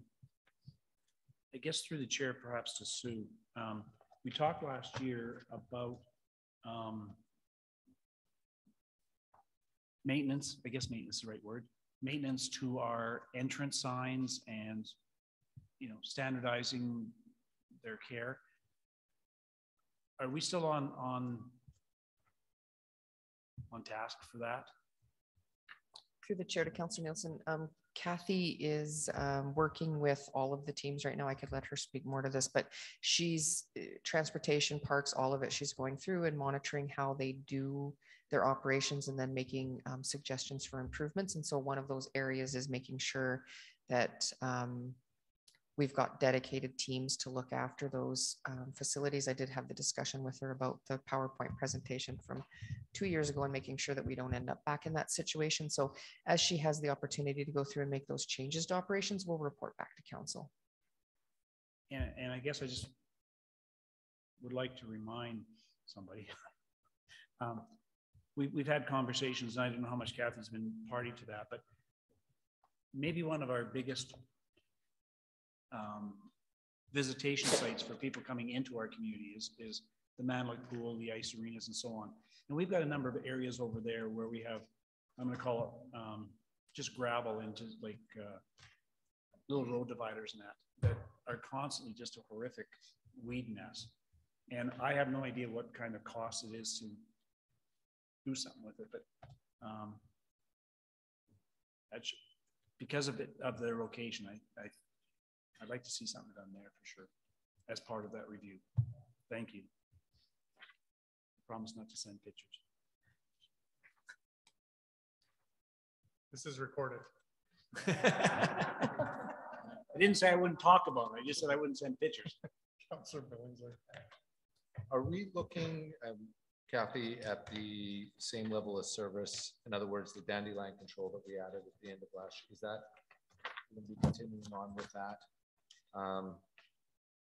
And we had talked, I think it was in council, we talked about, Councillor Nielsen kind of alluded to it as far as the weeds, like we talked about at the entranceways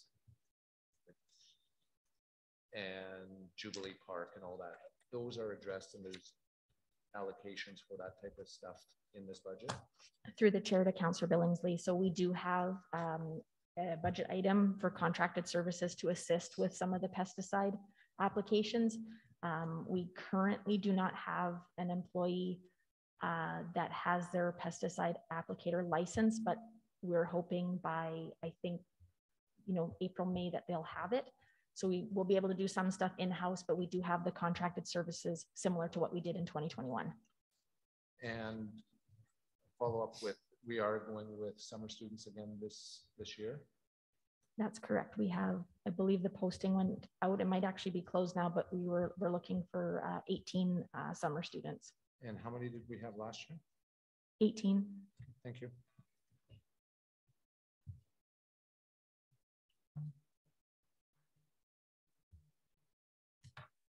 Through the mayor to Kathy. Kathy, is Communities in Bloom included anywhere in here? We started last year and my understanding is we're going to carry on in 2022. Is this going to be more of a volunteer program or is the city going to be involved in this as a city? Oh. Through the mayor to Councillor Elliott. The city engaged in Communities in Bloom in 2021. We had a staff specifically that was looking for an opportunity to grow here at the city. And at the time, we also had interested citizens that were willing to devote some of their time towards that initiative. At the end of that, project in 2021, we did reach out to citizens to see if we might be able to put an advisory board together for that to see if there'd be interest to keep it going, and there was no interest from the community at that time. So we will not be submitting anything for Communities in Bloom. We do not have staff capacity to continue doing that into the future. Thank you very much.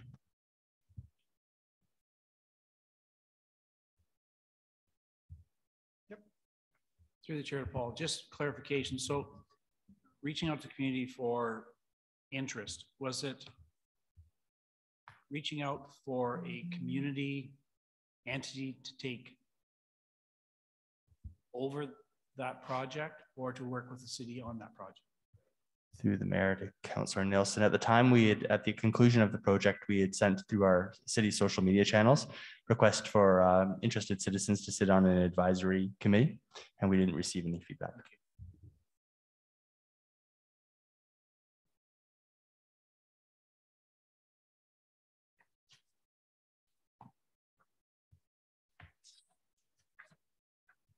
Moving along.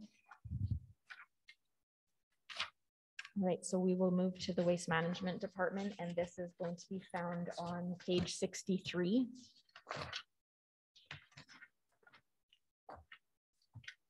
So we are proposing a net decrease for 2022 of just over $40,000.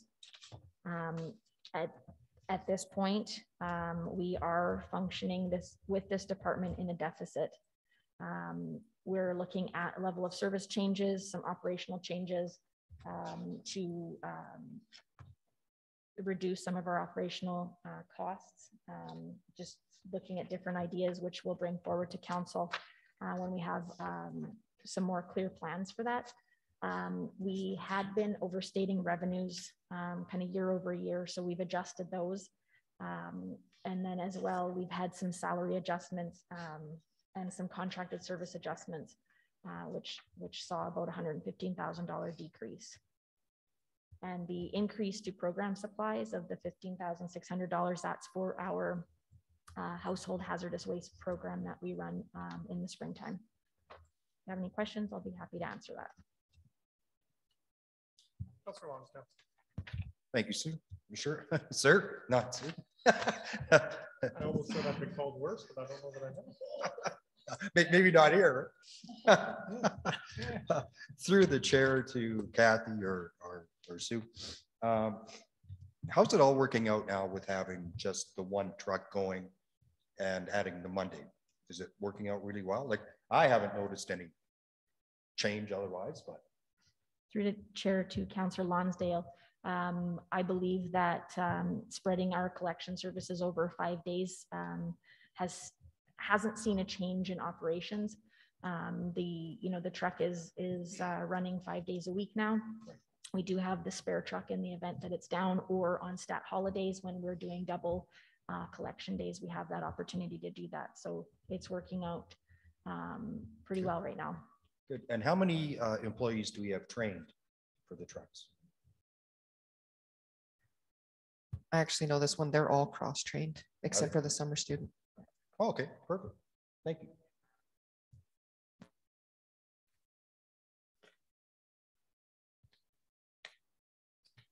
Through the chair to Kathy or Sue. I've been in a handful of communities and had to recycle with my children. But I've been to different centers where at the recycling center, there is no physical person on site. And because there's nobody on site, we as recyclers don't go through and throw plastic where cardboard's supposed to go and all the rest of it, because we've been well trained all these years. But I guess I wonder what the rationale is for having a permanent full-time person on site. They're great help and so forth when you are there. They're a good crew. But do we really need that to maintain the recycling center? Through the chair to Councillor Nielsen, I guess the reasoning behind having someone there while the depot is open is to ensure that we're not getting contaminated materials. So as we're selling product, the cleaner it is, the more money we get for it. So we're trying to increase our revenue generation by having that person there. Some of the operational changes, which I've alluded to, is looking at relocating our depot to the landfill so that it can be opened for different hours and have the scale attendants as well as the landfill operations be available to assist customers. So if we're trying to minimize contamination, and I understand that on a resale basis,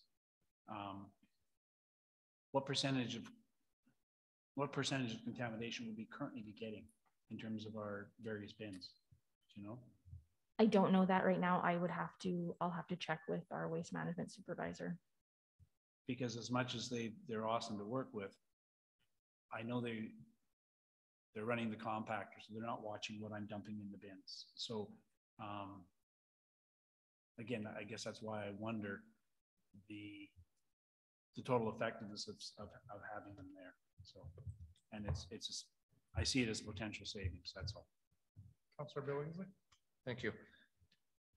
Kathy, you stated the cleaner the recyclers, the more money we receive. So is that revenue the $11,000 that has been budgeted? Through the chair to Councillor Billingsley, yes, that is what the revenue that we're projecting, yes. So we're spending X amount for an employee to make $11,000 projected.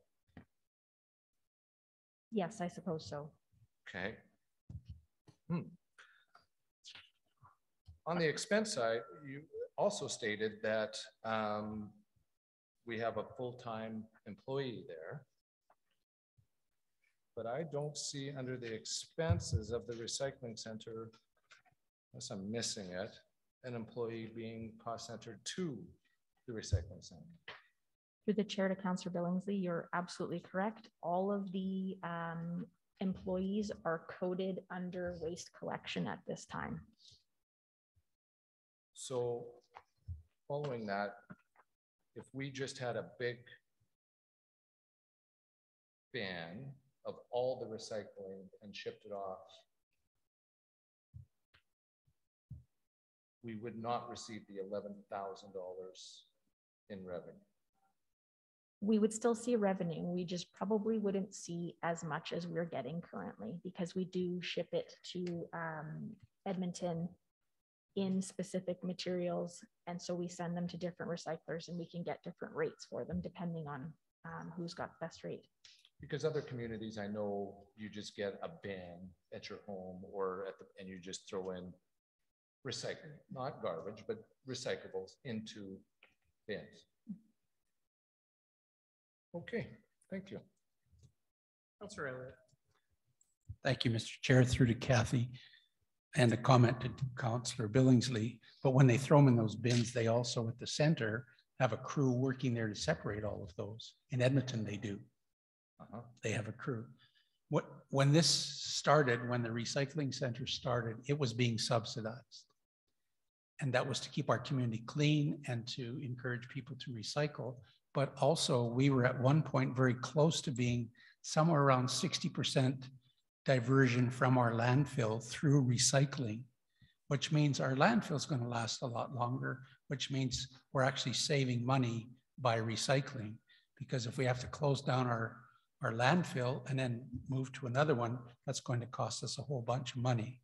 So I think you have to look at this long-term and not just worry about one staff member, but what the entire community is doing, because they're all they're quite proud of themselves that they recycle. When I go there, even with somebody on staff, we have a lot of people in our community who are too lazy to read the actual sign and put newspaper in this bin. They will put everything from cardboard boxes to cans. They just dump. And then I see our staff out there actually taking things out and putting them in the appropriate bin. So I feel that the staff member at the recycling center is very worthwhile. Thank you. Councillor Billingsley. I think you misunderstood what I'm saying. I'm not saying that we shouldn't recycle and we shouldn't divert from the landfill at all. But the math just doesn't make sense as far as spending X amount of dollars on having someone there to sort when we're only bringing in $11,000 to get this sort. It eventually will get sorted. I'm not saying let's just throw it in our landfill. I'm far from saying that.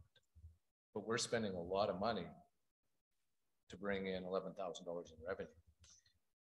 But Mr. Chair, if we didn't divert, we would be closing our landfill sooner. We have money. No, you have to look at the long-term picture, Councillor Billingsley. I'm not saying don't divert it. I'm saying don't sort it. It would be sorted somewhere else. If we took all these recycling to a different, whoever is taking it now, we wouldn't have the expense of having a employee there. So you're saying we'd still have a recycling center, we'd still have people be able to put their stuff in different bins. If they so, or not. But the contamination rate could go up, but the contamination rate would still be resolved somewhere and it's not impacting our landfill. Correct.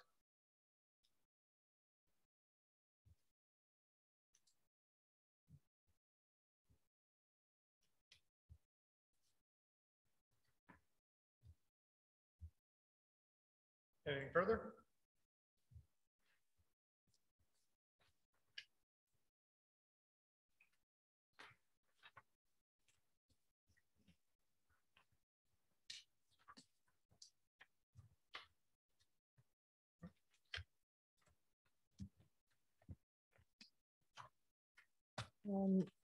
So the next section that we have are operating business cases.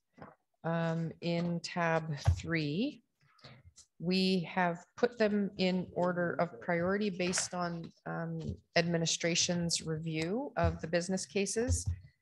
They are presented in the document, though, in order of how we presented. So I did email to council earlier our capital and operating funded and unfunded spreadsheet. If you need a copy, let me know. Because of course it is council's prerogative to move things around and bring them from unfunded to funded if you want. So each of the departments can go through and present their business cases, and lucky me, HR is up first. And before you do that, Sue, I think I might want that document you're talking about. I know I've got it. Really small. No idea where it is. Okay. Juanita, can I get you to copy this for me? Maybe make it a little bigger. Cheap shot. Yeah. Okay. Yeah. Thank Juanita's going to print that for everyone.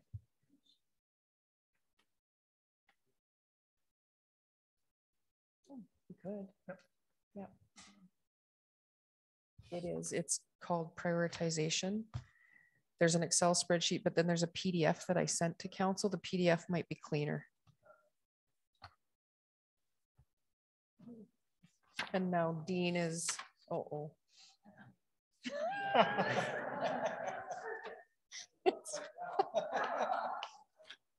But it is cleaner.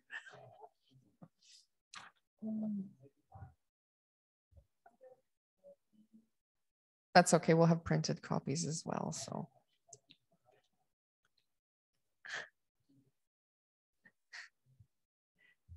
So really quickly on this, the prioritization is set up for capital.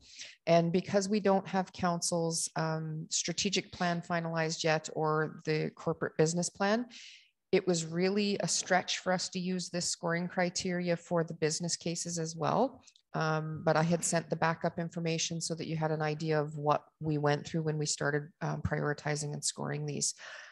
Again, totally up to council what goes and what doesn't. But so we've already done capital. We'll focus in on the business cases, and you know what our scoring is. But of course, that's irrelevant based on what happens today. So, am I good to start with the first business case? Yes, please. Okay, so COLA is the first business case that Human Resources has put forward. And obviously it's based on inflation as per our policy. We base it on CPI, and that this year was 4.7%. Administration has put forward a request of 4% for council to consider. And we had gone through and talked about the historical data. So on page 2 of that business case, what the COLA was and then what the city approved. So you can see the history. I think part of the point that HR was trying to get across here is every time we don't align with the CPI, we're falling further and further behind, almost exponentially. It was a really interesting discussion this year amongst my counterparts in the region when we were talking about COLA, and basically everyone has come to the conclusion that if you don't meet COLA, you're actually giving people a pay decrease because everyone's costs have increased this year. So recommended for the budget, like I said, was 4%. The 4% is equivalent to 444,000. And then Leah broke out 3%, 2%, 1% is a nice round number. So it's easy to do that. Now, the last page of this is the challenges and opportunities of the risk. So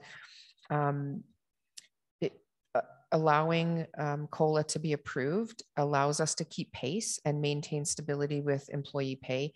It also contributes to employee satisfaction, attraction and retention. And then the risks, of course, if we're not keeping step with COLA and CPI or any inflation, staff are going to potentially start looking elsewhere or become more dissatisfied. I mean, we all know Maslow's hierarchy, pay is not one of the biggest pieces, but ironically, it certainly is a driving factor for people and whether or not they feel valued. So that is the COLA presentation. Are there any questions?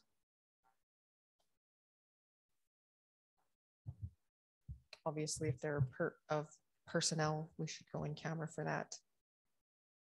I'll get the conversation going. With this. Okay. Yeah. Go ahead. To get the conversation going, I'd be in full support of the 4%. I have grave concerns of falling behind on what we pay our employees with the amount. If CPI is 4.7, we're actually are still falling behind.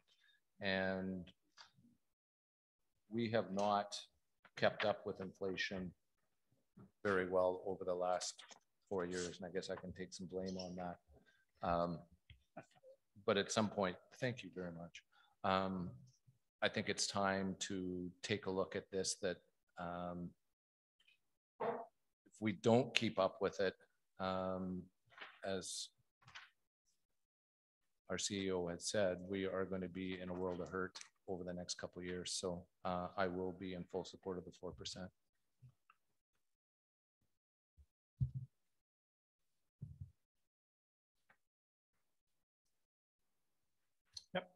Thank you. And I would concur with Councillor Billingsley. In addition to what Sue said, it's also a morale issue. I think that staff will definitely feel appreciated. And if they get 0, I don't know how they would feel about it. So I know it's hard to say that we have taxpayers, yes, that are not going to be getting a 4% increase, but this is a cost of living allowance that we're going to be giving. And so I concur. Thank you.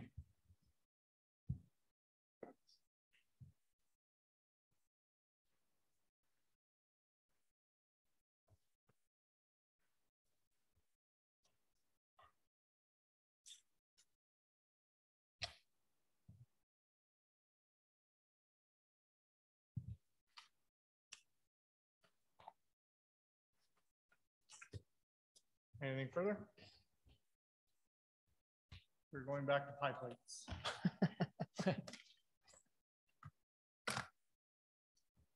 Proposed is 4% COLA for staff.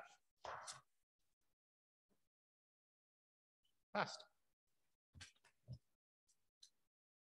Okay, the next business case up from Human Resources is the compensation market survey.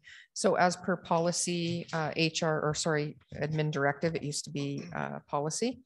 HR 020, every third year, the administration will go out and do a market survey through I believe it's 12 community comparators that council had chosen for us to see where we land with the market. It's typically a handful of positions that are done because it is a lot of work. And then we do internal adjustments based on what we find when we go out to market. So in 2019, We did do the market analysis, and the results came in that some of our positions were between 35, there were 35 and 40, between 35 and 45 positions reviewed. And what we found the first time we did this was that we had some positions that were actually at the 0 percentile compared to our comparators, and very few that were at the 50. So council has set the bar at 50% compensation compared to our comparators. And that was fair. The discussion with staff was, I just want to be paid, you know, at an average rate, not below average. So that 50th percentile was set. So going out and doing this every 3 years gives council the opportunity to say, are we in line with other organizations of similar size, and making sure that we're also transparent about our compensation data. So in the past, we were making decisions, you know, just if we couldn't get somebody, that position was getting more than other positions. And so this is a much more fair way of going through and making sure that our staff internally feel valued, and they know there's a transparent process on how they were evaluated and where they land, and that they're meeting that 50th percentile. And I think it also gives an opportunity for the public to understand what we're set at, who we're comparing to, and know that this process was done fairly and openly, and that there's no one-offs or favoritism that's happening in certain areas. Again, this project goes towards attraction and retention, and as well as staff morale, and making sure that people are feeling valued. We are as per the business case, and Mayor Gandam already brought that up, requesting that we put in $6,500 annually, so that it's not a one-time hit every 3 years, and that we're saving for that. So under the challenges and risks, of course, challenges: designing an affordable compensation mix that attracts and retains the talent that we're looking for. It is important not to oversimplify or solely contribute attraction, engagement, and retention solely to compensation. But like I said, it is a big part. We've had, I should have actually got the stats for this, but we did have a number of positions last year that had accepted and then declined based on salary. So it is a bit of an issue in the workforce, and right now it's a challenging time. Previously mentioned, we have almost 1 FTE that is doing strictly attraction and retention right now, trying to keep people here. So plays a big part in us being more competitive. So in opportunities, the service will provide the data that we need to make informed strategic compensation decisions, keeping us comparable to those that are in the market and some of similar size. One of the things that we talked about the last time this came up, and I think it's a good thing for council to review, is other organizations take the opportunity to say, so this year COLA was just approved, once you ratify the budget, of course. So in next year, when there's a compensation survey, there could be a case to say there's no COLA this year, we're going to adjust everyone. Not everybody gets adjusted, but staff understand why it's being done and why they won't get COLA in that year. A lot of us in our former organizations experience this. So every 3 years, we would only get the salary adjustment, and then in the 2 years in between, we would get COLA. So then it makes it easier for council to get behind making those changes, because it would be hard in a year where you're trying to correct where we've fallen behind and give COLA on top of it. So that's just an option to throw out. And if there's any questions, I'd be happy to answer them. Mm-hmm. So the $26,500 is just for the survey, not for what they find. In other words, this could be tens, hundreds of thousands of dollars. And if we're not prepared to spend tens or hundreds of thousands of dollars, what's the point of doing the survey?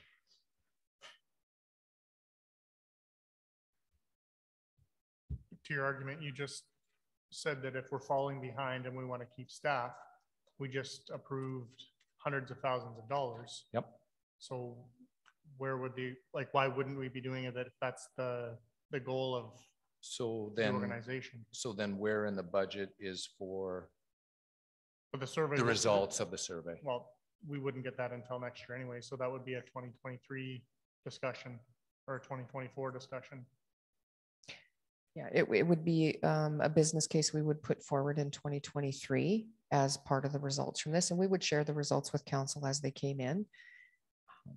And again, that's why I threw out that other piece of, in a year where you're getting people to the 50th percentile, there's an option to not provide COLA that year.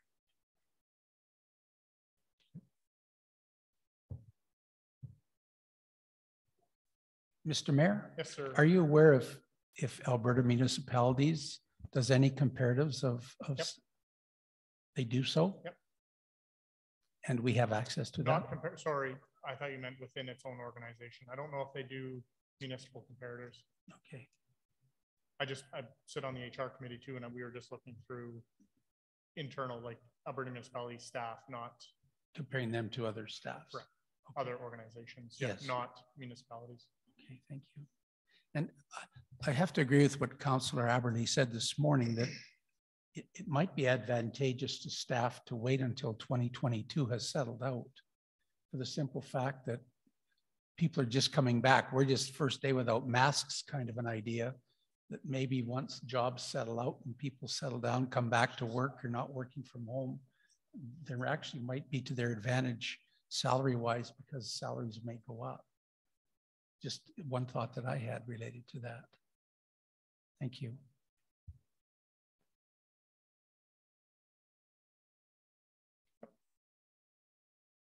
If I could just add, in salary survey that I've been involved in the past, generally the year in which you do the salary survey is a year of gathering information. So then at that point in time, when you have the information in terms of how your people compare to other municipalities, then that information is presented to council, and council can develop an implementation, or administration can give council options for implementation. So a lot depends on, in terms of implementation, on what the results are. I mean, conceivably, if you are $500,000 off the mark, let's say organizationally, it may not be feasible or affordable for your municipality to implement that in 1 year. But you may be able to implement it over the course of 2 years. But these would be implementation plans that you would be able to put in place, and it would start in the 2023 budget. The implementation plan, what that would look like, will be dependent upon what the results of this compensation survey would be. And that gives you a fair indication, again, as to how your staff are being compensated compared to their comparators. And at this point, you don't know, and neither do we.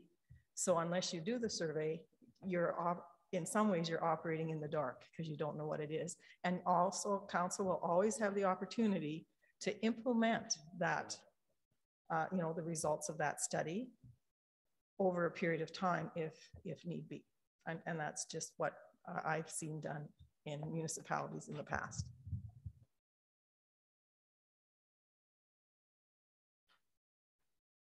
Yep. Go ahead, Councillor Eberle. Thank you. Mayor Gandam, through the chair to Diana, possibly to Sue. Previously, these compensation market surveys are based what percentage on salary alone?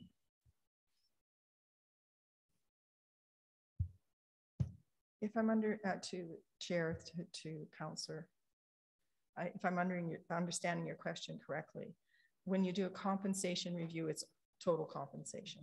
Okay, so it's not just salaries, it's salaries and benefits, and how do your benefits relate. So in terms of being able to say what percentage is salaries versus the rest, I don't know. Yeah. And the reason I'm asking the question is, as we again look into the workplace has changed as we go forward. Does in this past year, I've been reading things where if we're talking, for instance, intergenerational, those that we call millennials are interested in days of working from home. Is that a compensation that would be looked at into this market survey? And those are things that where I was questioning this morning, if this is the year to do the survey, because the workplace is changing due to the situation globally that we have been in. And if we don't know what's going to come out of this period right now, and I will not, I'll just say that now, I'm not in support of doing it this year. I will not be voting for it that way. And that's because I believe we don't understand even what the workforce has looked like in the last 3 months, let alone the last 6 months, the last year.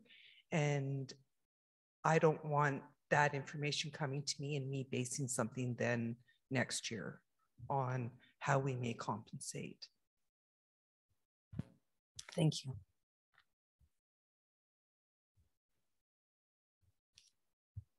Anything further?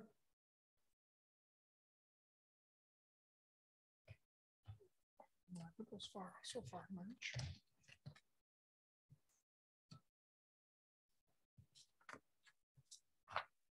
In favor?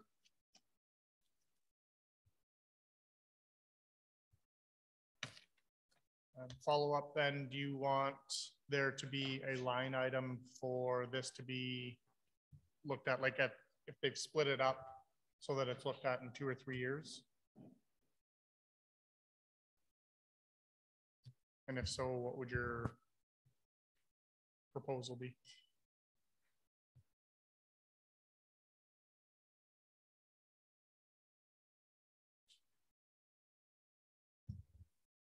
I would be comfortable with half of that amount being put forward this year and then asking that it come back the other half for a compensation survey that could go next year at a lower. Did that make sense what I said? Yep. Yeah. Half this year, half next year to run the survey next year. Yeah.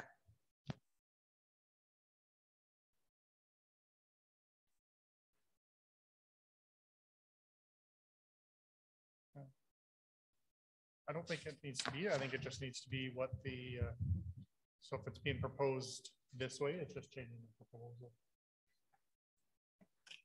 Any further discussion? Green plate, red plate? Passed.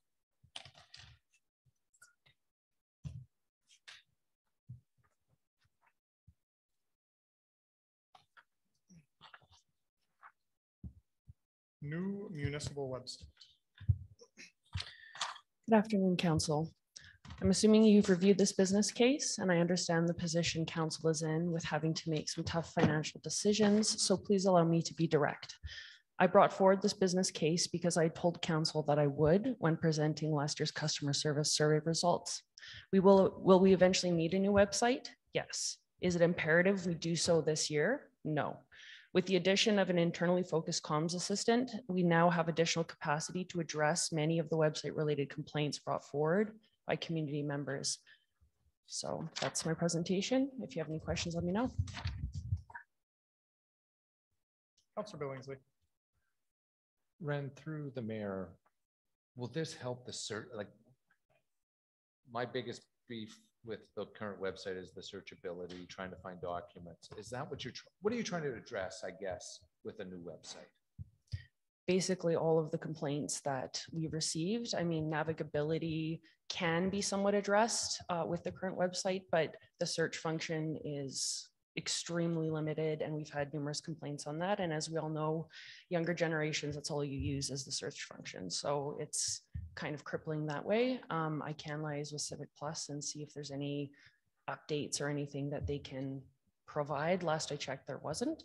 And then of course, open source versus proprietary software. There's some like competitive pricing that we could access with a new website that is open source. And then it allows us more mobility in terms of structure, additional functions we may require, including the notifications that we send out. Right now there's a cap for snow removal, etc. So we have to pay, there's additional fees. So you get up to, I don't know, 250 people subscribing, and then it's a huge fee to go over and above that. So there are significant limitations to communication through our current website provider without spending a ton of money.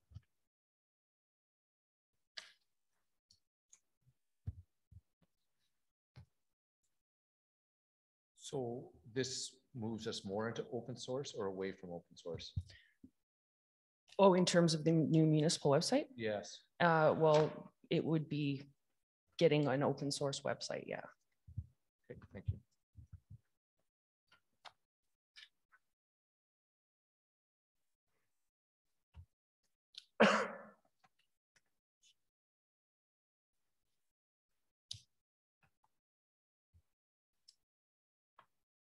Any other comments, questions? Red plate, green plate?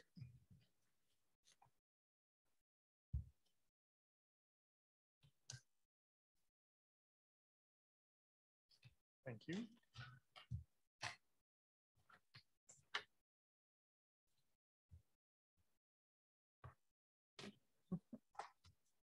Should have gone like this.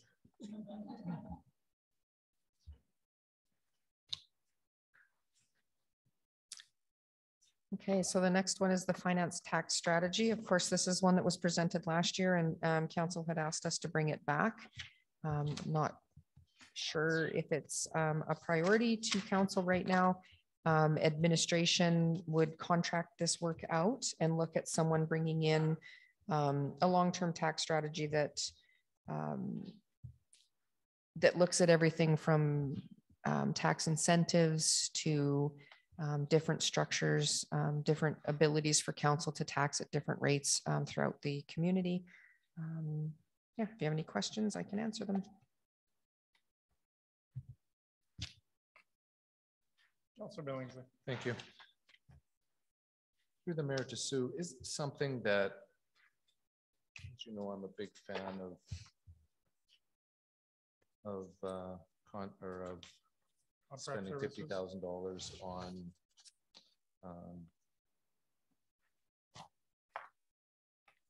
a plan, I guess.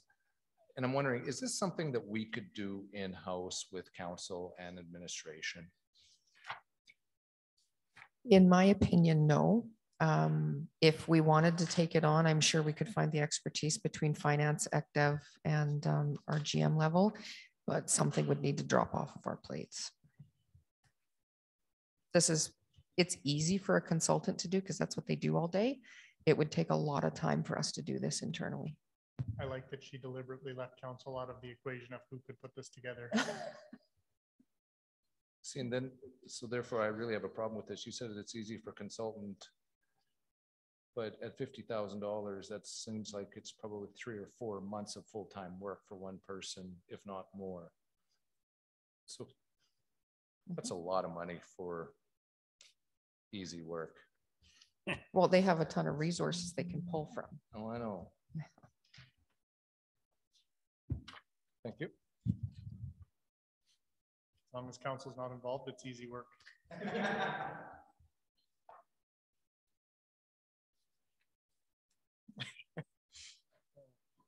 Further. Red plate, green plate.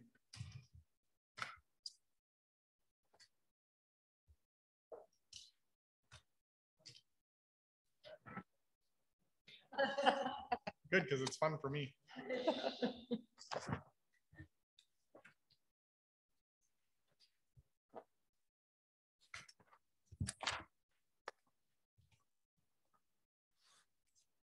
So the next one we have is the e-procurement platform.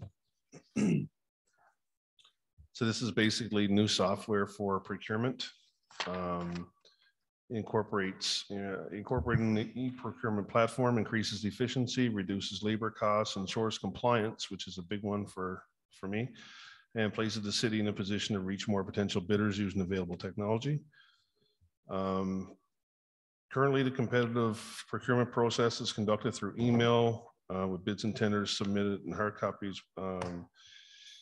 This process is very labor intensive. The staff must monitor the process throughout, correspond via email, often to all submitters, which means a duplication of many emails. There are too many opportunities for human error. So basically, our challenge, the current procurement method being used opens the city to risk, as there's no definite way to prove that bids are kept on open until the deadline. The process for answering inquiries is inefficient, and there's a risk of not getting the same information to all bidders. Introducing an e-procurement solution has added benefits of reaching more potential bidders, allowing bidders to see those who they are competing with. Sorry. This positively impacts bids, as the normal trend is to see more competition, which amounts to more competitive price submissions and keeping costs lower for the city. Our risk, not having the built-in compliance checks, streamlined responses to inquiries, which allow one response to reach all bidders, and a database of all required documents under each project in the system, we run the risk of non-compliance.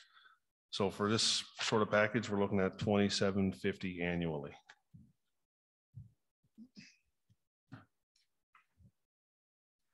Are any of our administration familiar with RMA's program with procurement? They do bulk tendering, and I'm not sure if you need, I'm sure you need to be a member. You don't need to be a member. Our Public Works Department quite often taps into that source for purchasing of certain like Perfect. Tires and if they're already using it and aware of it, that's fine.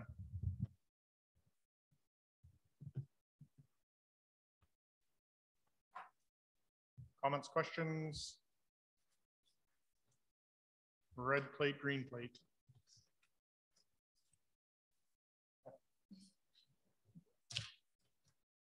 Kathy's scanning.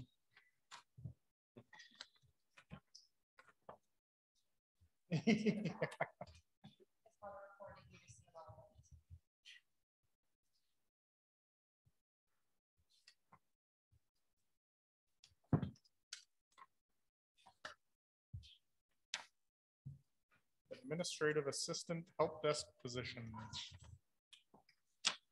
Yes, so this one is for facilities and information technology.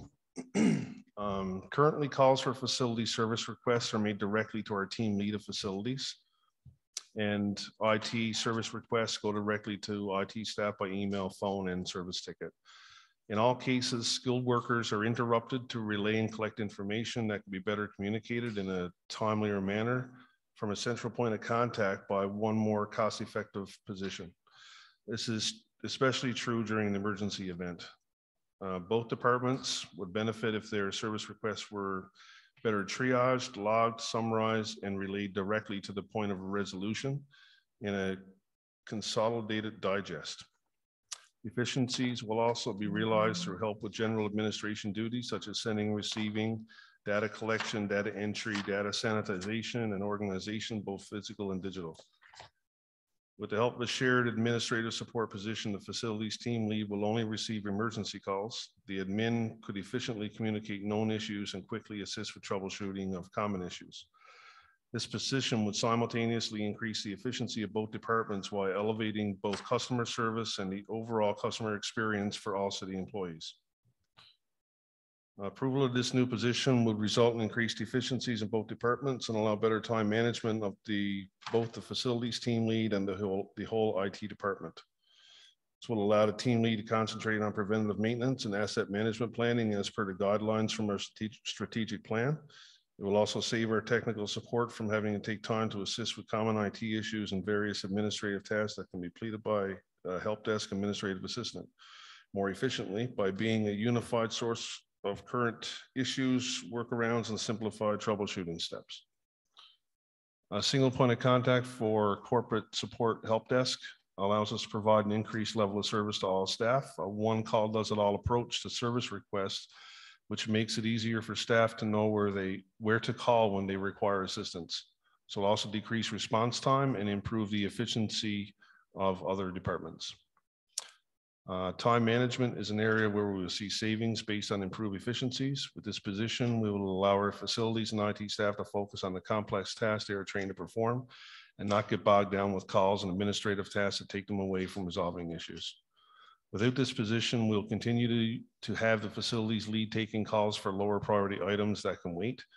We will also have our skilled IT workers consuming their time dealing with basic tasks that could be more cost effectively taken care of by an administrative assistant. So basically, if someone's got a issue with their mouse, we got to pull Corey away from what he's working on to replace a mouse for us, when we can just basically contact the help desk and they can deal with those sort of tasks. So our total net total expense, $53,599, and that's broken down just underneath there. Councilor Elliott. Thank you, Mr. Chair. We heard yesterday that we have a dispatcher now for our bylaw and CPOs. I'm just wondering, do we need to have a body in office, or would be able to contract somebody like Transcom? Transcom handles an awful lot of businesses in town. Different mechanical plumbers and electricians and stuff after hours, and looks after all of them. And I'm just wondering if that might be something we might be able to do ourselves. We wouldn't be looking at having to pay benefits. Wouldn't have to worry about any office space, and would be answering everything in a very timely manner, and they work 24/7. Thank you.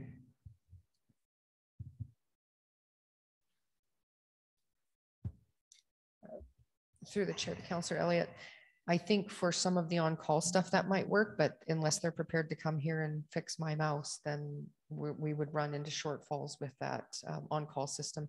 This is more than just a responding and delegating work. It's also coming, because everybody knows I'm IT challenged, and coming up and helping me fix my computer once a week when something minor has happened, right? So it's part of that help desk piece. So this would have to be somebody who is trained in IT as well then? Correct. So we're asking for an IT position? Well, it's a help desk. I mean, it's administrative. So a lot of people that typically have AutoCAD, GIS, they have an IT background. So there's a lot of ability to pull from a couple of different areas for this type of work. I don't disagree with the concept. I mean, Corey doesn't need to get a phone call saying, can you come and do this, when he's heavy duty into some really special type of job. I understand that, but you're looking at a multi-skilled person who's going to be taking this job. So $53,000 is probably not going to cover it. If I could speak to that just for a minute. Yeah, what we're kind of looking for is, we're looking for an admin person who has the ability to learn some basic IT troubleshooting, right? But the other half of that position is going to be helping us not manage, but helping us input data into the new system that we're going to talk about in the next business case that we're looking for.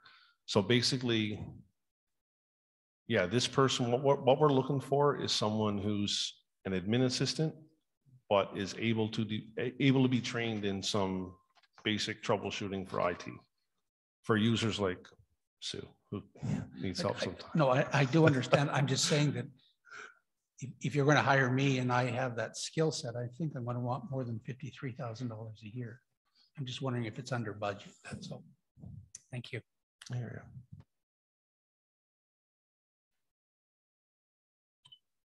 Councilor Billingsley. Thank you. Where did the 23.56 per hour, where was that arrived from? I think that came from Corey. Corey, are you online here right now? Oh, you're right here? Yeah. You have to come to the mic, Corey. The eyeball in my ear is not working.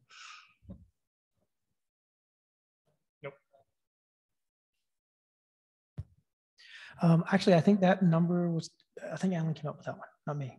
I'm sorry, who did? Alan. Okay. I would suspect that that's part of our administrative bands within our pay scale. And this would be a permanent position right off the hop without, I'm wondering if, since it's a new position, if this could be considered as a temporary till we know that this is going to solve your issue. So just to speak a little bit to what we wanted the role to be, the plan was to also have a bit of organization, to be able to help us with some of the physical organization of the, the rack of things that go out to people, the cables and the mice and all that stuff.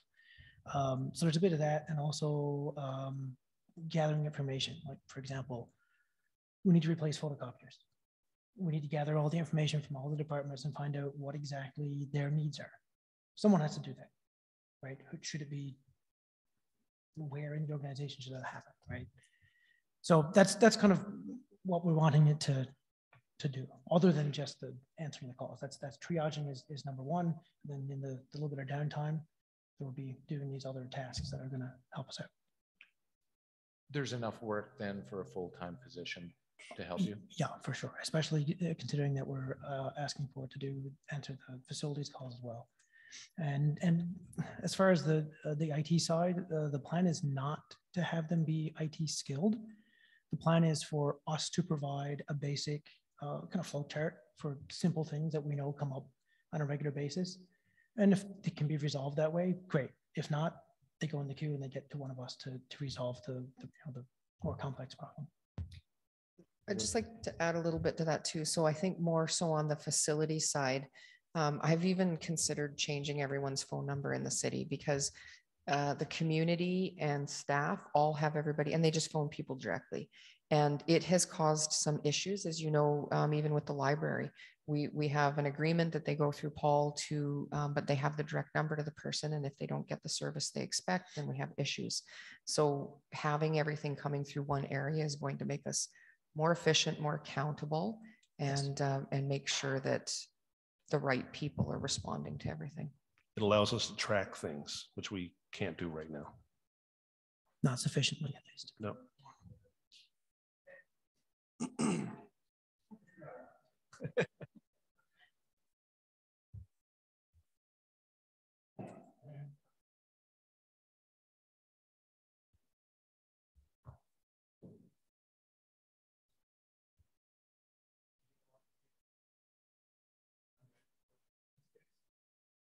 To temporary?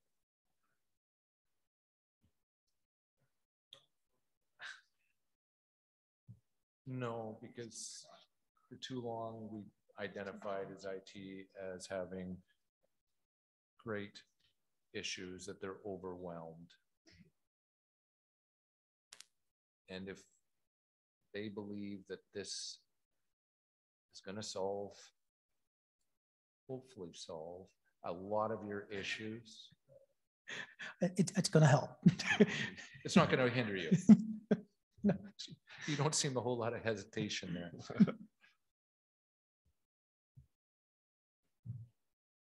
all I need to hear. Thank you. She needs some help with her mouse over there. Yes.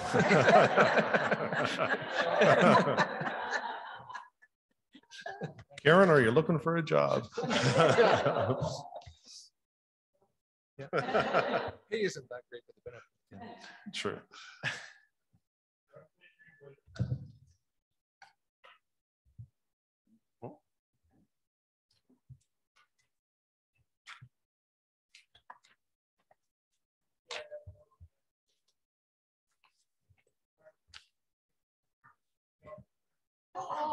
Kathy, can you speak to this one? Because it was the one that, like, when, sorry, you guys.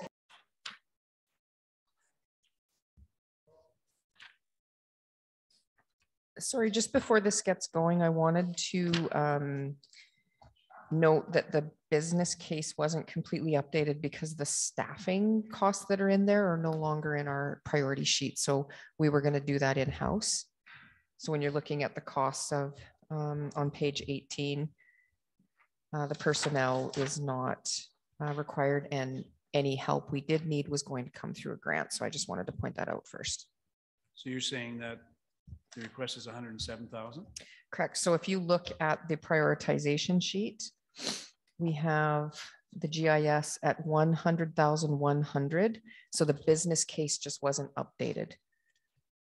The prioritization sheet is the ones with the actual numbers, not the business case. Sorry. So you're asking for 100,100. Correct. 107.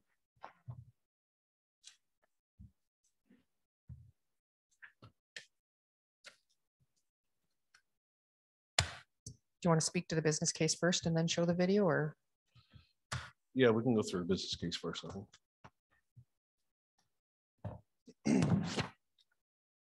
So this one is for purchase of ArcGIS and CityWorks.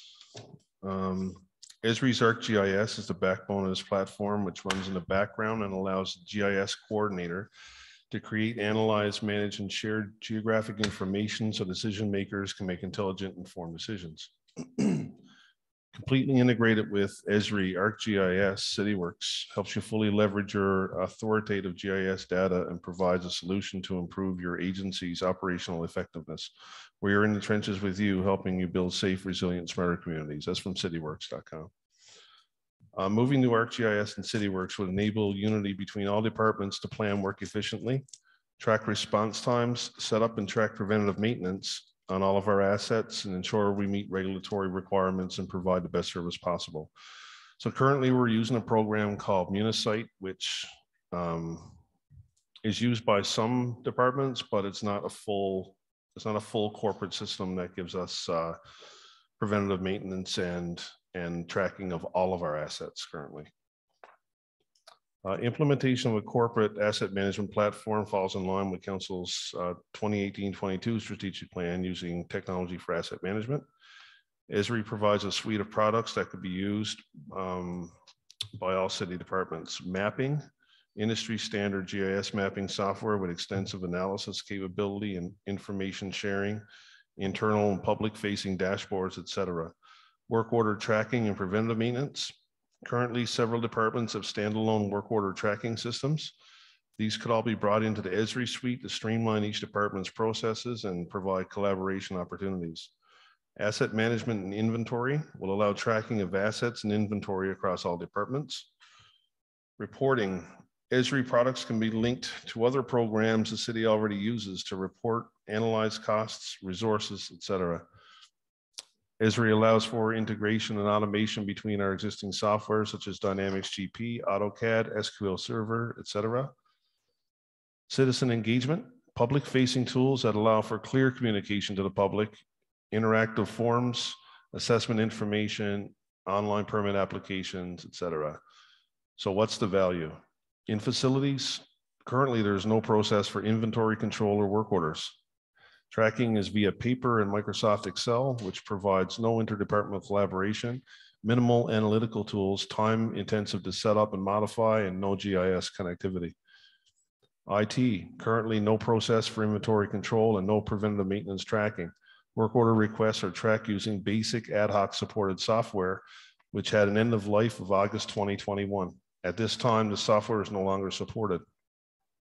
Planning and engineering, currently in the early stages of developing asset management module with existing mapping software.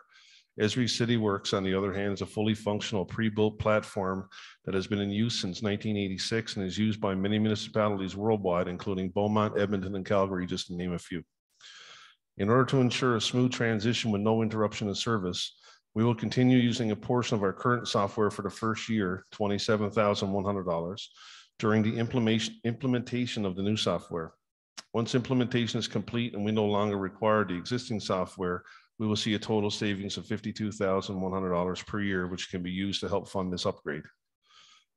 GIS asset management systems have been widely used for many years. Obtaining the platform and implementing such a state-of-the-art system will bring the city on par with other municipalities. And with a well-planned implementation, we could be the leader in the Smart Cities initiative.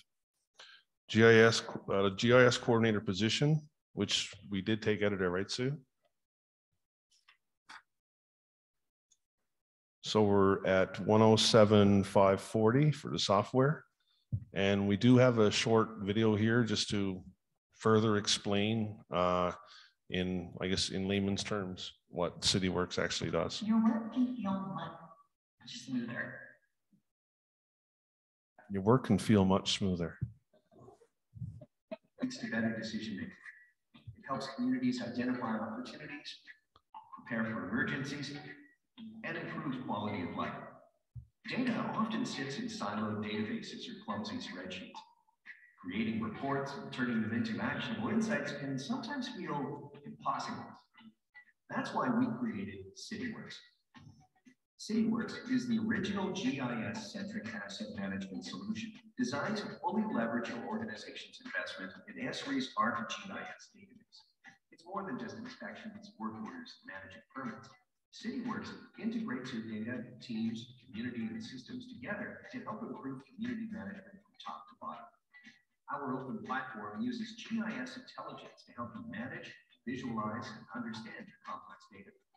CityWorks is built exclusively on ArcGIS, providing a system of record that allows you to easily track and visualize every asset. You can monitor maintenance schedules, equipment use, labor costs, permitting workflows, asset conditions, and risk assessments in real time on a single centralized platform. Bringing this data to your fingertips allows you to streamline fieldwork, warehouse inventory, customer feedback, and stakeholder insights both on-site and remotely. With CityWorks and ArcGIS, your community is empowered with scalable solutions that provide better data, better insights, and better decisions. Through improved operations, CityWorks helps you achieve efficient and sustainable growth to keep your community safe, resilient, and thriving.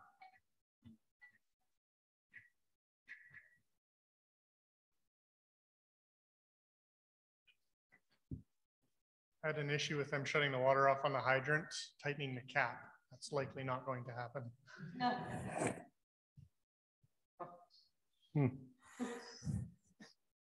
Councillor Nielsen. Thank you. So I'm looking at 107,540. Am I assuming that somebody currently on staff, like this says we don't need people. So we're going to have a software program. Who's going to work with it? Eugene, you want to take the mic?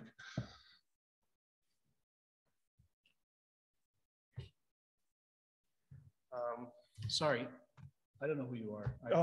Sorry, I'm Eugene, and I'm Eugene Tapavetti, and I'm the GIS coordinator. Also, I'm very bad in front of crowds, so bear with me, okay? I'm just trying to figure out how you fit in here, that's all. Yeah, okay. Can everybody hear me? Oh, I can hear myself. So Eugene is our GIS coordinator. Okay. Thank you, Chess. You're welcome. Okay, awesome. My education and some of my experience it's fully focused into this software. So I'll be probably definitely the one dealing with this. So what was your question again? Well, okay, so now you've answered my question about who's going to be working with the project or the software. So we're talking about 107,000 for the software, but I'm going to extrapolate from there because it says in year number 2, software is 68,000. So I'm assuming we're adding suites or portions to the program. So the reason why the initial cost is a little higher than the next year is due to implementation. Implementation will have a big hit on it, just for the first year.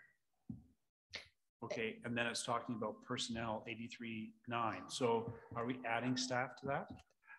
No, the personnel would be removed. So personnel would come out of that. It's coming out of it completely. Because it's here. Right, in front of us exactly. right now. Okay. And I think the other part to this too, Councillor Nielsen, is as mentioned in the charter or the business case, we're currently paying a fee every year for MuniSite. That fee would not be there anymore, and this would be the new fee. That's correct. So in the video, I saw people carrying all sorts of really neat electronic gizmos so they could feed into this, I guess. So when we talk about software, there's got to be hardware components attached to that as well. No, we don't need. We already have 10 tablets that we can use in the field, and you can access the software straight through a cell phone or so on. So we would not need any additional hardware. So we won't see any of that really neat stuff out there. I'm kidding. Okay, no, thank you. Councillor Aberley. Thank you, Mr. Mayor. Through the chair to Chess. When I was reading through your business case, I think what was really popping out to me was the preventative maintenance. And yesterday we had a conversation. I think all of us were in shock at certain things that's 3 years overdue and creating more money. So my question that I wrote, other than a whole lot of wows, was how will or can this save money into that area? So take it out straight of that 53 or 52,100, I get it. But if we are now, do we no longer have a lack of maintenance? For example, at like a lack of maintenance backlogging, for example, like we were talking about yesterday at the aquatic center. Yeah, so what the preventative maintenance module does in here is it allows us to plan our preventative maintenance and then get it done. So without a software, basically, we're trying to plan it manually through spreadsheets and stuff like that. So currently, to let you know what we're doing right now, so we're gathering all the information in City Hall from all of our mechanical equipment first, and then we're moving to electrical equipment. We're starting with City Hall just because this is where I'm located. Right, I'm downstairs. That's all going into a spreadsheet. What this program, CityWorks, does is it organizes your work orders for you.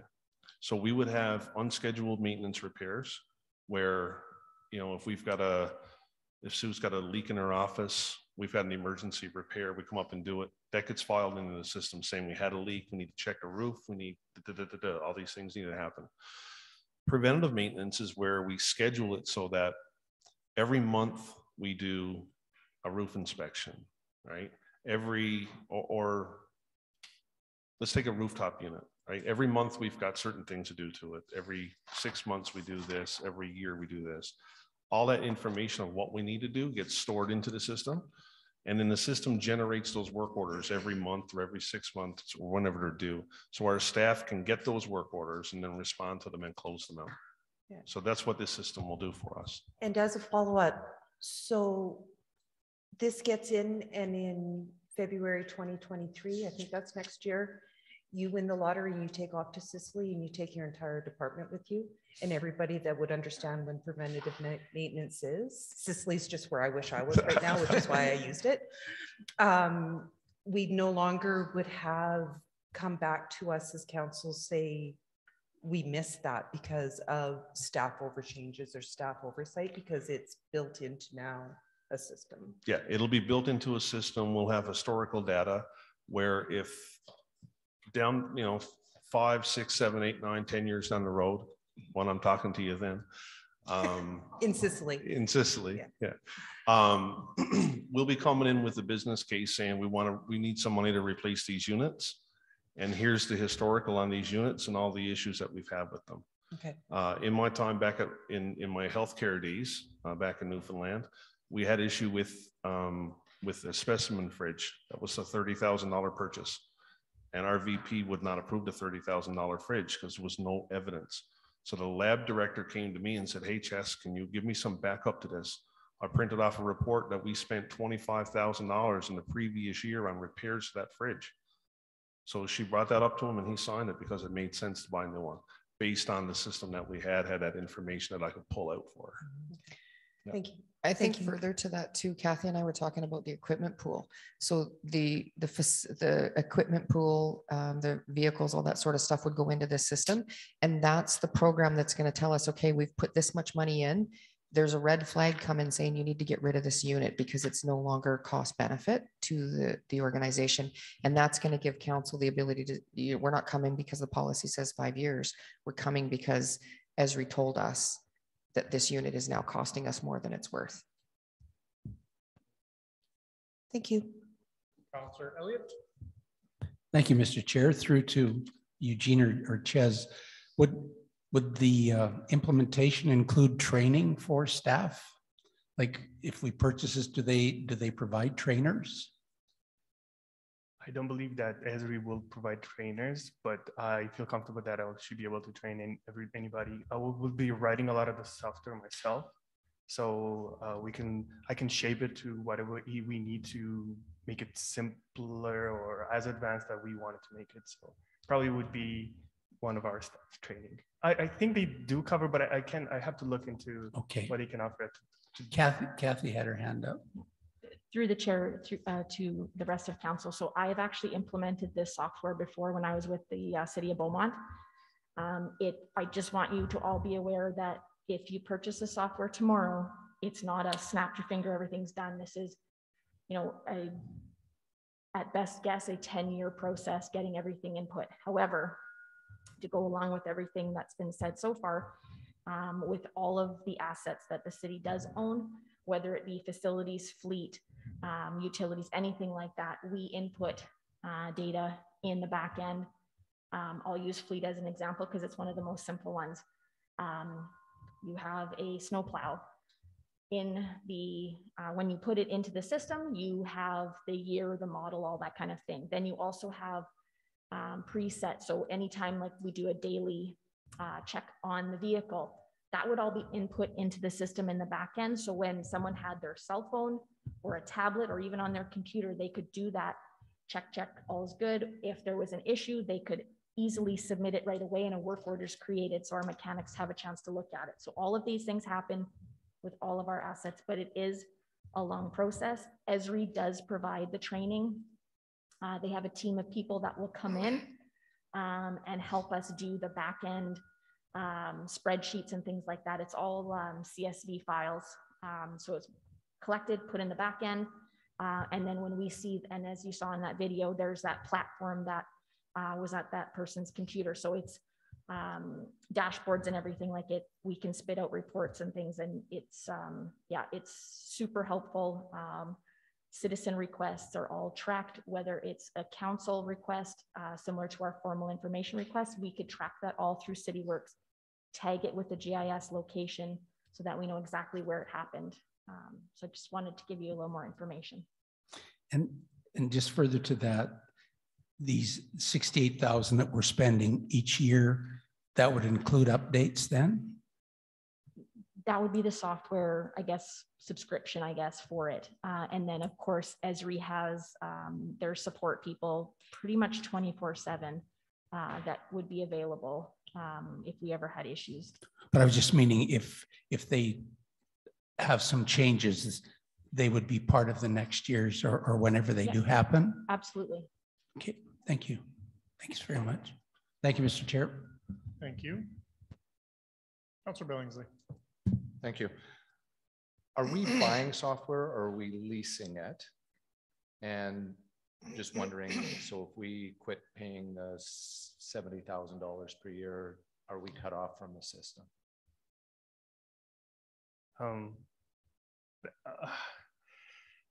That's a very good question.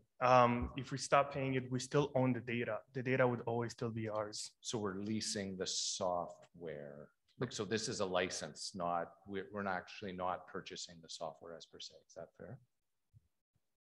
It's a subscription. Yeah. Yep. And that's $68,000 per year. Yep.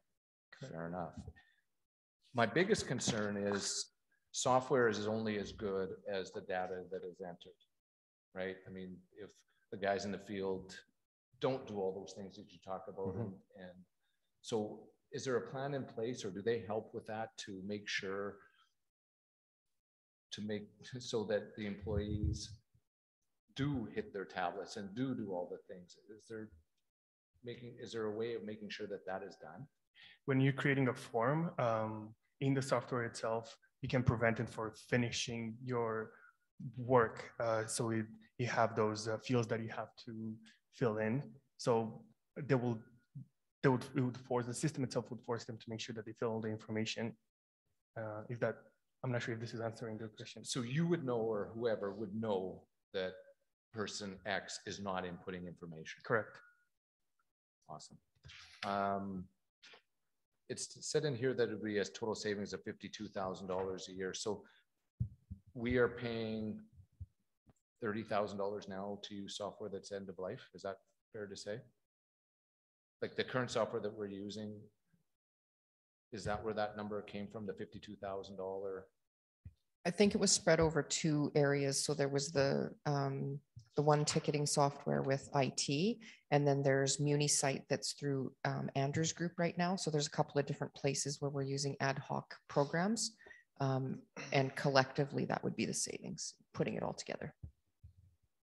This obviously is a big undertaking. I mean, if it's going to take more than 6 months to input all the data, obviously this is one big juggernaut.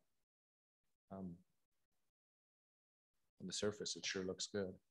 If it's going to make organization that much more efficient. I know as well, Kathy's group has, I think we've already applied for the grant.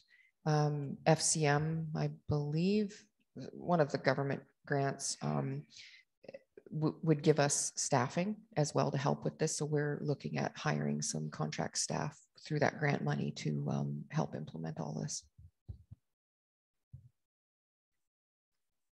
I just want to say one more thing, just the importance in this. Right now we're having, I think the advantage that we would get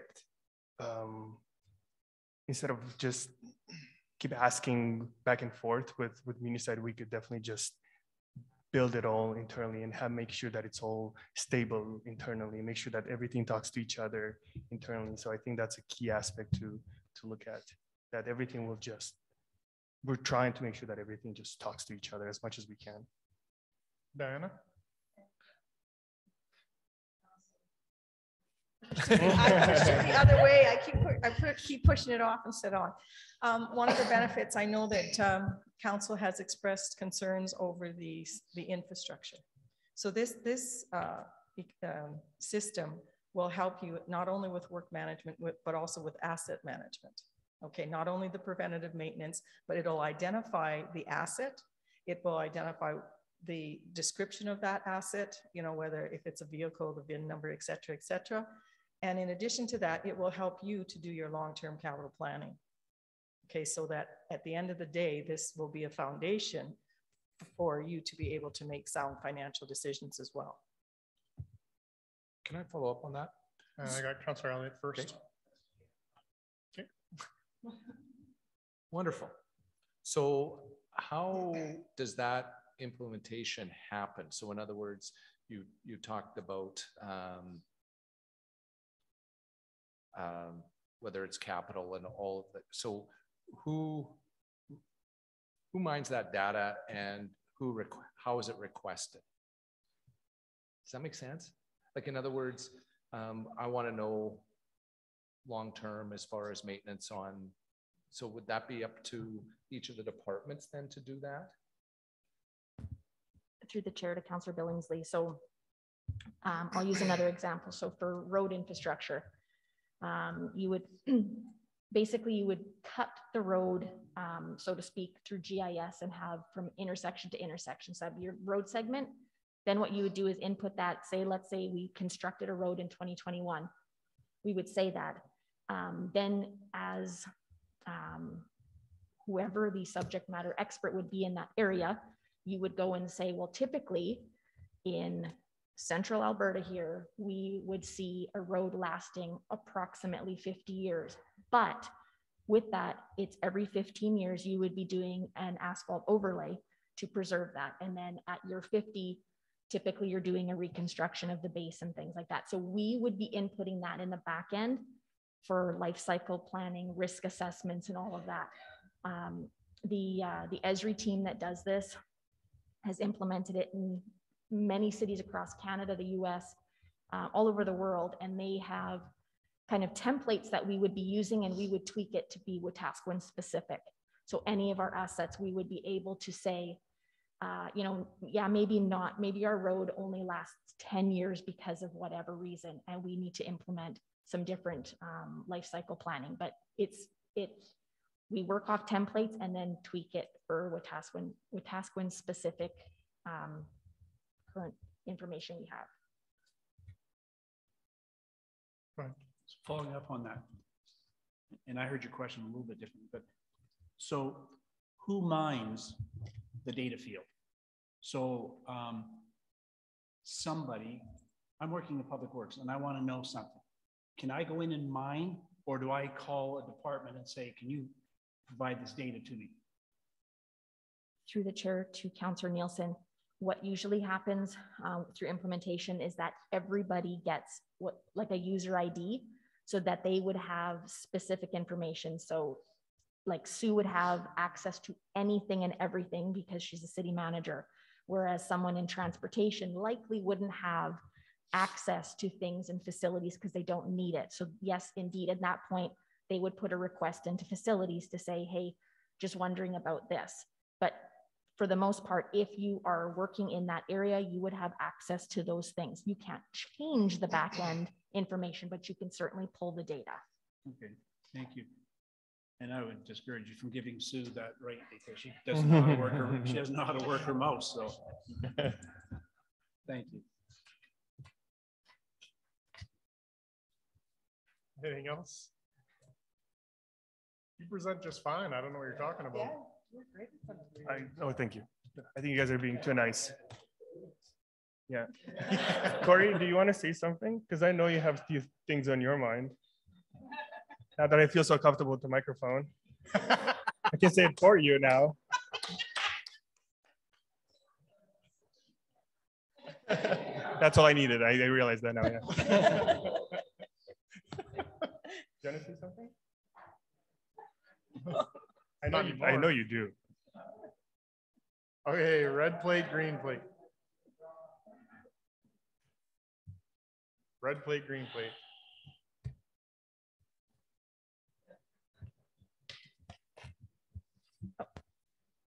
Yes. Sure. So the sheet is 10, 107, 540. 107. 107, 540. Sorry, on the prioritization sheet, it's $100,100. 100. Yeah, so we're following the sheet. Okay. Yeah. Oh. The charters are wrong in some cases because we made last minute changes on the prioritization.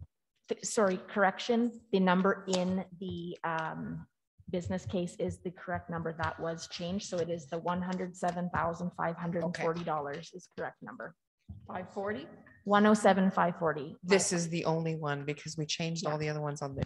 Okay. That was my fault. My apologies. That's why I asked for clarification. Thank you. Welcome back. Thank you. Are you okay at the mic? Yes, I'm okay at the mic. Oh, okay. So the first business case I'm bringing forward today is the economic development strategy. So the cost of this that we have forward is $80,000 and it's a one-time cost. Currently, the city does not have an up-to-date economic strategy that outlines achievable economic vision, mission, goals, and actions. The last plan was developed in 2009 and expired in 2018. The strategy would address where we are now, where we want to be, why we aren't there now, what needs to get done to get us there, who is going to get us there, and when is it going to get done. It would help us respond to economic opportunities and challenges and ensure stakeholders understand and have input into the city's economic direction. The risk of not approving this strategy would include decision-making without fully understanding the long-term impacts, lack of unity with the stakeholders, and understanding the bigger picture of what we were trying to achieve. We did obtain 2 quotes for this, and we engaged with other municipalities to ensure it was an adequate budget.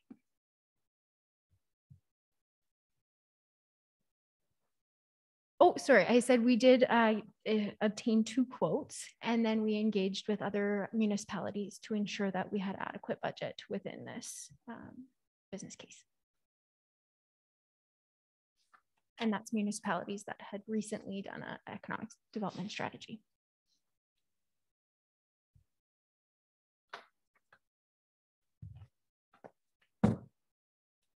Through the mayor to Candace. Candace, I don't have a problem with this if you can just clear up something. Mm-hmm. When we did the Road to Prosperity strategic plan, we had a previous strategic plan from years gone by. Mm-hmm. When we did the Road to Prosperity, basically the items that came out were almost similar, like they were so similar in so many ways. So now how do you take this to the next step? Yeah. So you identify these things which have been done probably for the last 30 years. Mm-hmm. Where are you going to take us with that? Yeah, so through the chair to Councillor Elliott, the Road to Prosperity would be a large input into this. Obviously, there's been a lot of engagement that went through that process, but things have changed and times have changed, of course. And we've achieved some of those things. One of the items was a community vision. And we just recently achieved that. So there's next steps. So a lot of that comes down to marketing, and we have a brand strategy, but what's our 5-year marketing plan? Who is the person that we're trying to attract into this community as a resident? And how are we going to get them here? Right now we have a year-to-year plan, but we don't have that long-term plan, and that's just one aspect of it. Not sure if that So it'll be more long range and more specific. Yeah, I would be looking at a 10-year plan, and it's not just a strategy, but it's an actual action plan with, yes, there's myself and Raylene in economic development, but we also have community groups. We also have a Chamber of Commerce. How are they going to be involved? So they would not only be engaged, but hopefully part of the implementation plan as well. Okay. Thank you very much. Thank you, Mr. Chair. Thank you.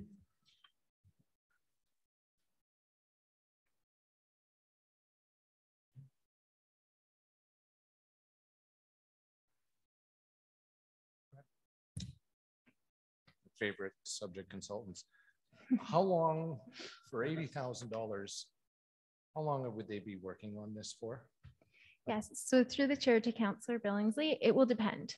Right now, I would like a portion of the MDP consultation to be completed because it'll feed into this as well. But it'll also depend on the type of consultant that we go with. We could go with someone who is huge into public engagement and spends 6 months engaging the public, or we could go with someone that's 3 months. So you haven't decided on that yet? Well, we'd have to go through the formal request for proposal process. Yeah. So we have not picked someone to go through.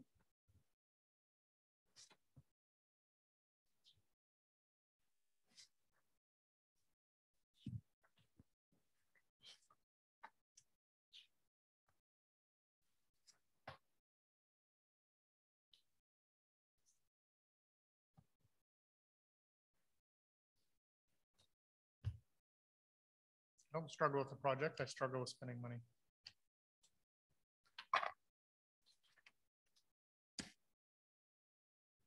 Spending money.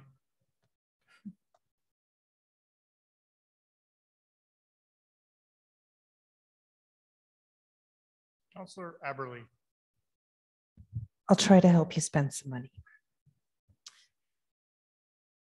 I think everybody here, so it's through the chair to councillor, to the council in general. I think we all know, for me, why I am a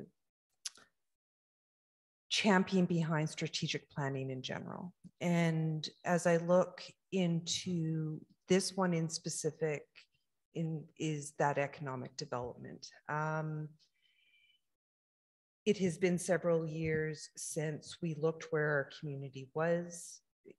As Candace had said, it's changing, but that has changed. And if we continue to say that we're top priority in economic development, which has been in every strat plan since I moved to this community 8 years ago, which we have all ranked in our deliberations over the last few months, top into looking into the economy, looking into these things. When people talk to me, my personal platform when I was running was #1 on economic, looking at our economy. And I was shocked when I looked that based on this ranking that we got, that top list, that it was so low for staff or that senior leadership team, that it was ranking 12 out of 15, when I'm ready to literally put my money where my mouth is with the economic development and the strat planning, and giving this department the ability to start thinking high level so we can be talking to our businesses, our organizations, whether that's the nonprofits, the for-profits, and how we all come together to develop our city's economy in a line with the work we've been doing, with the vision, with 3-4 strategic plans out of council. It's time to let them do some strategic thought of their own. So that's where I'm fully in support of this. and would take lots of other things out. But thank you. So I get you supportive of that, eh? Yeah. I too am supportive of it, but I have some concerns as well. And my concerns is, and I guess you addressed it in some level, Candace, that, you know, it depends on who we hire and the engagement piece. And it's the engagement piece that concerns me a little bit, because I worry that what our community wants may not be deliverable. I hear a lot of the conversations about a vibrant downtown like we had 20 years ago. And if that's our push, when research is telling us that brick and mortar commercial space is sort of a dying commodity in a lot of ways, I worry that we're going to an ill-informed source potentially to drive the agenda. And I don't want to imply that I'm not in favor of engagement. But I think there's some great peril attached to that if you're not really careful about how you're collecting that data, and we don't come out going in a direction that really maybe not be very realistic. Thank you. Councilor Billingsley. Many years ago, I sat on the roadmap to prosperity, and were promised many things of what was going to happen after the report came out. How can you ensure me that it just doesn't end up in a binder in somebody's office and never to be looked at again, like the roadmap to prosperity? So through the chamber, or sorry, through the mayor. It's not even after 5. Yeah, there's no through the mayor to Councillor Bill. The chamber, yeah. The strategy would not just be a strategy. So for me, the most important piece is having the implementation plan with timelines attached to it. So at any point, council could pull that out and say, you said you were going to have this done in 2022 for this amount of money in this short period of time. Why isn't it done? And I would have to answer to that. And it also would feed directly into that corporate business plan that we're creating, into our department business plans. So I hope that's helpful. Yep, thank you. Thank you, Mr. Mayor. Just a comment, when we were going through the grants and aid, we put off some things for the museum, for the speedway, et cetera, and we said, we're going to turn them over to Candace because she has the expertise. Well, she's asking us to give her a tool to help her with the expertise to make sure that we're going in the right direction. So I would support this. Thank you.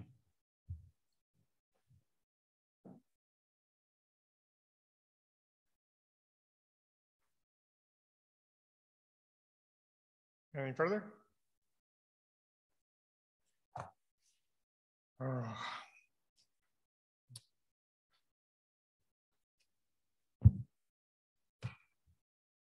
It doesn't matter. We had enough already. He was slow to bring his plate up.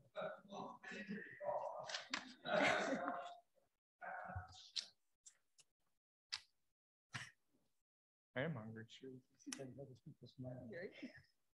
Thank you very much. I do have another business case to present. This one is entitled Discover Wetaskiwin Tourism Initiative. So in front of you, there is the option of a 2-year, $30,000 per year and $60,000 over 2 years. So this funding would allow for a regional approach to tourism marketing. The chamber did host a session with the leaders of the community. So council was invited from the city, the county, all 4 First Nations, Millet and Pigeon Lake. And so this would help us form a regional brand to share experiences to a broader platform. So it would be administered by the Chamber of Commerce. We would have a website, blogs, full marketing strategy behind it, and they would host some training sessions as well. And just to note, this would increase the opportunity we have to apply for provincial funding as well through Travel Alberta. So having that collective approach would provide a coordinated and collaborative approach to maximizing resources, encourage strategic planning and investments, increase tourism visits to the region, and result in a stronger marketing with better reach. And again, I just do want to note that it would be fully administered by the Leduc-Nisku Wetaskiwin Regional Chamber of Commerce and would be very comparable to the one running in Leduc called Discover Leduc at this moment. There is no guarantee that the County of Wetaskiwin will approve the funding for this initiative through their 2022 budget. It's the same ask as what the city has in front of us. In that case, the Chamber of Commerce has committed to moving forward with promotion of the City of Wetaskiwin tourism businesses on the same level. So I will leave it there and take any questions.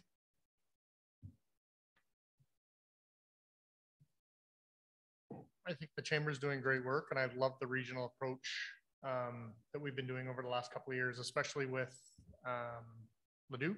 And obviously that goes hand in hand in working with the regional chamber between us and Leduc. For me, and I talked a little bit about it during our strategic plan, in terms of tourism, I think that if I would rather see a focus on creating a good experience for those people that are already coming to the community before we're trying to attract new people to the community. We've had some pretty big hockey tournaments going on, even just after COVID was coming to an end.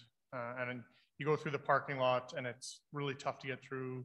The snow isn't cleared and you've got, I don't know, 500 people coming into the community for that. Or in the summertime, if we're hosting ball tournaments or people coming to the museums, and making sure that our community looks good when they're already coming here, or facilitating conversations between two organizations. Like if there's a hockey tournament going on, making sure that the museum knows that this is happening and they have the ability to go and schmooze. For right now, I want to get away from the attraction of tourism and creating a community that's nice for those that are already coming. And that's where I would rather spend my money. I said it way better a few weeks ago during strat plan, but.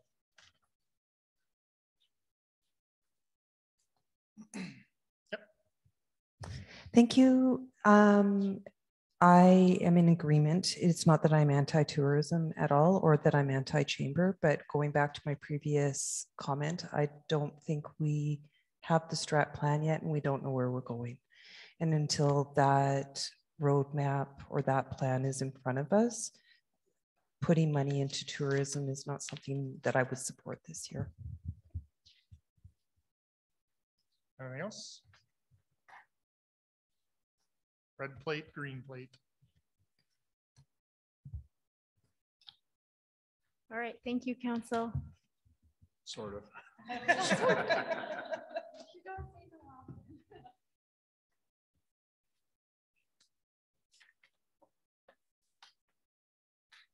Land use bylaw renewal.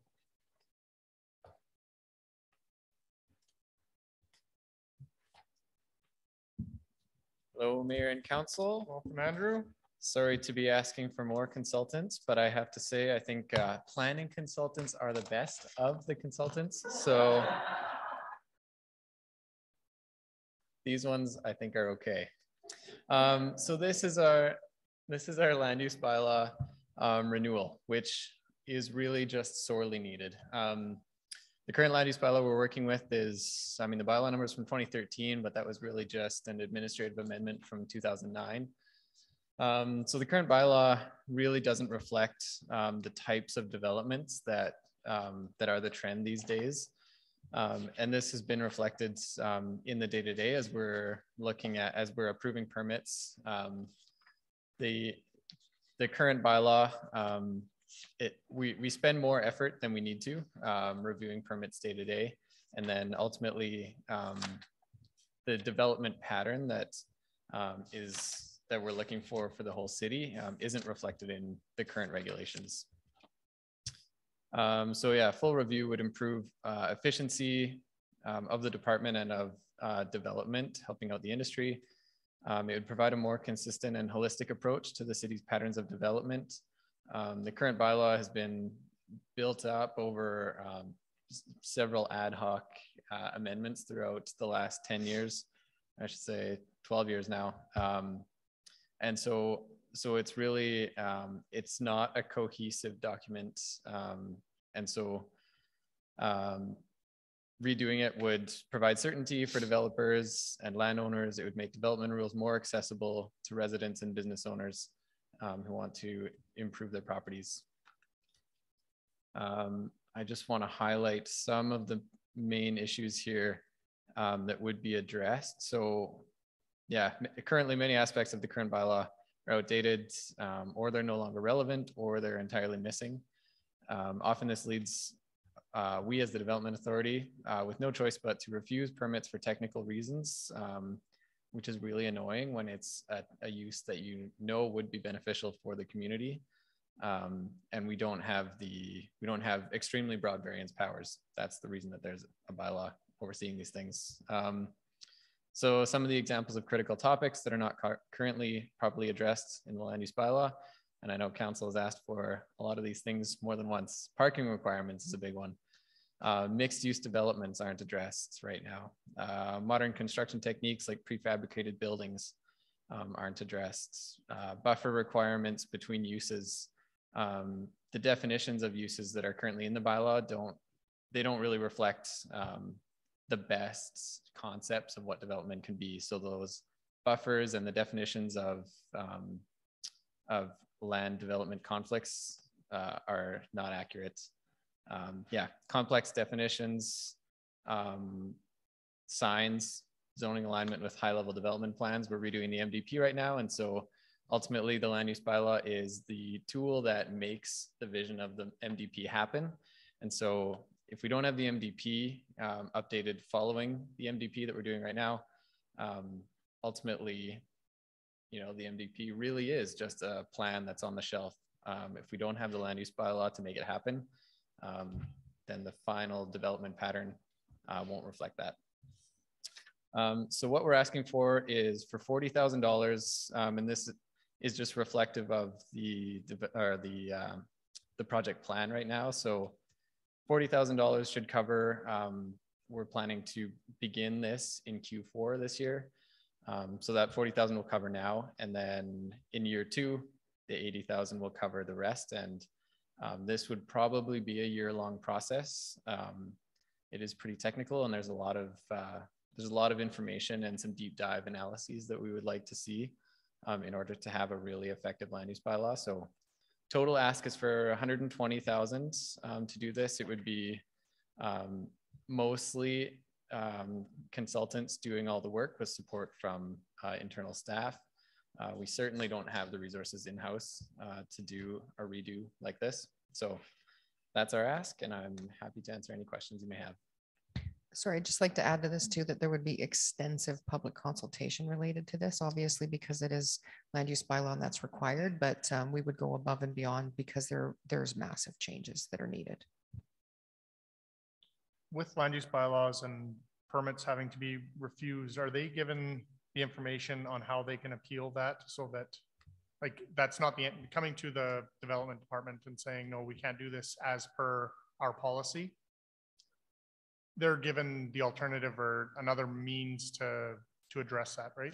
Yeah, actually, to the mayor, I should clarify, I guess we hardly ever refuse permits because I think we're really good at working with applicants and explaining, you know, if their plan doesn't actually align with the rules, we're good at explaining this is why, and then providing options. You can modify your plan according to this, but there's lots of, I guess I should more specifically say, we've said many times, you know, your plan needs to be modified, even when in theory it wouldn't need to be. Yeah. Right, but we're not losing the ability, or we're not losing permits or development because of this. It's just another piece of red tape that they have to go through to get it. They have more hoops to jump through or hurdles to whatever. Sure. Yeah. Yeah. You could characterize it that way.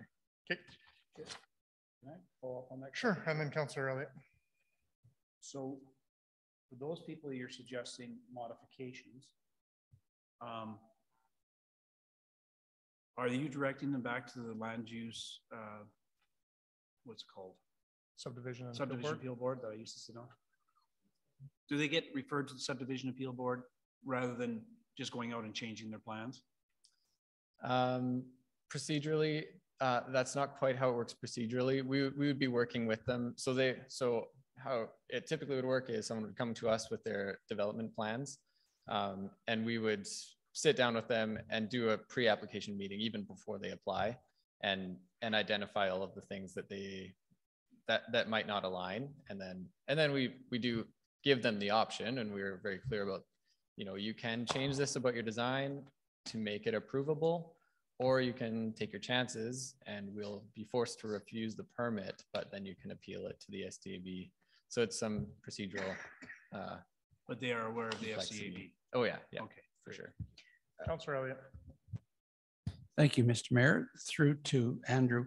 Andrew, if you're going to start in Q4 of this year, the billing could maybe start in 2023. I'm just wondering if this could be that the $40,000 be put into the 2023 budget and then the other 80,000 be put into the 2024, as we're having challenges with finding money and not trying to raise the taxes. I'm just wondering if that would be something that would be an option. I can answer that. So from a tendering law perspective, we cannot put out a contract to get help, even if it's going to be later in the year, if the money is not approved. That's illegal. Okay, so if the money were approved, but then we say don't bill us till 2023. No, I mean, if well, we get 3 months. Lots of businesses give you 3 months to pay the bill. Can I offer you an alternative?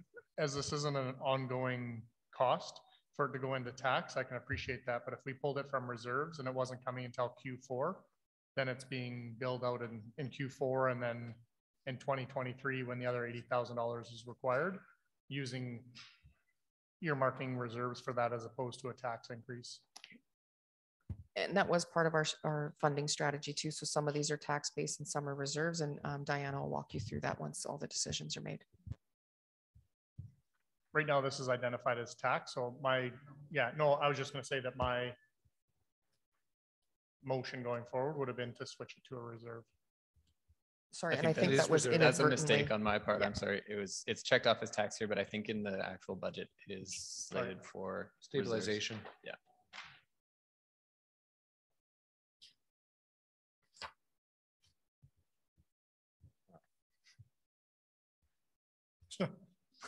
You might still get 3 month leeway or 90 days on the billing. It might not come out until. Go ahead, Councillor Billingsley. Thank you. Andrew, you say that it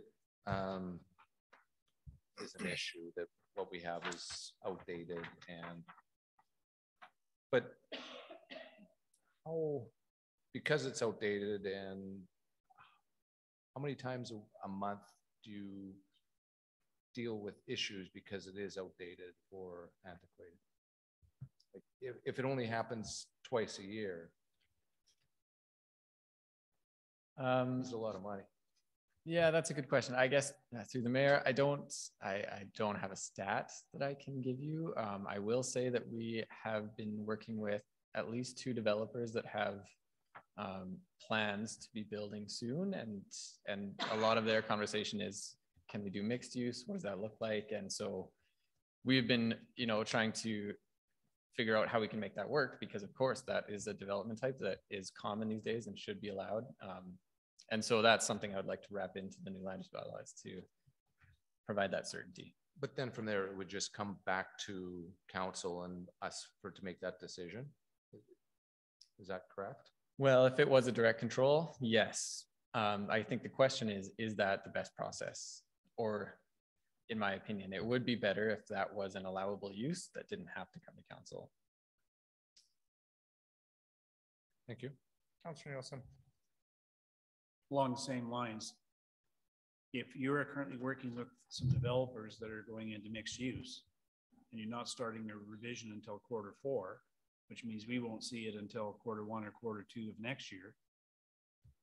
In fact, you're working with them right now. This isn't going to help you now. Yeah, so through the mayor, what we're doing right now is working with them.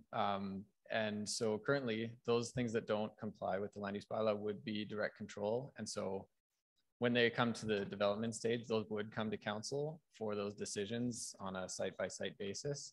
And then the concept would be that when we have the new land use bylaw, the development types that we approved there would be rolled into a new zone. So it could be a mixed use zone that would apply to lots of properties, and then those direct controls would be turned into that mixed use zone. So that's an example of how we can make it work with them now currently and bring the land use bylaw in later. Yeah. Thank you. And I just think through to Andrew, if we give them a bunch of hoops at the start, they might go somewhere else, right? As opposed to, yes, I can make this work for you right now because we have the correct zoning. So it might be an incentive for them to invest their dollars here. Certainly, yeah, through the mayor, that is true. And it's also, you know, developers that are working in multiple municipalities, it just makes everybody's lives easier if our land use bylaw is similar and reflects those types of uses that they've seen in other municipalities. Yeah.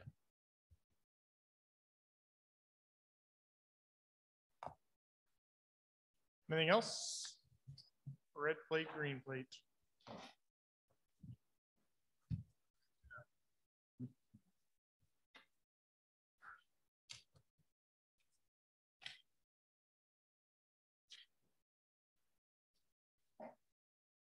And this has no impact because what we talked about is stabilization reserve.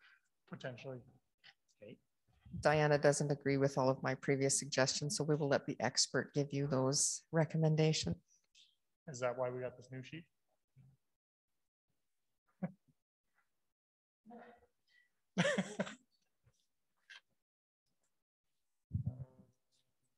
Okay. Community Development Coordinator. Good afternoon, Council. I'm here today to discuss the Community Development Coordinator operating business case that you have in front of you. This purpose or objective of this business case is to provide a dedicated resource for administration to adequately support initiatives related to community development, community committees, and special events.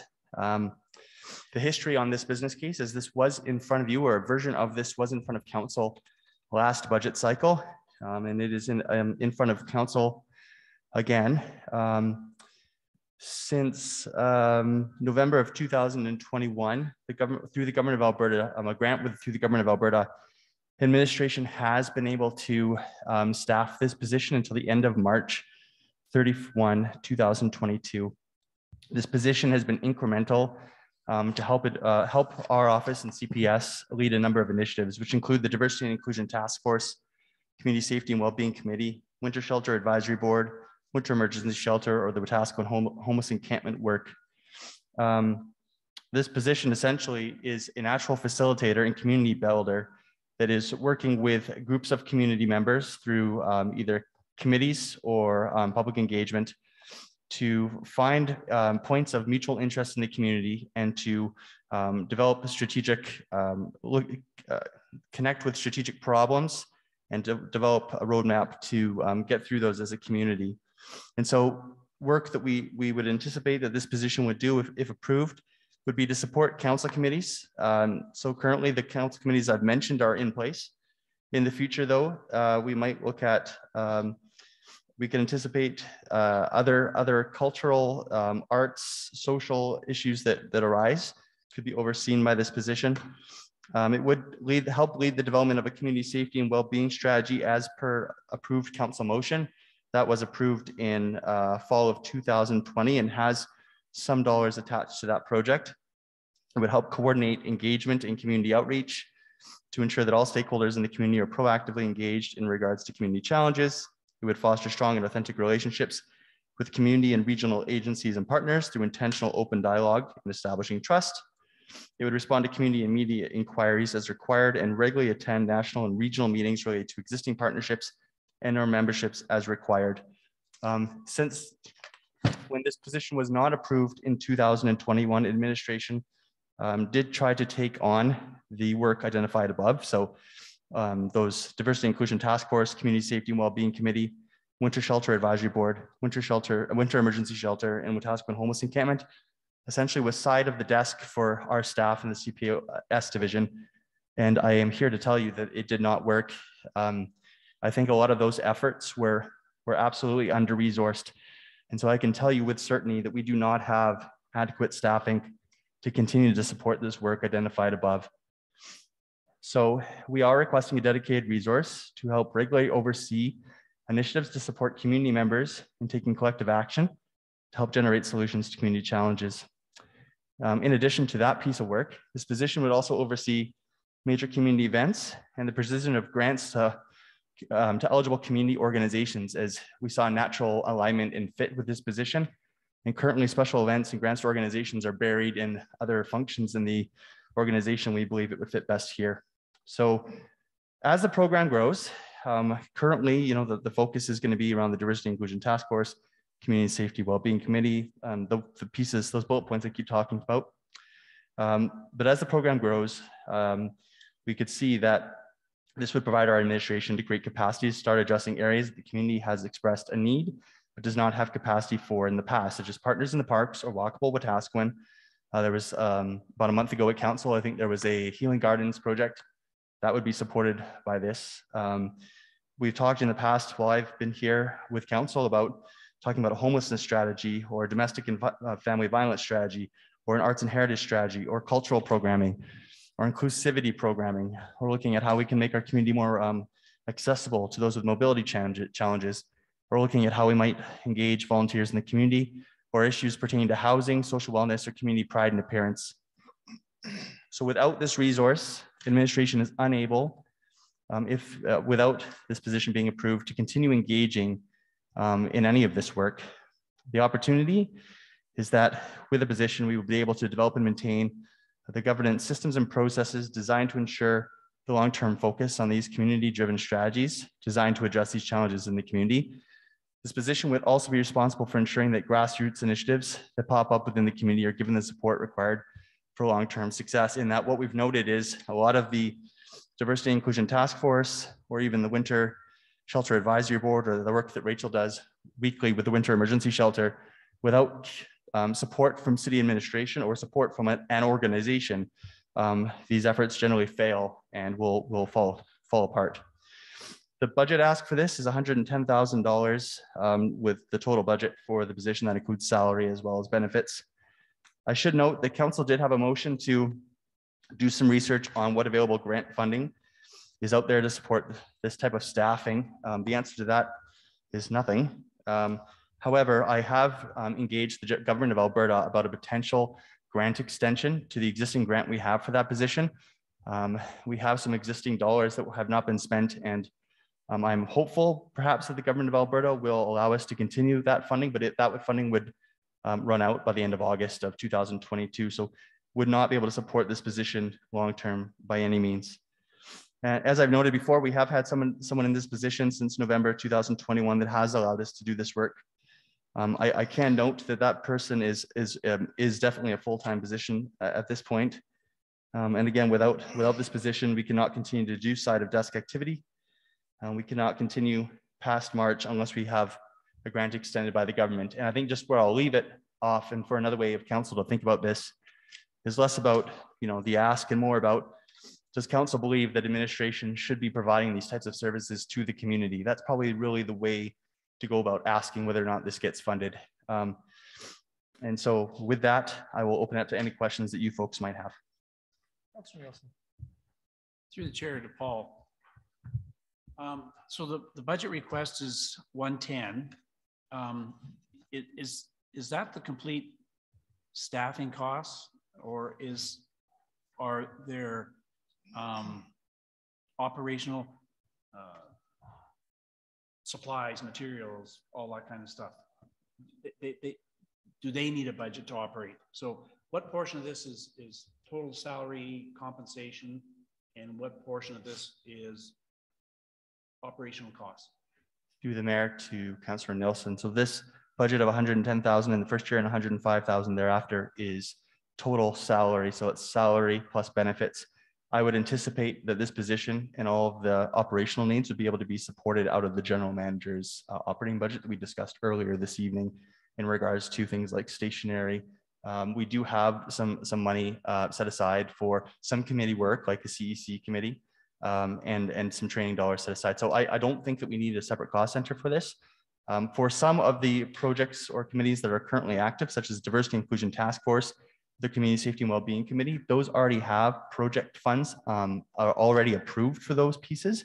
And so in the future, if council said, we would love for administration to look at a housing strategy or a domestic violence strategy or an arts and heritage strategy, we would say, that's great. We have the administrative capacity to move that forward. However, we might need some dollars to help move it forward at that point in time, but we don't have those, we don't know that piece yet. And we already have project dollars already approved to continue the work that's been assigned to administration.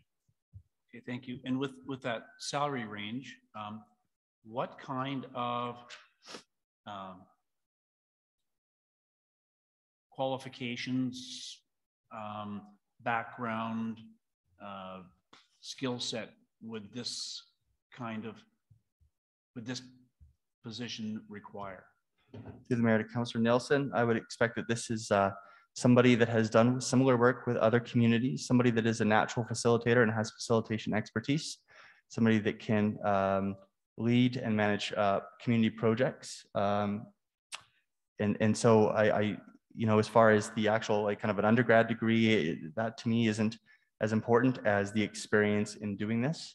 And at this point in time, I'm not exactly sure what the market will bear. I do know that there are people doing this work in communities around Wetaskiwin. And so I'm hopeful that we would find an appropriate resource.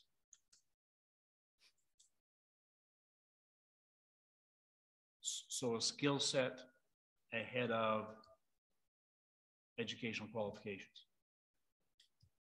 Through the Mayor to Councillor Nelson, I would expect that the individual would have an undergrad and some sort of university or college education. But how one finds themselves into this work and how one finds themselves into, you know, the facilitation expertise and the ability to do that community building and these community projects with people, the experience itself, I think is extremely valuable as well. And how did you arrive at as a compensation package? Through the Mayor to Councillor Nelson, we did work with Human Resources to reach out to other communities that have similar positions, and this came within the average that we found. So we did engage other communities. Which means if this is a starting salary, it only goes up from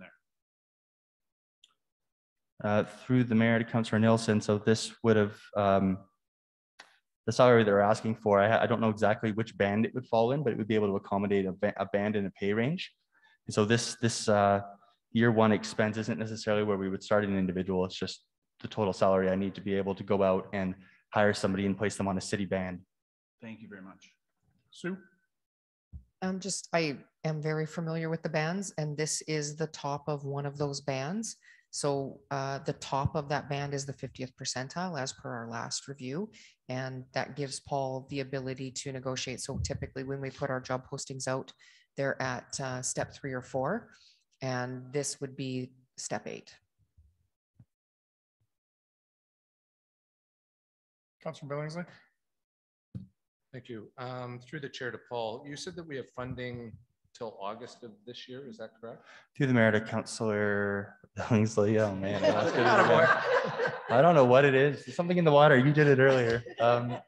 Actually, something in the coffee. Actually, I get it. To clarify, we have a grant for this position until the end of March.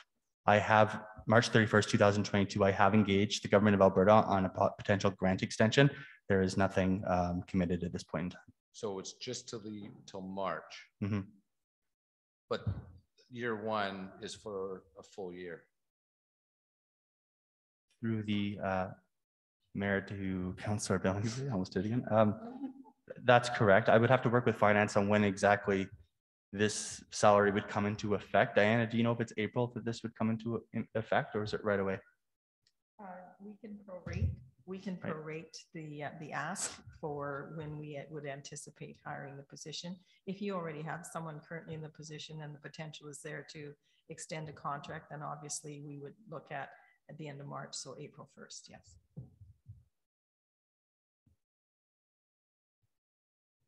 Councillor Everly. Thank you, Mr. Mayor. Through the chair to Paul. I'm gonna, I might have a couple questions and a couple things working up out here. So the first question is going to come into these other communities when you were saying with similar salary and similar responsibilities. That might come from Sue.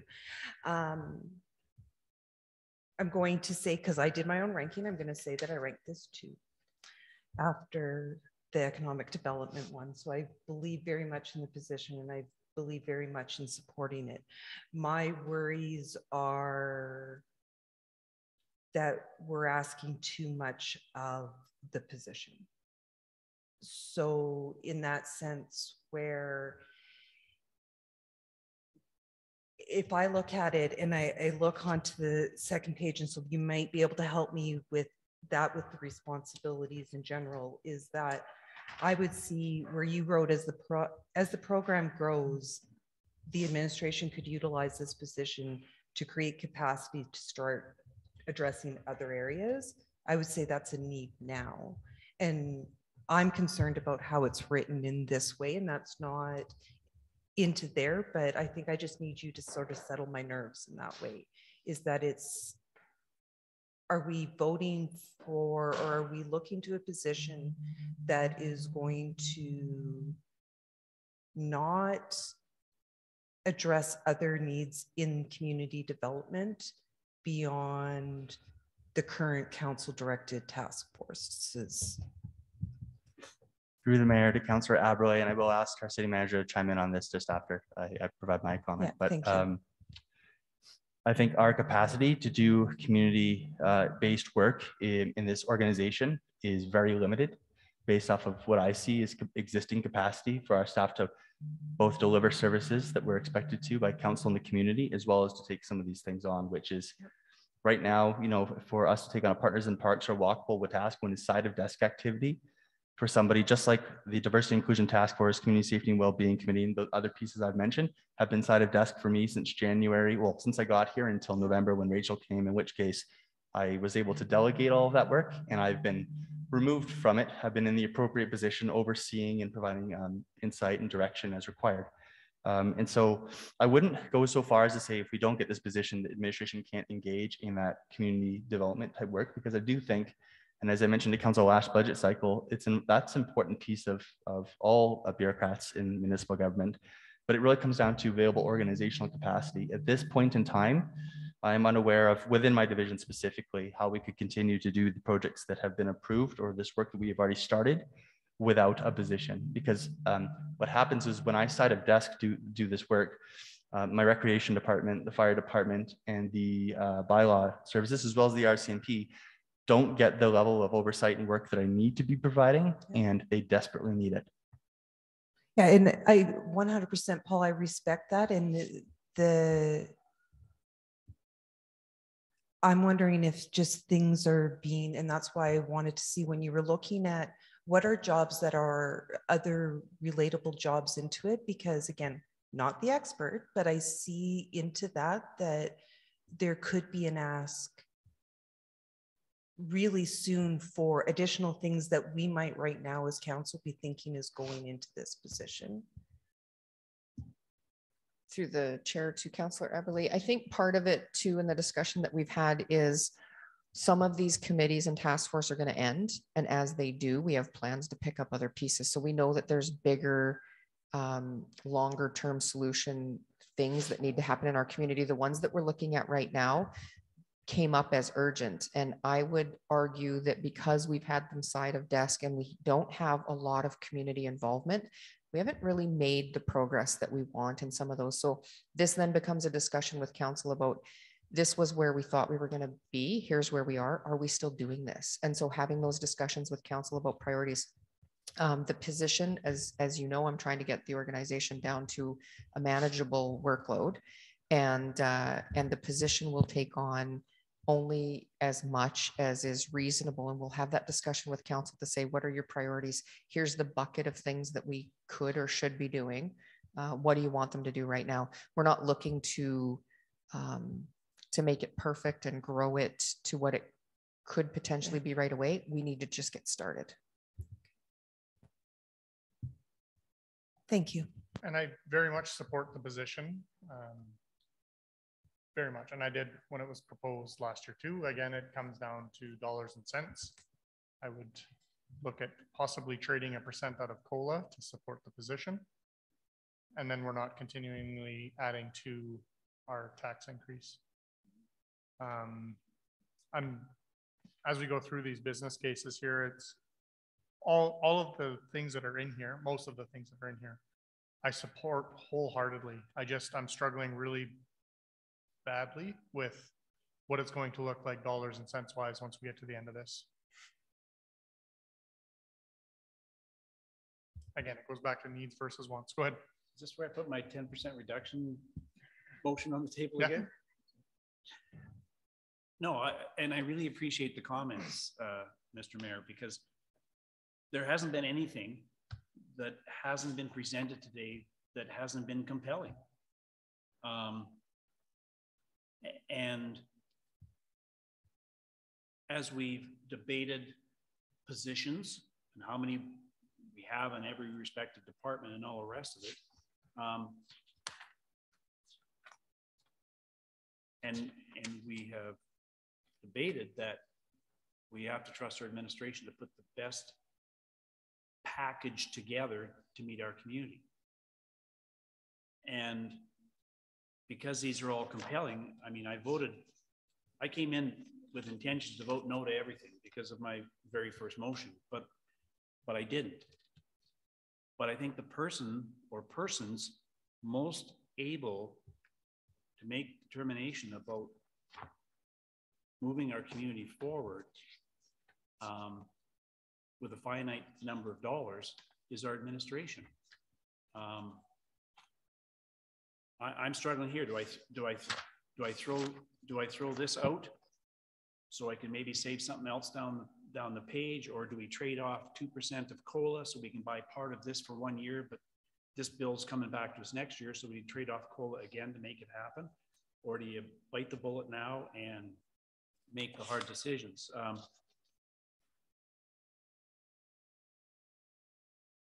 And then I've got a bigger question coming up at the end of all this for the very thing you're talking about, Tyler, which is how this column of numbers is starting to add up here and look pretty daunting. So I guess through the chair to Paul, here's my question for you. You've been saddled with a number of initiatives that we as council have given to you because of various committees that we thought were important or that you recommended, or simply out of necessity as crises occurred.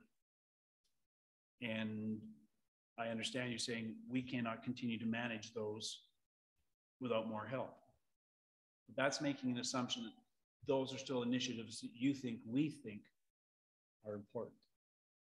And I'm not sure that as a group, we've determined that all these initiatives that were so urgent a year ago are now the most urgent now. It doesn't mean that there aren't other urgent issues that could well be dealt with, and that leads to growing the position. I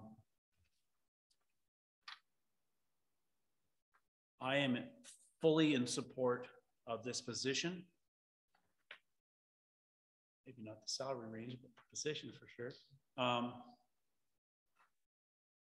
And I will vote in favor. Councilor Billingsley. And I'm not. Like I say, there's a whole lot of monies that have to be spent. If somehow this could be funded through a grant, I would probably support it.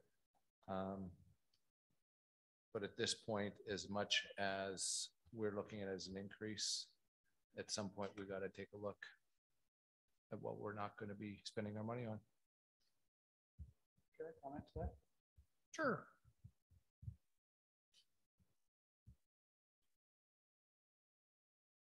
If you found a source of funding, you could support it. You think? As long as it's not coming from through the tax, yeah.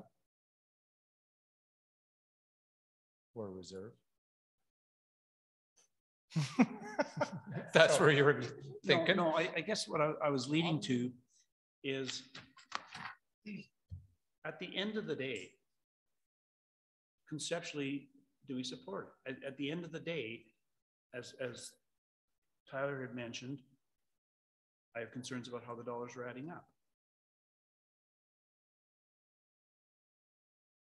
And I'm suspecting that somewhere at the end of the day, we're going to have to make some further cuts or else whatever. But if administration views this as critical to the organization, are they prepared to trade off COLA or make a recommendation to trade off COLA for this position? Or a recommendation to trade off 6 new public works staff for this position? And because I don't know the inner workings of that juggling process, I'm making an assumption that this is really critically important or it wouldn't be on the table right now. But is it important enough to administration for them to make some trade-offs in their organization to make this happen? And by voting this down, we're potentially taking that out of their hands to do that juggling act. And I'd rather leave it in their hands to make some suggestions to us about how this is more important than something else that they would be prepared to give up to make this organization a better organization. Sue? Through the chair to Councillor Nielsen, I think the better question is to council. Do you still want to keep doing the work that this position is doing? And if that work is important, then yes, we find it just as important and we would go back and have to reconsider that. But if council does not think that the committees and task forces and all of the things that this position are doing right now are our priority, then we would not find this a priority. Because we cannot take it on. Then do we need to have that conversation here? Or is it just yes or no?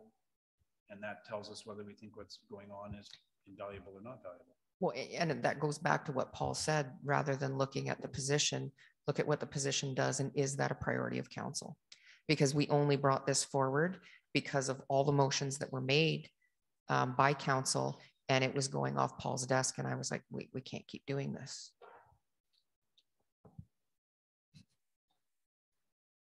It's like a tennis match. Thank you, Mr. Mayor. Just a few comments. Many other communities right now are or have been hiring people to build capacity within their communities. We saw what Paul was doing off the side of his desk and we're saying, whoa, you're not even able to do your own job because you're doing all of these other things. So, and we as a council sat around and said that. We talked earlier about people working more than 40 hours a week, ending up with burnout, those kinds of things. And I don't know how we can expect the director to do the job in the job description and then say, but we're not going to give you any help. If you take the grant away for the first 3 months, or you take the, excuse me, the grant and apply to the first 3 months, the total cost for the year will be $82,500. It won't be the $110,000 because we've got that grant paid for. So that leaves $27,500, which I could see 12,000 going to the municipal website. Anyway, but I really think, I'm going to say personally, I appreciate what the director does. And I'd really like to see what the director would be able to do if the director had free reign to actually do his job. And I talk to him quite regularly about how I appreciate what he does. but I don't want to see him leaving us or getting burned out or having to go on leave or anything like that. So I think if we can help with that position to take some things off his plate, plus we have somebody who is quote unquote specialized more so in those areas than our director is, then I think that's a plus. So I support this. Thank you. Councillor Blatz. I agree with all of the comments from everyone because I think that this is a really important position to have. Being on the Winter Shelter Advisory Board, I can see the really, really good work that Rachel has been doing. And I can see how that type of position is something that would really help our community going forward. And so I fully support the position. However, I am worried about the money situation as well. So I do like Mayor Gandam's suggestion of taking 1% off of COLA and doing a 3% COLA and then funding this position. Councillor Aberley.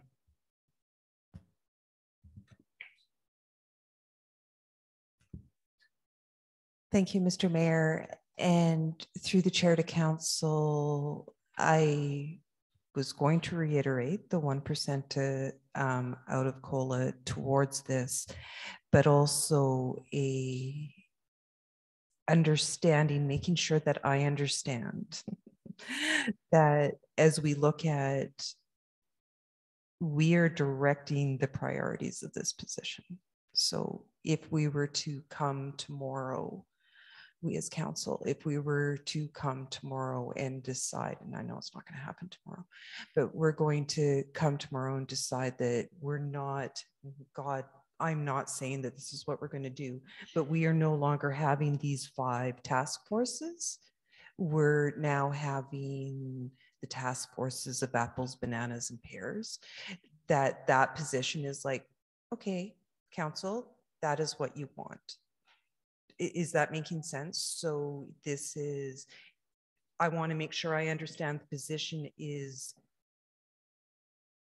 reacting to councils, because that's how it's written into here, that it's reacting to the boards and the committees and the direction that we want that a manager or our general manager, excuse me, couldn't do because you already have a huge portfolio. Through the mayor to Councillor Aberley, what you'd be approving by approving the community development coordinator is a position that is dedicated to building capacity with your citizens and residents to tackle some of these huge strategic challenges that we face. As Sue had mentioned, these committees that we are focusing on are there primarily because it's been the will of council to date. And so absolutely, council is a good reflection to us as the community and the needs of the community. And so what would drive that would be through conversation with council. Absolutely. Thank you. Councillor Lonsdale. Thank you, sir. I just want to reiterate as well, like Councillor Blatz, I am on one of these committees, diversity and inclusiveness, and I see the good work being done. And when we look and say that some of these task forces may run their course or whatever, but really when you look at them, we're dealing with issues on all of these that have been a problem within the city of Wetaskiwin for as long as I can remember, and believe me, longer. So I would support this as well, and I would be totally willing to support cutting the 1% COLA just to make it work. What's our tax increase right now? Your running total? Add it in just for fun.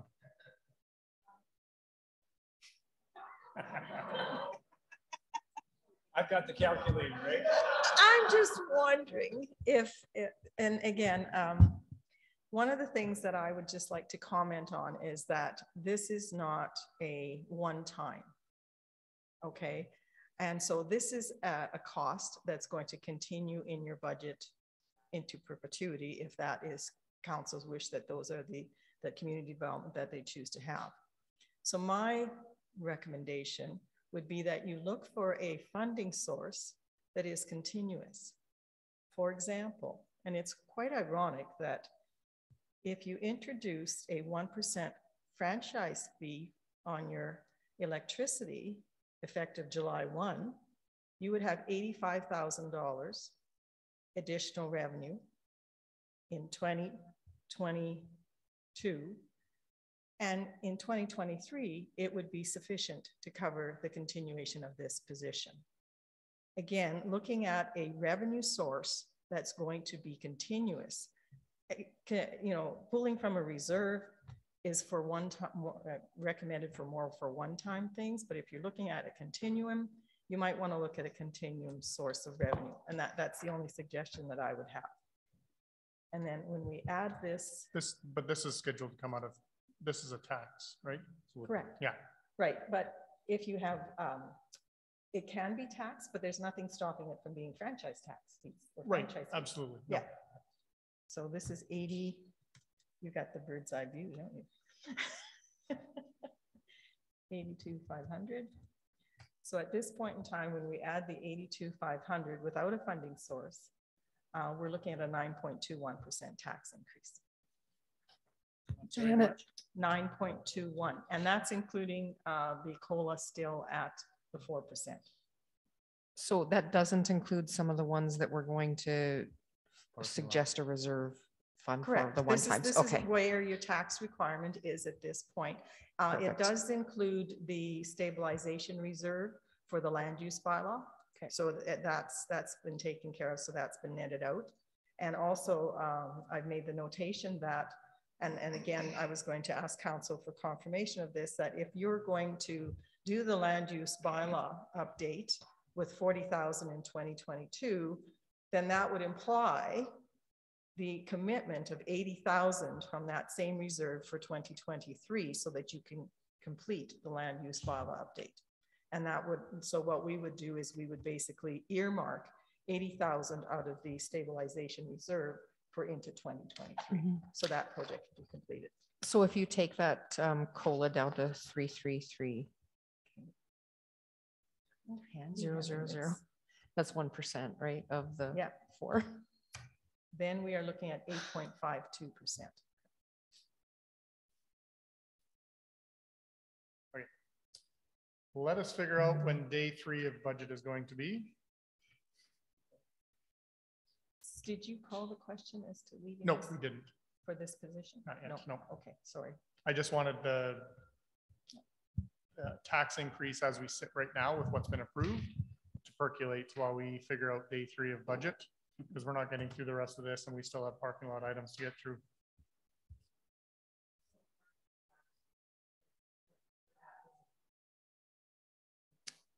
Take it out now because it hasn't been decided yet. I wanted it to be included with, yeah, no, that's okay. So where are your numbers right now, Diana, with this out?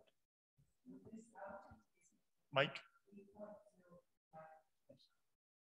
Really going to get used. I'm just going to leave it on. 8.01% tax increase. And that's with a 1% COLA and not having this position in the budget at this time. Sorry, what is it with the 1% COLA? Is out. No, because right now, as approved, we've got 4% for COLA. No, they asked me to take it out. No. But you want me to put it back in? It was taking it out if we added that position, but neither has been approved or accepted by council. If we put the COLA back at 4%, well, I'm sure glad I did this spreadsheet, 8.7% would be your tax increase. And that is without this position. Correct. COLA at 4% and the land use bylaw thing coming through a reserve. So if you like, we can put the spreadsheet up and I can just go through it quickly if you like. No, I don't think so. No, or we can start tomorrow morning. I'm ready. I don't know if we're available for tomorrow morning, but we need to figure out, Diana, sorry, did you put the ECDEV one through reserves as well? No, I have not. Okay, because that one would be a one-time, so it should go through reserves as well. Yeah, okay, absolutely. But those are the things that, you know, I was going to, once so we look 80%. at the funding, once we look at the funding, then it might be from reserves, yes. But overall, you know, that was something that we hadn't discussed at this point in time. So I'm just putting in the costs without the reserve.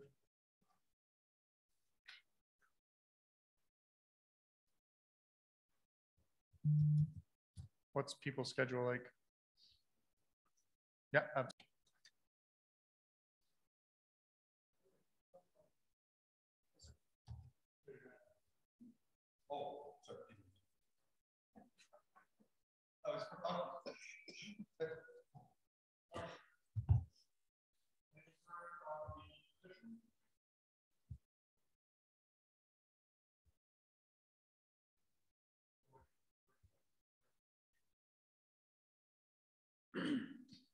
talking about the position? Or are we now talking about based on, are we talking about based on COLA and or are we just talking about the amount? Are we now? I'm asking if there's any more discussion on that position, and then we would get into a vote. So if you had a proposal on that position or how you'd like to change it, now's the time. Now would be the time. Okay, I'm good with that as it is. Okay. Anything further? Red sign, green sign. Passed.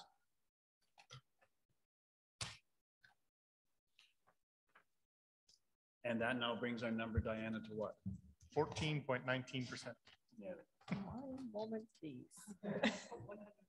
Yeah, right. Do you want the right number or the wrong number?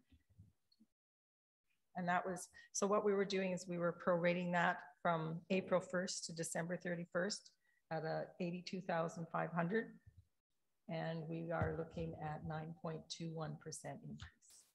And I'd just like to remind council that next year's budget will have the remainder as an increase for that position because it won't be in the tax base yet. Say it again, please, Sue. So the total project or the total amount was 105,000. In the 2023 budget, we'll have that extra amount. Sorry, you said 9.21? Yes.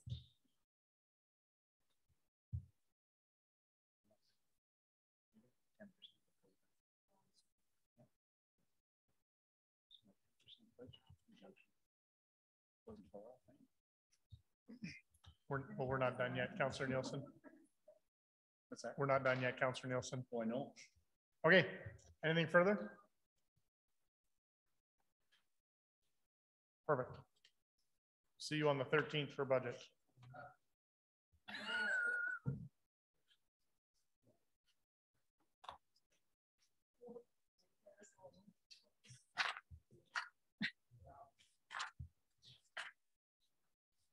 What's that?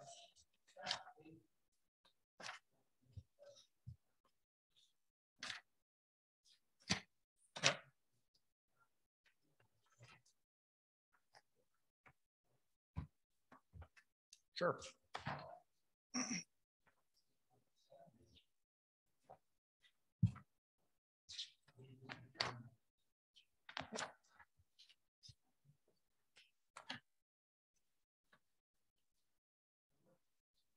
Oh, no, I know you. I just.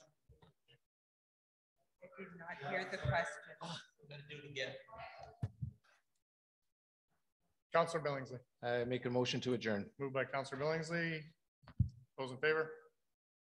Opposed? Carried.